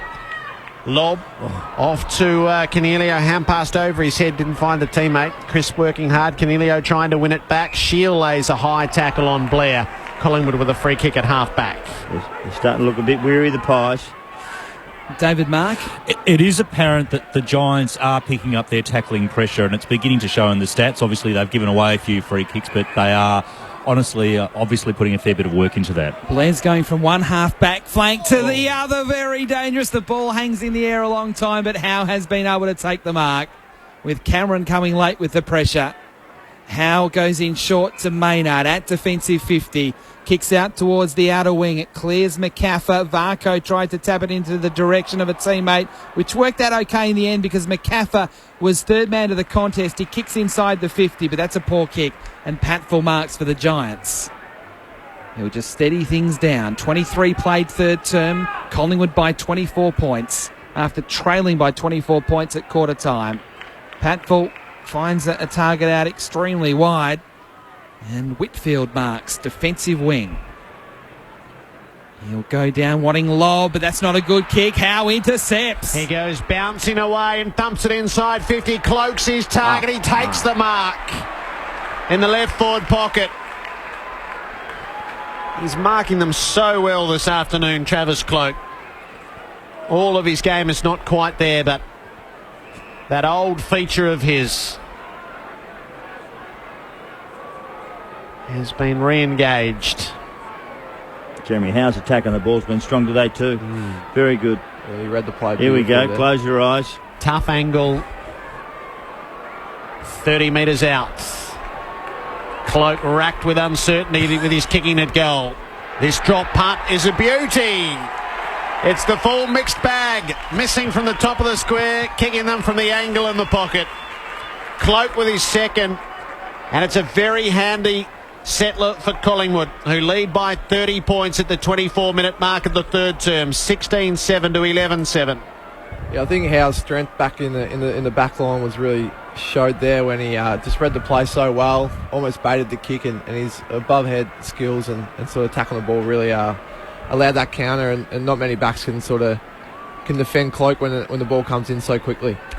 Well, you got 3.5 minutes or 3 and a bit minutes to get back a goal or so, because you've got to get inside that 5-goal mark. You're at 30 points now. You've got to be at 24 or less, or else you're in a lot of trouble. It was 18 at half-time. It's now been extended to 30 points. Collingwood's advantage, and a free kick in the centre square. And it'll go to Grundy, who's been one of Collingwood's best players. He had 11 disposals in the second quarter. Now 50 metres. And Brodie Grundy will be having a shot at goal. Devon Smith into the protected zone. We saw it paid a lot last night. We haven't seen it paid a lot in the last 2 months. And Grundy is going from the centre circles to 30 out, straight in front. We saw him miss a really important shot after the half-time siren. This one a little further out, but this one is directly in front. It wasn't the case on half-time. He's coming up for his 18th disposal, Brodie Grundy. Big day, isn't it? It is a big day for a ruckman. And this is a big kick, a big moment, and it's a big goal. It is 36 points, Collingwood's lead at the 26-minute mark of the third term. Collingwood 17 goals 7, 109 to the Giants 11-7, 73. It's a long way back from here for the Giants, even though they're playing at home. Playing a lone hand here, Grundy. He's been sensational in the ruck. He's up against Mumford and also Lobb at some stage, and he stands his own, and he's just been 19 or 18 or 19 possessions, kicked a goal. I mean, that is a real tick for the young man. He's improving as a player, and he's coming along with the side. He's understanding that he has to have handball off when he gets the ball in his hands, because he's not the greatest kick. He's learning, and they're improving the Pies. 36 points in front at this stage. 14 goals to 4 since quarter time. Grundy the tap, Canelio the footy though. High ball for the Giants to half forward. Free kick. Another free kick. Sinclair's way against Scully. Couldn't see that myself. Yeah, Sinclair with a short ball to Josh Smith. It's hard to change direction as he goes to scamper back. He topples over like a kid on roller skates. Out to the side for Marsh. Marsh, 30-metre pass is a good one to Brown. Between the wing and half-back for Collingwood. Brown having a look across the back of the centre square. It's a safe kick to Josh Smith. Grundy leads out to the wing, and he'll be honoured. That's good work, because he's pushing Mumford. He's stretching him. He's making him work harder. He can't run with Grundy. And he had a long look inboard, but there was nothing much to work with. So it's a long kick to half forward. Flying into the pack but not marking was Haynes. Free kick. Haynes' way. So the Giants win it at half-back. 90 seconds before three-quarter time. Haynes is going all the way back to fullback to Heath Shaw, who'll mark on his chest. He'll go in short. And the Giants just trying to... Well, I thought they would try at least one more time before three-quarter time, but they're playing slow ball at the moment. Patfull up towards the wing. Almost another intercept mark there, taken by Pendlebury. It comes out at ground level to Nathan Brown. Nathan Brown kicks into the 50 again, straight to Patfull, who marks on his chest. Patfull out wide towards Shield. Shield at the left half back flank takes the mark. Handball's on. Haynes for the Giants takes a bounce. His defensive wing kicking towards half forward. Marsh has to be courageous, and he was. He couldn't mark, but Sinclair was able to take the crumbs and kicks up towards half forward. Moore takes the mark. Now what's he got working for him? Crisp. Deeper as White. The kick goes in the White Cloak direction. Cloak! He's marked it again! He had a one-on-one with Heath Shaw, and you're not going to win that one with Heath Shaw's size and weight. Cloak's got 110 kilos or so. Just pushed him out of the way and took it easy on his chest. Where was Davis when you needed him? So Cloak's missed from here in the term already. He's 15 out directly in front. This is the goal that will make it impossible for the Giants. Nice hit, Jared. So there's so much riding on it. Travis Cloak kicks the goal and thrusts the fist into the air on the three-quarter time siren. He has three, and Collingwood takes a 42-point lead to the final change. 6 goals to 2 in that third term. And it would take something near biblical to change the course of this now. Collingwood 18 goals, 7, 115. To the Giants 11-7, 73. 42 points. Cloak with that third goal. So the goal kickers, White 3, Cloak 3. For Solo and Blair 2 each. McCaffer, Grundy, Adams, Aish, Varco, Sidebottom, Sinclair and Josh Smith, all with 1 apiece. 3 to Cameron, 2 to Patton and to Kelly, with 1 each to Shield, Ward, Johnson and Lobb. At the final change at the Showgrounds in Sydney, it's Collingwood by 42 points. This is Grandstand AFL on ABC Local Radio, News Radio and Grandstand Digital. Living well isn't about looking good in Lycra. Living well isn't about eating birdseed. Living well is about knowing you do your best every day to be healthier, happier, and just more content living on your side of the fence. Sunday mornings from 10 every week, we talk about living well, living healthier, living happier. With me, Libby Gore, on 774 ABC Melbourne. Grandstand AFL. You're with Grandstand. Green and Haynes combined, but maybe not far enough. It's not far enough. Sinclair from the 50. He goes at goal and he's got another one for the Magpies. What a way to start the second half. Up to the wing to De Goey, who marks strongly. He plays on. He handballs to Adams, forward of the wing. Kicking up to Cloak, 70 out from goal. He bounced off Mumford, and from 45, he goes to full forward. Jesse White! Collingwood playing inspired football. Jesse White from just outside the goal square kicks the goal. The Magpies have got 8 in a row. At the drop, it's a ball to Cameron. Under pressure handball, tried to go back to Ward. Oh, he got hit hard by De Goey. Haynes, though, for the Giants. Handballs it out to Whitfield. Now to Cameron. Now with a settling goal. It looks like he is going to take the shot. No, he's not. At the last minute, he just changes the kick and Cloak! That's the best thing he's done in 2016 without question. Strong mark. 15 from goal straight in front. Not wasting any time. 15 out straight in front. He's missed. He has missed. He's gone from doing the best thing he's done all year to almost the worst. Bouncing away and thumps it inside 50. Cloaks his target. He takes the mark in the left forward pocket. Here we go. Close your eyes. Tough angle. 30 metres out. Cloak racked with uncertainty with his kicking at goal. This drop punt is a beauty. He's coming up from his 18th disposal. Brodie Grundy. Big day, isn't it? It was a big day for a ruckman. This is a big kick, a big moment, and it's a big goal. It is 36 points, Collingwood's lead. Grandstand AFL. On ABC Local Radio and on digital radio ABC Grandstand. And it was 42 by three-quarter time Collingwood's way, 18-7 to 11-7. Our next stop is the Gold Coast, where it's the Suns and the Lions, and that's where we find Quentin Hull. Quentin. And Jared, I don't think an English professor would agree that you could call a 12th instalment of a rivalry a rematch, but that's certainly the case, because after round 4, when Steve May got his 5 weeks for his hit on Steph Martin, we've been waiting to see instalment 2 of the Queensland rivalry for 2016. Brisbane hasn't won since that game. It was back on April the 16th, and of course the Suns had been winless from then as well until they beat St Kilda last week. There are no changes to the selected teams. The Suns now with 4 wins for the year after beating the Saints last week. Brisbane still just the 1 victory for the season. Then they come off the bye to see if they can repeat the dose of round 4 and upset the Suns. We've got glorious conditions here for Q Clash 12 coming your way after things finish up at the showground. One last chance to win the multicultural round, Sharon. The SMS 0467 920 222 or the Twitter handle ABC AFL. What do you bring to the footy?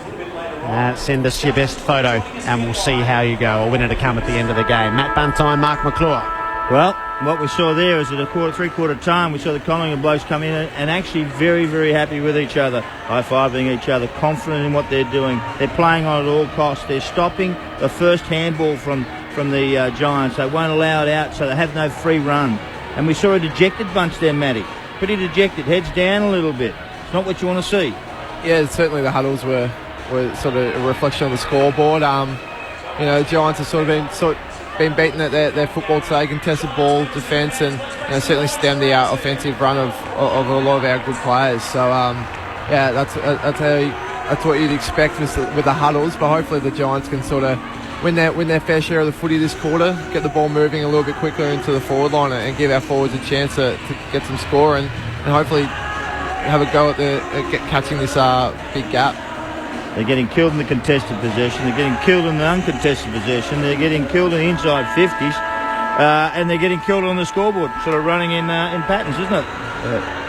Well, if they run Collingwood down, it will be something to behold. 42 points. The Magpies have dominated since quarter time. Into the final term we go. Mumford wins the first tap. Shield tracks and gathers the footy. It kicks the Giants out to the wing. Scully is in pursuit. He reaches it before the boundary. Kicks inside 50. His target is Patton. That is a towering mark. That's the start you need. Brilliant start, obviously. Getting our hands on the ball in the centre clearance is really important. And it was a great long mark and kick in a mark by Johnny Patton. Didn't bounce the ball. Scully, that's a good start. Absolutely non-negotiable, this. Patton kicked 2 goals in the opening term, and he was part of that onslaught from the Giants to get them going. He kicks and goals. It happened inside a minute. They'll need plenty more. Down by 36 points. 3 for Patton. 12-7-79 to Collingwood 18-7 115. Centre bounce clearances again. It seems to be the way that you score on this ground. You get the ball into your forward line quickly, give your tall forwards a chance, and Patton was on the end of that. Scully didn't pounce the ball, which he should have done earlier and finished off, but he did it perfectly. Hit it to the right spot. Patton was big and strong. Geez, they've got some tall forwards in there. When you get in there quickly, they're hard to beat. So that's 1 back, but they need 6 more back. Well, never know. It's been done before. Only about 5 times in the history of the game, but it has been done before. In the middle we go again. Grundy jumps early. Mumford wins the tap down though to Shield for the Giants, who kicks out wide towards half forward. Scully knocks it on. Wanted Patton, couldn't find him. Found Cameron instead unintentionally. Gave the handball to Kelly. Scrubs a kick into the 50. Deep into the pocket off hands. It's gone out of bounds for a throw-in. Haven't paid one of those today. Not one deliberate. So wide change. Because the focus is on something else. What's it on? Running next to the mark. They'll pay one at the 20-minute mark of the last quarter with scores level. Ball thrown in. Grundy tried to kick it out of the congestion. Couldn't do so. Shield had a piece of it. Lost it. Adams bounces off one tackle. Handball's under pressure. Out to Treloar. To side bottom. To Grundy. Grundy's handball over the top of Varco. It might be coming back. No, it won't. Collingwood's pressure was good to able to at least neutralise the contest and provide a throw-up about 75 out from the Giants' goal at left half forward. The Giants kicking to the Vincent Fairfax stand end of the ground. To the right as we look at it. Hey, the Pies cannot become complacent here. This is a time when they need to finish them off, not sit there and hope. Had the ball up, Lob won the tap. Adams got the footy though to side bottom to Sinclair, who sends the Pies bursting through the middle. Hand passes it up to Varco, kicks to an open forward line. Moore's his target, he dropped it off his chest. A chance to regather before Davis shuts him down, and he uses it well to Treloar. And wouldn't Adam Treloar enjoy this moment? We just saw the athleticism of Darcy Moore there, the quickness away from the fullback there in Phil Davis. Gee whiz, he put 5 metres on him. Quick. He's to the left of the goal front. Adam Treloar. He'll need to kick it every bit of 50 metres. Against his old team and his former home ground. Treloar sinks the boot in and drags it near side. It's a behind. The Pies by 37. Heath Shaw kicks to himself and then drives it straight down the middle. Will go into the centre square. Green, good mark for the Giants. He wasn't the tallest man in that contest, and he jumped over the top of everyone and took the mark. Kicks out wide towards Steele. Howe jumps over the top of Steele. Couldn't mark, ball loose. Aish gets tackled, dropped the ball, no free kick.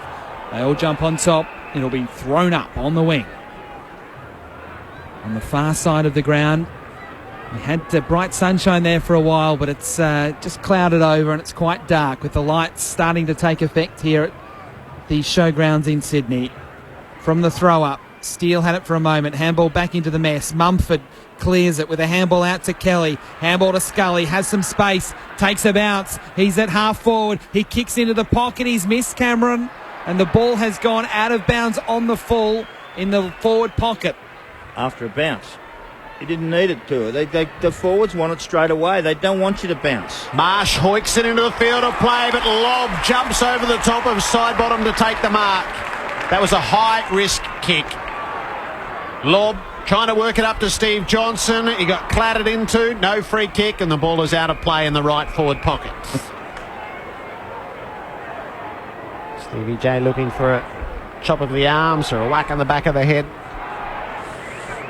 It was an effective spoil. Thanks to the view of the umpire. Giants attacking, throw in favoured Mumford, who knocked it straight down to Howe. Not his best hand pass. Pendlebury keeps it out of Steve Johnson's hands and then gets down in the two-man tackle. It'll be tossed up 45 from the Giants' goal. Collingwood by 37 at the 5-minute mark of the final term. The Giants led by 24 points at quarter time after kicking 7 goals in the opening term. I don't think anyone can believe we're at this moment. Grundy wins the tap down. Treloar gives the handball back to Grundy. He's almost playing like an extra midfielder to Varco. All handballs. And now Cloak. The confidence is building. He's taking a bounce from the wing in towards centre half forward. Jesse White. He's beaten 3 of them.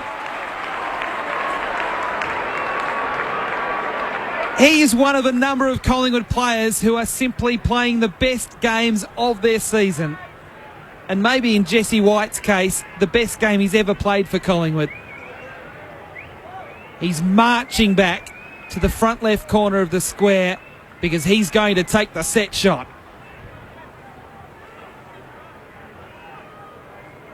In he comes, the number 9 for Collingwood. From outside the 50, contact is okay, but it's not good enough. It's hooking, it's missing to the left. Only a behind. Collingwood's lead 38 points at the 6-minute mark of the final term.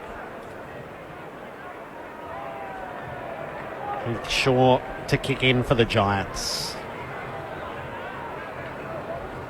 Dinks it in safely to Williams. Williams will bring it out to Mumford at the defensive 50. He wants to link it up with a hand pass to Kennedy. Back to Mumford, out of centre half back. He kicks in the Steve Johnson direction. Maynard again is on the spot to make the spoil. Grundy does the crumbing off to Pendlebury, sideways to side bottom. Has it at left half back for the Pies. Wider still to Reid. Trelaw's up ahead of the play, and he can receive it. He'll bring it inboard, and Maynard on the spot. They can switch play across the ground, Collingwood, and will do. Maynard with the long kick to Howe. What's he got around the far wing? Josh Smith is the short target. The longer target is Aish. Mumford gets across the front, reaches up, makes the spoil, and knocks it out of play. Right half forward for the Pies, leading by 38 points. Nearly 8 minutes now have elapsed in this final term. Collingwood still leading by 38 points, 117 to 79. As the ball gets thrown in at right half forward for Collingwood, Grundy wins it down to the front. Taken though by Steele of the Giants. Got a handball out. Whitfield sharing the ball with Canelio. That's where it breaks down. One too many handballs. Williams went again though for the Giants. Handballs back into the path of Steele, who took it on the bounce, but they all took him, 3 of them, and have locked it up on the wing for a throw up.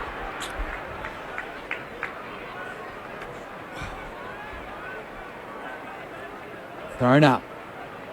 One down by Mumford. Straight though to Aish of Collingwood, who kicks the ball back towards the 50. Grundy couldn't get to the contest. He was almost blocked out of it there. Palmer handballs out the top to Kennedy. Handball now to Heath Shaw, who squares it wide, and that's okay. Whitfield marks, and he'll just chip it over the top, but they're still at half back. Devon Smith marks down the line. Marsh over the top of Mumford. Canelio has to play run a crummer. Mumford got caught with the footy and dispossessed. Crisp has to go for the Pies. Forward to the play to Marsh, who worked a kick out to centre half forward where Cloak takes the mark. 55 from goal. He sets it up. Moore one-on-one with Davis. Davis at the back. Superb mark. A one-hander against the behind post, and he works it across the face of goal to Whitfield. But he's hemmed in the back pocket. There's no run from the Giants at the moment. Just a chipping kick over the top to Palmer.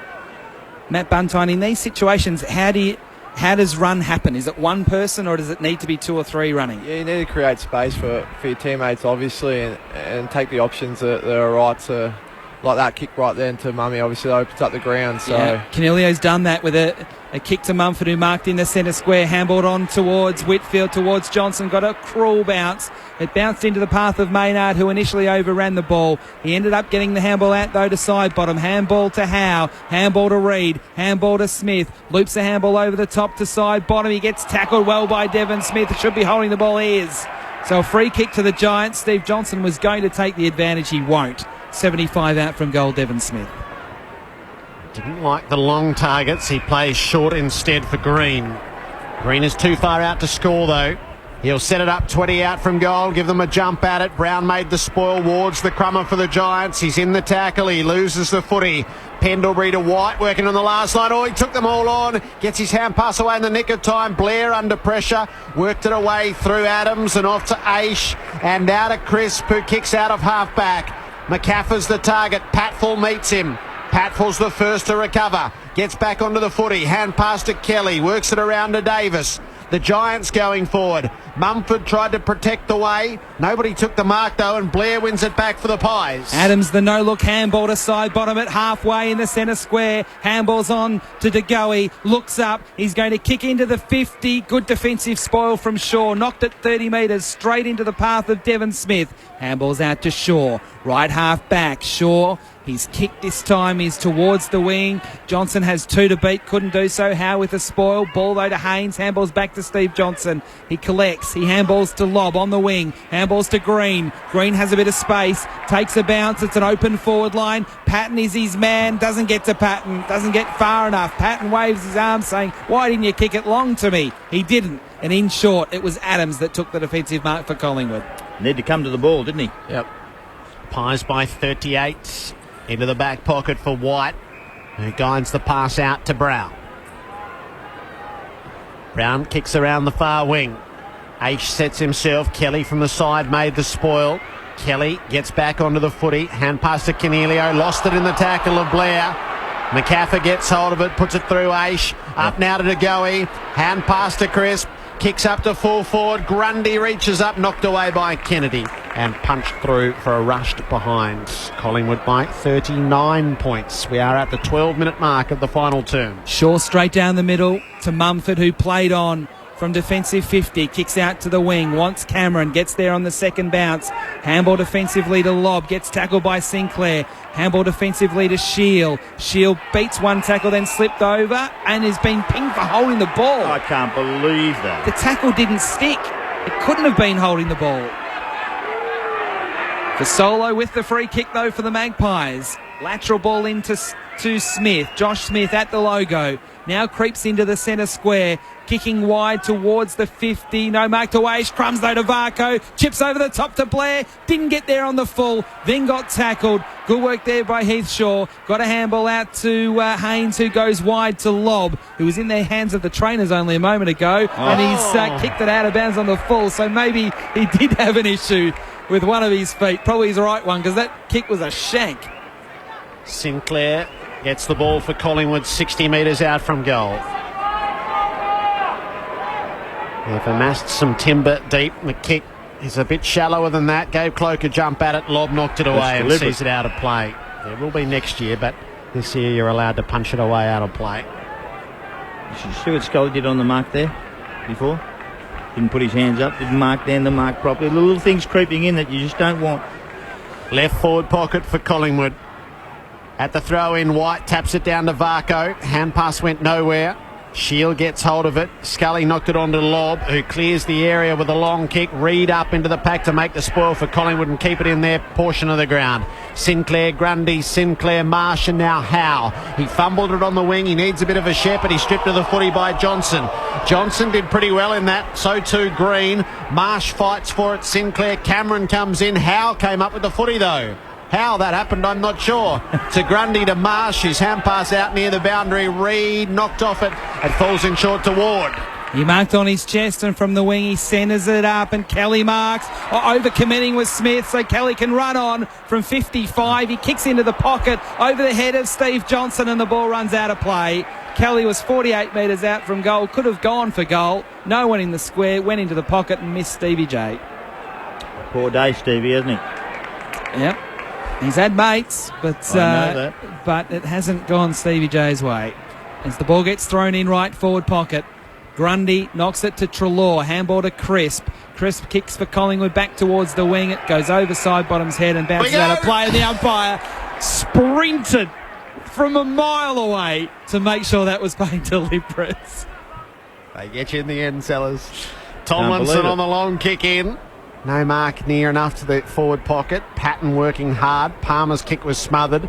Treloar gives it to Grundy to Treloar. Collingwood running the gauntlet on the last line. Howe hand passes to Marsh. Oh, wonky old kick on the way out. Couldn't be handled by Sinclair, who lays the tackle on Palmer. He played for high contact. He didn't get it. That might leave him in jeopardy. The ball spills out but doesn't spit out. And it will stay as a ball up, 30 out from the Giants' goal. At least the Pies have slowed them down. They won't let them score. They're just marking time at this stage. No increase. 29 goals in 3 quarters, 1 goal in 15 minutes of this term. Shield trying to have a say about that. He gets it from the contest, kicks to the teeth of goal. Patton spoiled, working underneath Crisp. He works it away with Reed, clears the defensive area, and Cloak takes another mark. Unbelievable. Under fierce pressure from Tomlinson. He is a man reborn. Another contested mark. He's had 10 overall marks for the game. I reckon at least 8 have been contested marks, but he cannot kick. It's good for him. He cannot kick. No, we understand that. But gee whiz, he's a marker. Steele, who gave it to Kennedy, who goes long inside the 50. Patton is there, splits the pack. Front of the pack was Cameron. Somehow got his hands free to handball out to Scully. On his left, kicks towards goal. He's missed to the left. And while all that was happening, in fact, is there a whistle from the umpire here? No, it is going to be paid as a behind. Lobb is in a bit of trouble for the second time. He's waved the trainers away, but he doesn't look particularly healthy.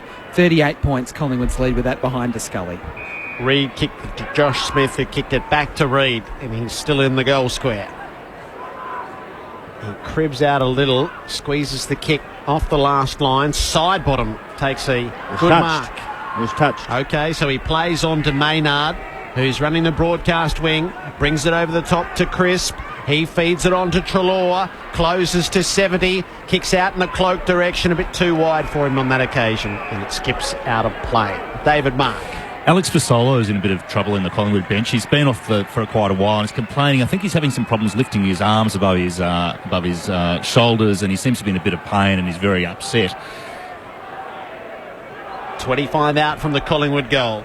At the throw-in, Mumford gets an unimpeded run at it. He knocked it down near Varco, which was a dangerous strategy.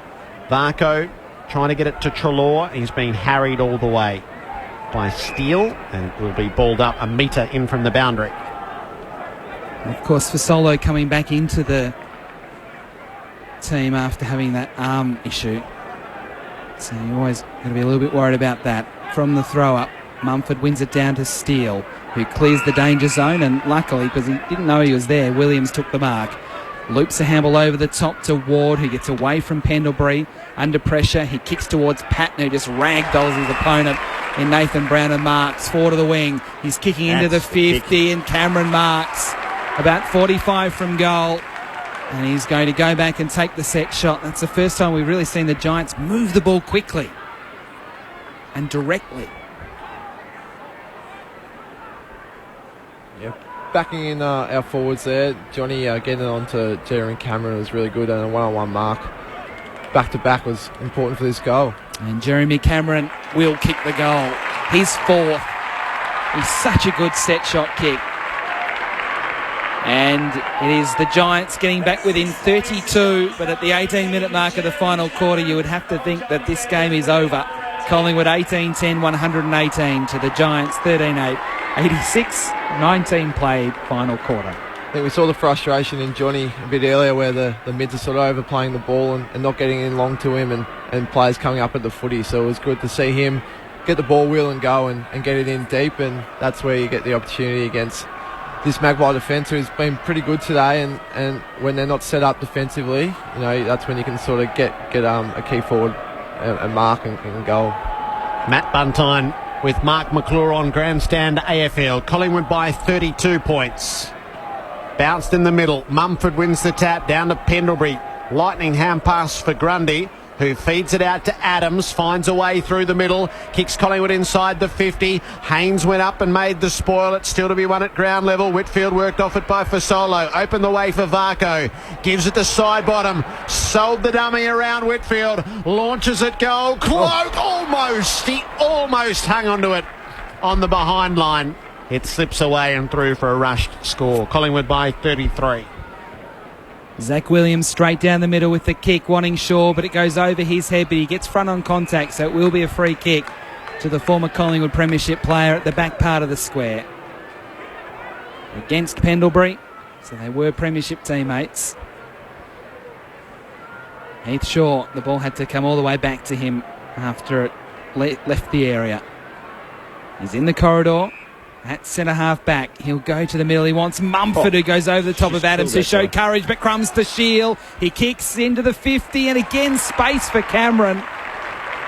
And Jeremy Cameron has marked 35 from goal, just right of centre. Very similar spot to where he kicked his last goal. And again, you just wonder, where was this from the Giants earlier? Well, they used the middle of the ground. They used the middle of the ground there as well, and they open up some space. Jeremy Cameron, oh, that one's got a bit of a fade on it. He usually hooks them. That one just didn't come off the boot well, and he missed to the left. He poked at it too. He didn't really bang it. That's in the bunker on the left. 32 points again, Collingwood's lead. There'd be the actual swing and the predicted swing. Yeah, they were on divergent paths. Howe on the long kick into play. Giants have numbers around it. Patton couldn't take the mark. Mumford fights on, keeps it away from Sidebottom. Works a hand pass forward, in fact. It never reached Cornelio, though. Pendlebury had a say. So too Adams. Off to Aish. Forward of the play for Sidebottom, who kicks to the wing to Treloar. Marks and plays on. Hammers the hand pass up to White. White needs a bit of help. There's three around him. He's dragged down by Haynes. It should be and is holding the ball. Yeah, a couple ahead of him too. It's kamikaze stuff if he could just get it on, but Haynes was good enough. And he goes wide to Patfull. They're still trying, the Giants, even though it's impossible from here. The kick down to Shield, who marks and plays on, and Chris gets him. So Shield has to handball it away. Luckily, in the vicinity was Cameron, who beat 2 tackles, swings a long ball that's going to go deep, not to the score, but for Howe to go over the top and take the great mark. A Jeremy Howe special. Oh, that was only just on the last line of defence. Line and length one, that one. Par. Par for Howe, an eagle for most people. Kick out to half-back for Pendlebury. This game has been littered with highlights. Some terrific marking, some great goals. 31 majors in total. Pendlebury's kicked a Cloak, who marks it again. That one's paid as a free kick to him. Over the shoulder. He kicks it all right in play. No, he's out of bounds. Was I wrong again? Just get ahead of yourself. Oh, God. Out of bounds on the fall. How wide is the ground? Yeah, it's not wide enough. How wide are the goals? Not wide enough. Mumford to Shaw to Kennedy, who took a while, got bowled over by Varco. His kick's not great. Patfull fights against Moore. Patfull kept it in the field of play, and he's the first one to get back onto it. Hand pass to Shaw. Oh, that's going to be deliberate. He kicked that 50 metres down the field. Here The he comes. umpire's right on the spot. Charging in, waving the arm. Deliberate out of bounds. Collingwood by 32. They had a quota to meet, and they're going to meet it. They're going to get there. Coming with a late run. Josh Smith for the Magpies, or kick towards Cloak again, who almost squeezes all the air out of the ball the way he marked that one. That is vintage Travis Cloak. Mark number 12. That is a brilliant day for him. Left half forward. He's kicking it deep. Grundy is there. Moore is there. Grundy hands to it. Couldn't mark. Moore crumbing it, kicking it into the pocket. Couldn't get enough screwage on the kick. And it's gone out of bounds for a throw-in. David Mark. Alex Fasolo was back on the ground for about 2 minutes, but he's come back off again and had a chat to the doc. He's having a lot of problems with his left shoulder, and as I said before, he's visibly upset about having the injury. Screwage or corkage, Whitey? At the throw-in, Whitfield gets hold of it. He's kicked it out of bounds deliberately as well. Same umpire on the other side. Beauty, they're racking them up now. That's at least 3 in the quarter.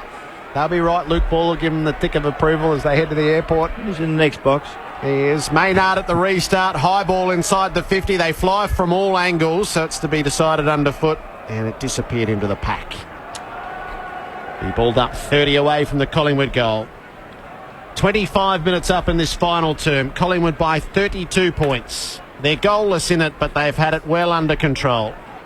Grundy knocks it down. Steele gets hold of it for the Giants to Devon Smith, to Whitfield, up to Palmer and back to Steele and up now to Ward. They're short of halfway. Ward changes direction, cuts back through the traffic, kicks short to the wing where Lobb takes the mark. He gets on with it quickly. Cameron at the back, works Marsh under the footy, takes the mark. Jeremy Cameron can go back and line up at his 5th. That's the value of getting the ball in with haste to a tall forward line and a special forward line that Jeremy Cameron's a part of, and he's had his hands on it 3 or 4 times this quarter. He needs to finish this off. Left of centre, 35 metres from goal. Jeremy Cameron's kick is true. 5 for Cameron. And each of these last quarter goals contains a note of lament for what happened through the middle phases of this match. 26 points Collingwood's lead at the 26-minute mark, 18-11 to 14-9. You can certainly see a change in the way the Giants have moved the ball this quarter, kicking out, going straight down the middle, being a little bit more aggressive with the ball, and it's paid dividends with us probably winning this quarter, which is a really important feat, seeing that our second and third quarters were very average. So it was good for Jazz to go on the end of that one and finish off nicely. The crowd's come up at 13,483. And the crowd is going to watch a real shock here with Collingwood coming out on top against the Giants. From the middle, it's a Collingwood clearance to Adams. He kicks up towards Cloak. Oh, he's got it again! He beat 2 of them, and another contested mark to Travis Cloak. It's his 13th mark all up, and he'll have a chance to kick his 4th goal. It's almost a vote-winning round for him, isn't it? Yeah. And more than one. You sure? I feel like it. It's a reincarnation. It is a bit of a reincarnation, and I like it. He's 25 out from goal. He kicks at it, and that is the cherry on top of the cake. A Collingwood cake. A stunning win. An extraordinary win. They're going to beat the Giants in Sydney. Collingwood 19-11, 125 to the Giants 14-9, 93. Collingwood by 32 points. Travis Cloke, 4 goals from 20 disposals, 12 marks, and I think 9 of them contested. 6 inside 50s and 4 goals won. No, it's tremendous performance by Cloke. But the Pies have been the winners here. This has been spectacular for them. Cloke up forward, who's actually now got some confidence back in the way, he can run and mark the ball. He's hitting the packs. He's in front. His power is good. And guess what? He's actually kicked 4, which is an enormous return for Travis Cloke, who's come from nowhere. The Maggies by 32. Grundy wins the tap. Adams, a bit of showboating off to Treloar, who's happy to kick it to the wing for Sidebottom. Sidebottom holds up for a moment. Jesse White presents. He's been a formidable figure. Kaffa leads over the top. White holds up. Moore wants it in the hot spot. Cloke just wants it deep. The kick is for Moore and Cloke. Moore flies high. The ball is loose. Treloar lays the tackle to keep it in dispute. Shaw worked it away to Devon Smith, to Ward, who ran into a dead end and had to kick it in a hurry. A ball that bounces around the wing. Howe reels it in for Collingwood. Hand pass to Brown. Gives it off to Pendlebury. He goes a long way backwards. The siren, well, frankly, that's the Collingwood that we feared would never arrive in 2016. Spearheaded by Travis Cloke. And yet here they are in Sydney, disrupting the Giants in a significant way on the way to the finals. Collingwood by 32 points. Side by side, they stick together to uphold the Magpies' name. See the barricades are shouting as all barricades should. All the premierships are cakewalk for the good old Collingwood. The Giants led by 24 points at quarter time. And thereafter, Collingwood kicked 16 goals to 7. They led by 18 points at half-time, 42 at the final change and 32 at the close. The final score at the showgrounds, 19 goals 11, 125 Collingwood over the Giants, 14-9-93 in front of 13,483 fans.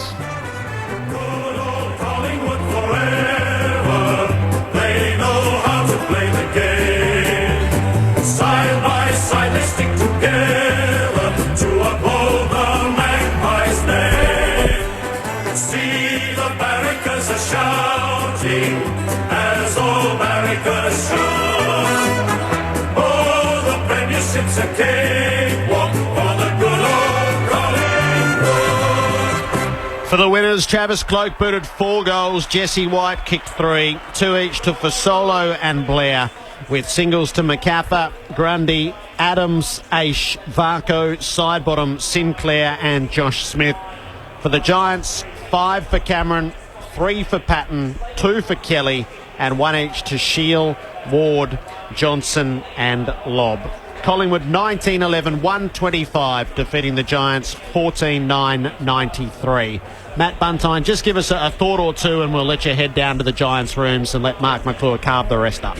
Yeah, obviously a really disappointing result on behalf of the Giants, but Collingwood just were hungrier at the start of the second quarter in the centre bounce, and as soon as they started getting the roll on, it was pretty hard to stop. Obviously, as a Giants, we need to learn to be able to curb some influence of key players and teams like that, and really show a way to shift the balance back into our favour and take games away from teams that sort of try and do that to us. So, disappointing result, but we'll review it as we should and hopefully bounce back next week. And just with ambition, with 8 games to go, and this one gets away, is I guess that shows how hard it's still going to be to make sure that you are part of this first finals campaign and win a good position. Yeah, it shows how tough the comp is, and we certainly don't think that we're a lock for finals. Yeah, we certainly aim for it, but we're still going to keep winning games to lock that position in. So, we look to bounce back like we said, and Yeah, obviously we don't want to perform like that every week, and we look to really improve for next weekend against Brisbane.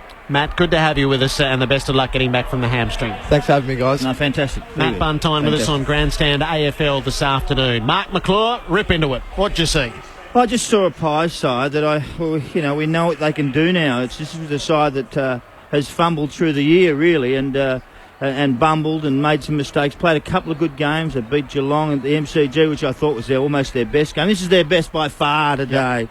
Outstanding. All their players played to the standard that they would want. They set a standard now. This is a standard they should be at, and they haven't done that. The defence, I love their defence. Now, Reed's back in, and he's in some form, Reed. Brown's there, it helps. I love Sinclair's run. So they get some protection from their midfield, which is Pendlebury and Sidebottom, and those Crispin, those sort of guys. Grundy was terrific in the ruck, and I like that. But their forward line has actually got some balance now with Cloak and White and Moore. And then you've got the Smalls around there who just keep working hard and put the ball in the forward line. I actually think that they have. This will be an interesting run home for them to see what they can do. Their game next week, they run into, they play. Who do they play? Can't think. Adelaide. Well, there you go. That'll be a good test for them. Adelaide are a good side. And this will test them because they can beat them. They can beat anyone if they play anywhere near that sort of level. I just think that they're well balanced there, in form, and Cloak's back in form, which is the Pies people. We were talking about getting rid of him. What for? He just needs some bit of love sometimes, and he found that today from his teammates. They were terrific today. They deserved everything they got. They came out with an attitude to win. They came out with an attitude after quarter time that this side, they're fancy, they're flash. They move it around really nicely, but can they go gritty and tough in the clinches? And they found out that they couldn't, and they flogged him in that area there. So that was a tremendous turnaround from them. Really like what I saw. GWS is a story. They're going to play finals, no doubt about that. But this is a wake-up call for you. You've got to come in with a good mindset every week, no matter who you play, and a mindset that it's going to be a hard and tough game. If you think you're going to waltz around and beat AFL sides who've been in this caper for a hell of a long time, think again. They want to play tough footy, want to play the basics well, do all those well, because that is the difference between playing finals and not. Now you know what it's like to play in finals. Now you understand it. And the game's about continual improvement. You cannot win every game of football. Not the best sides don't. Don't get too down about it and don't get too high about it. It's just about continually improving. And they've got some talent, but they've got a little bit of work to do if they're going to beat someone in September, I can assure you. They were on good terms with themselves at quarter time. Were they? What? 7 goals to 3. They waltzed around and did as they pleased. It looked like they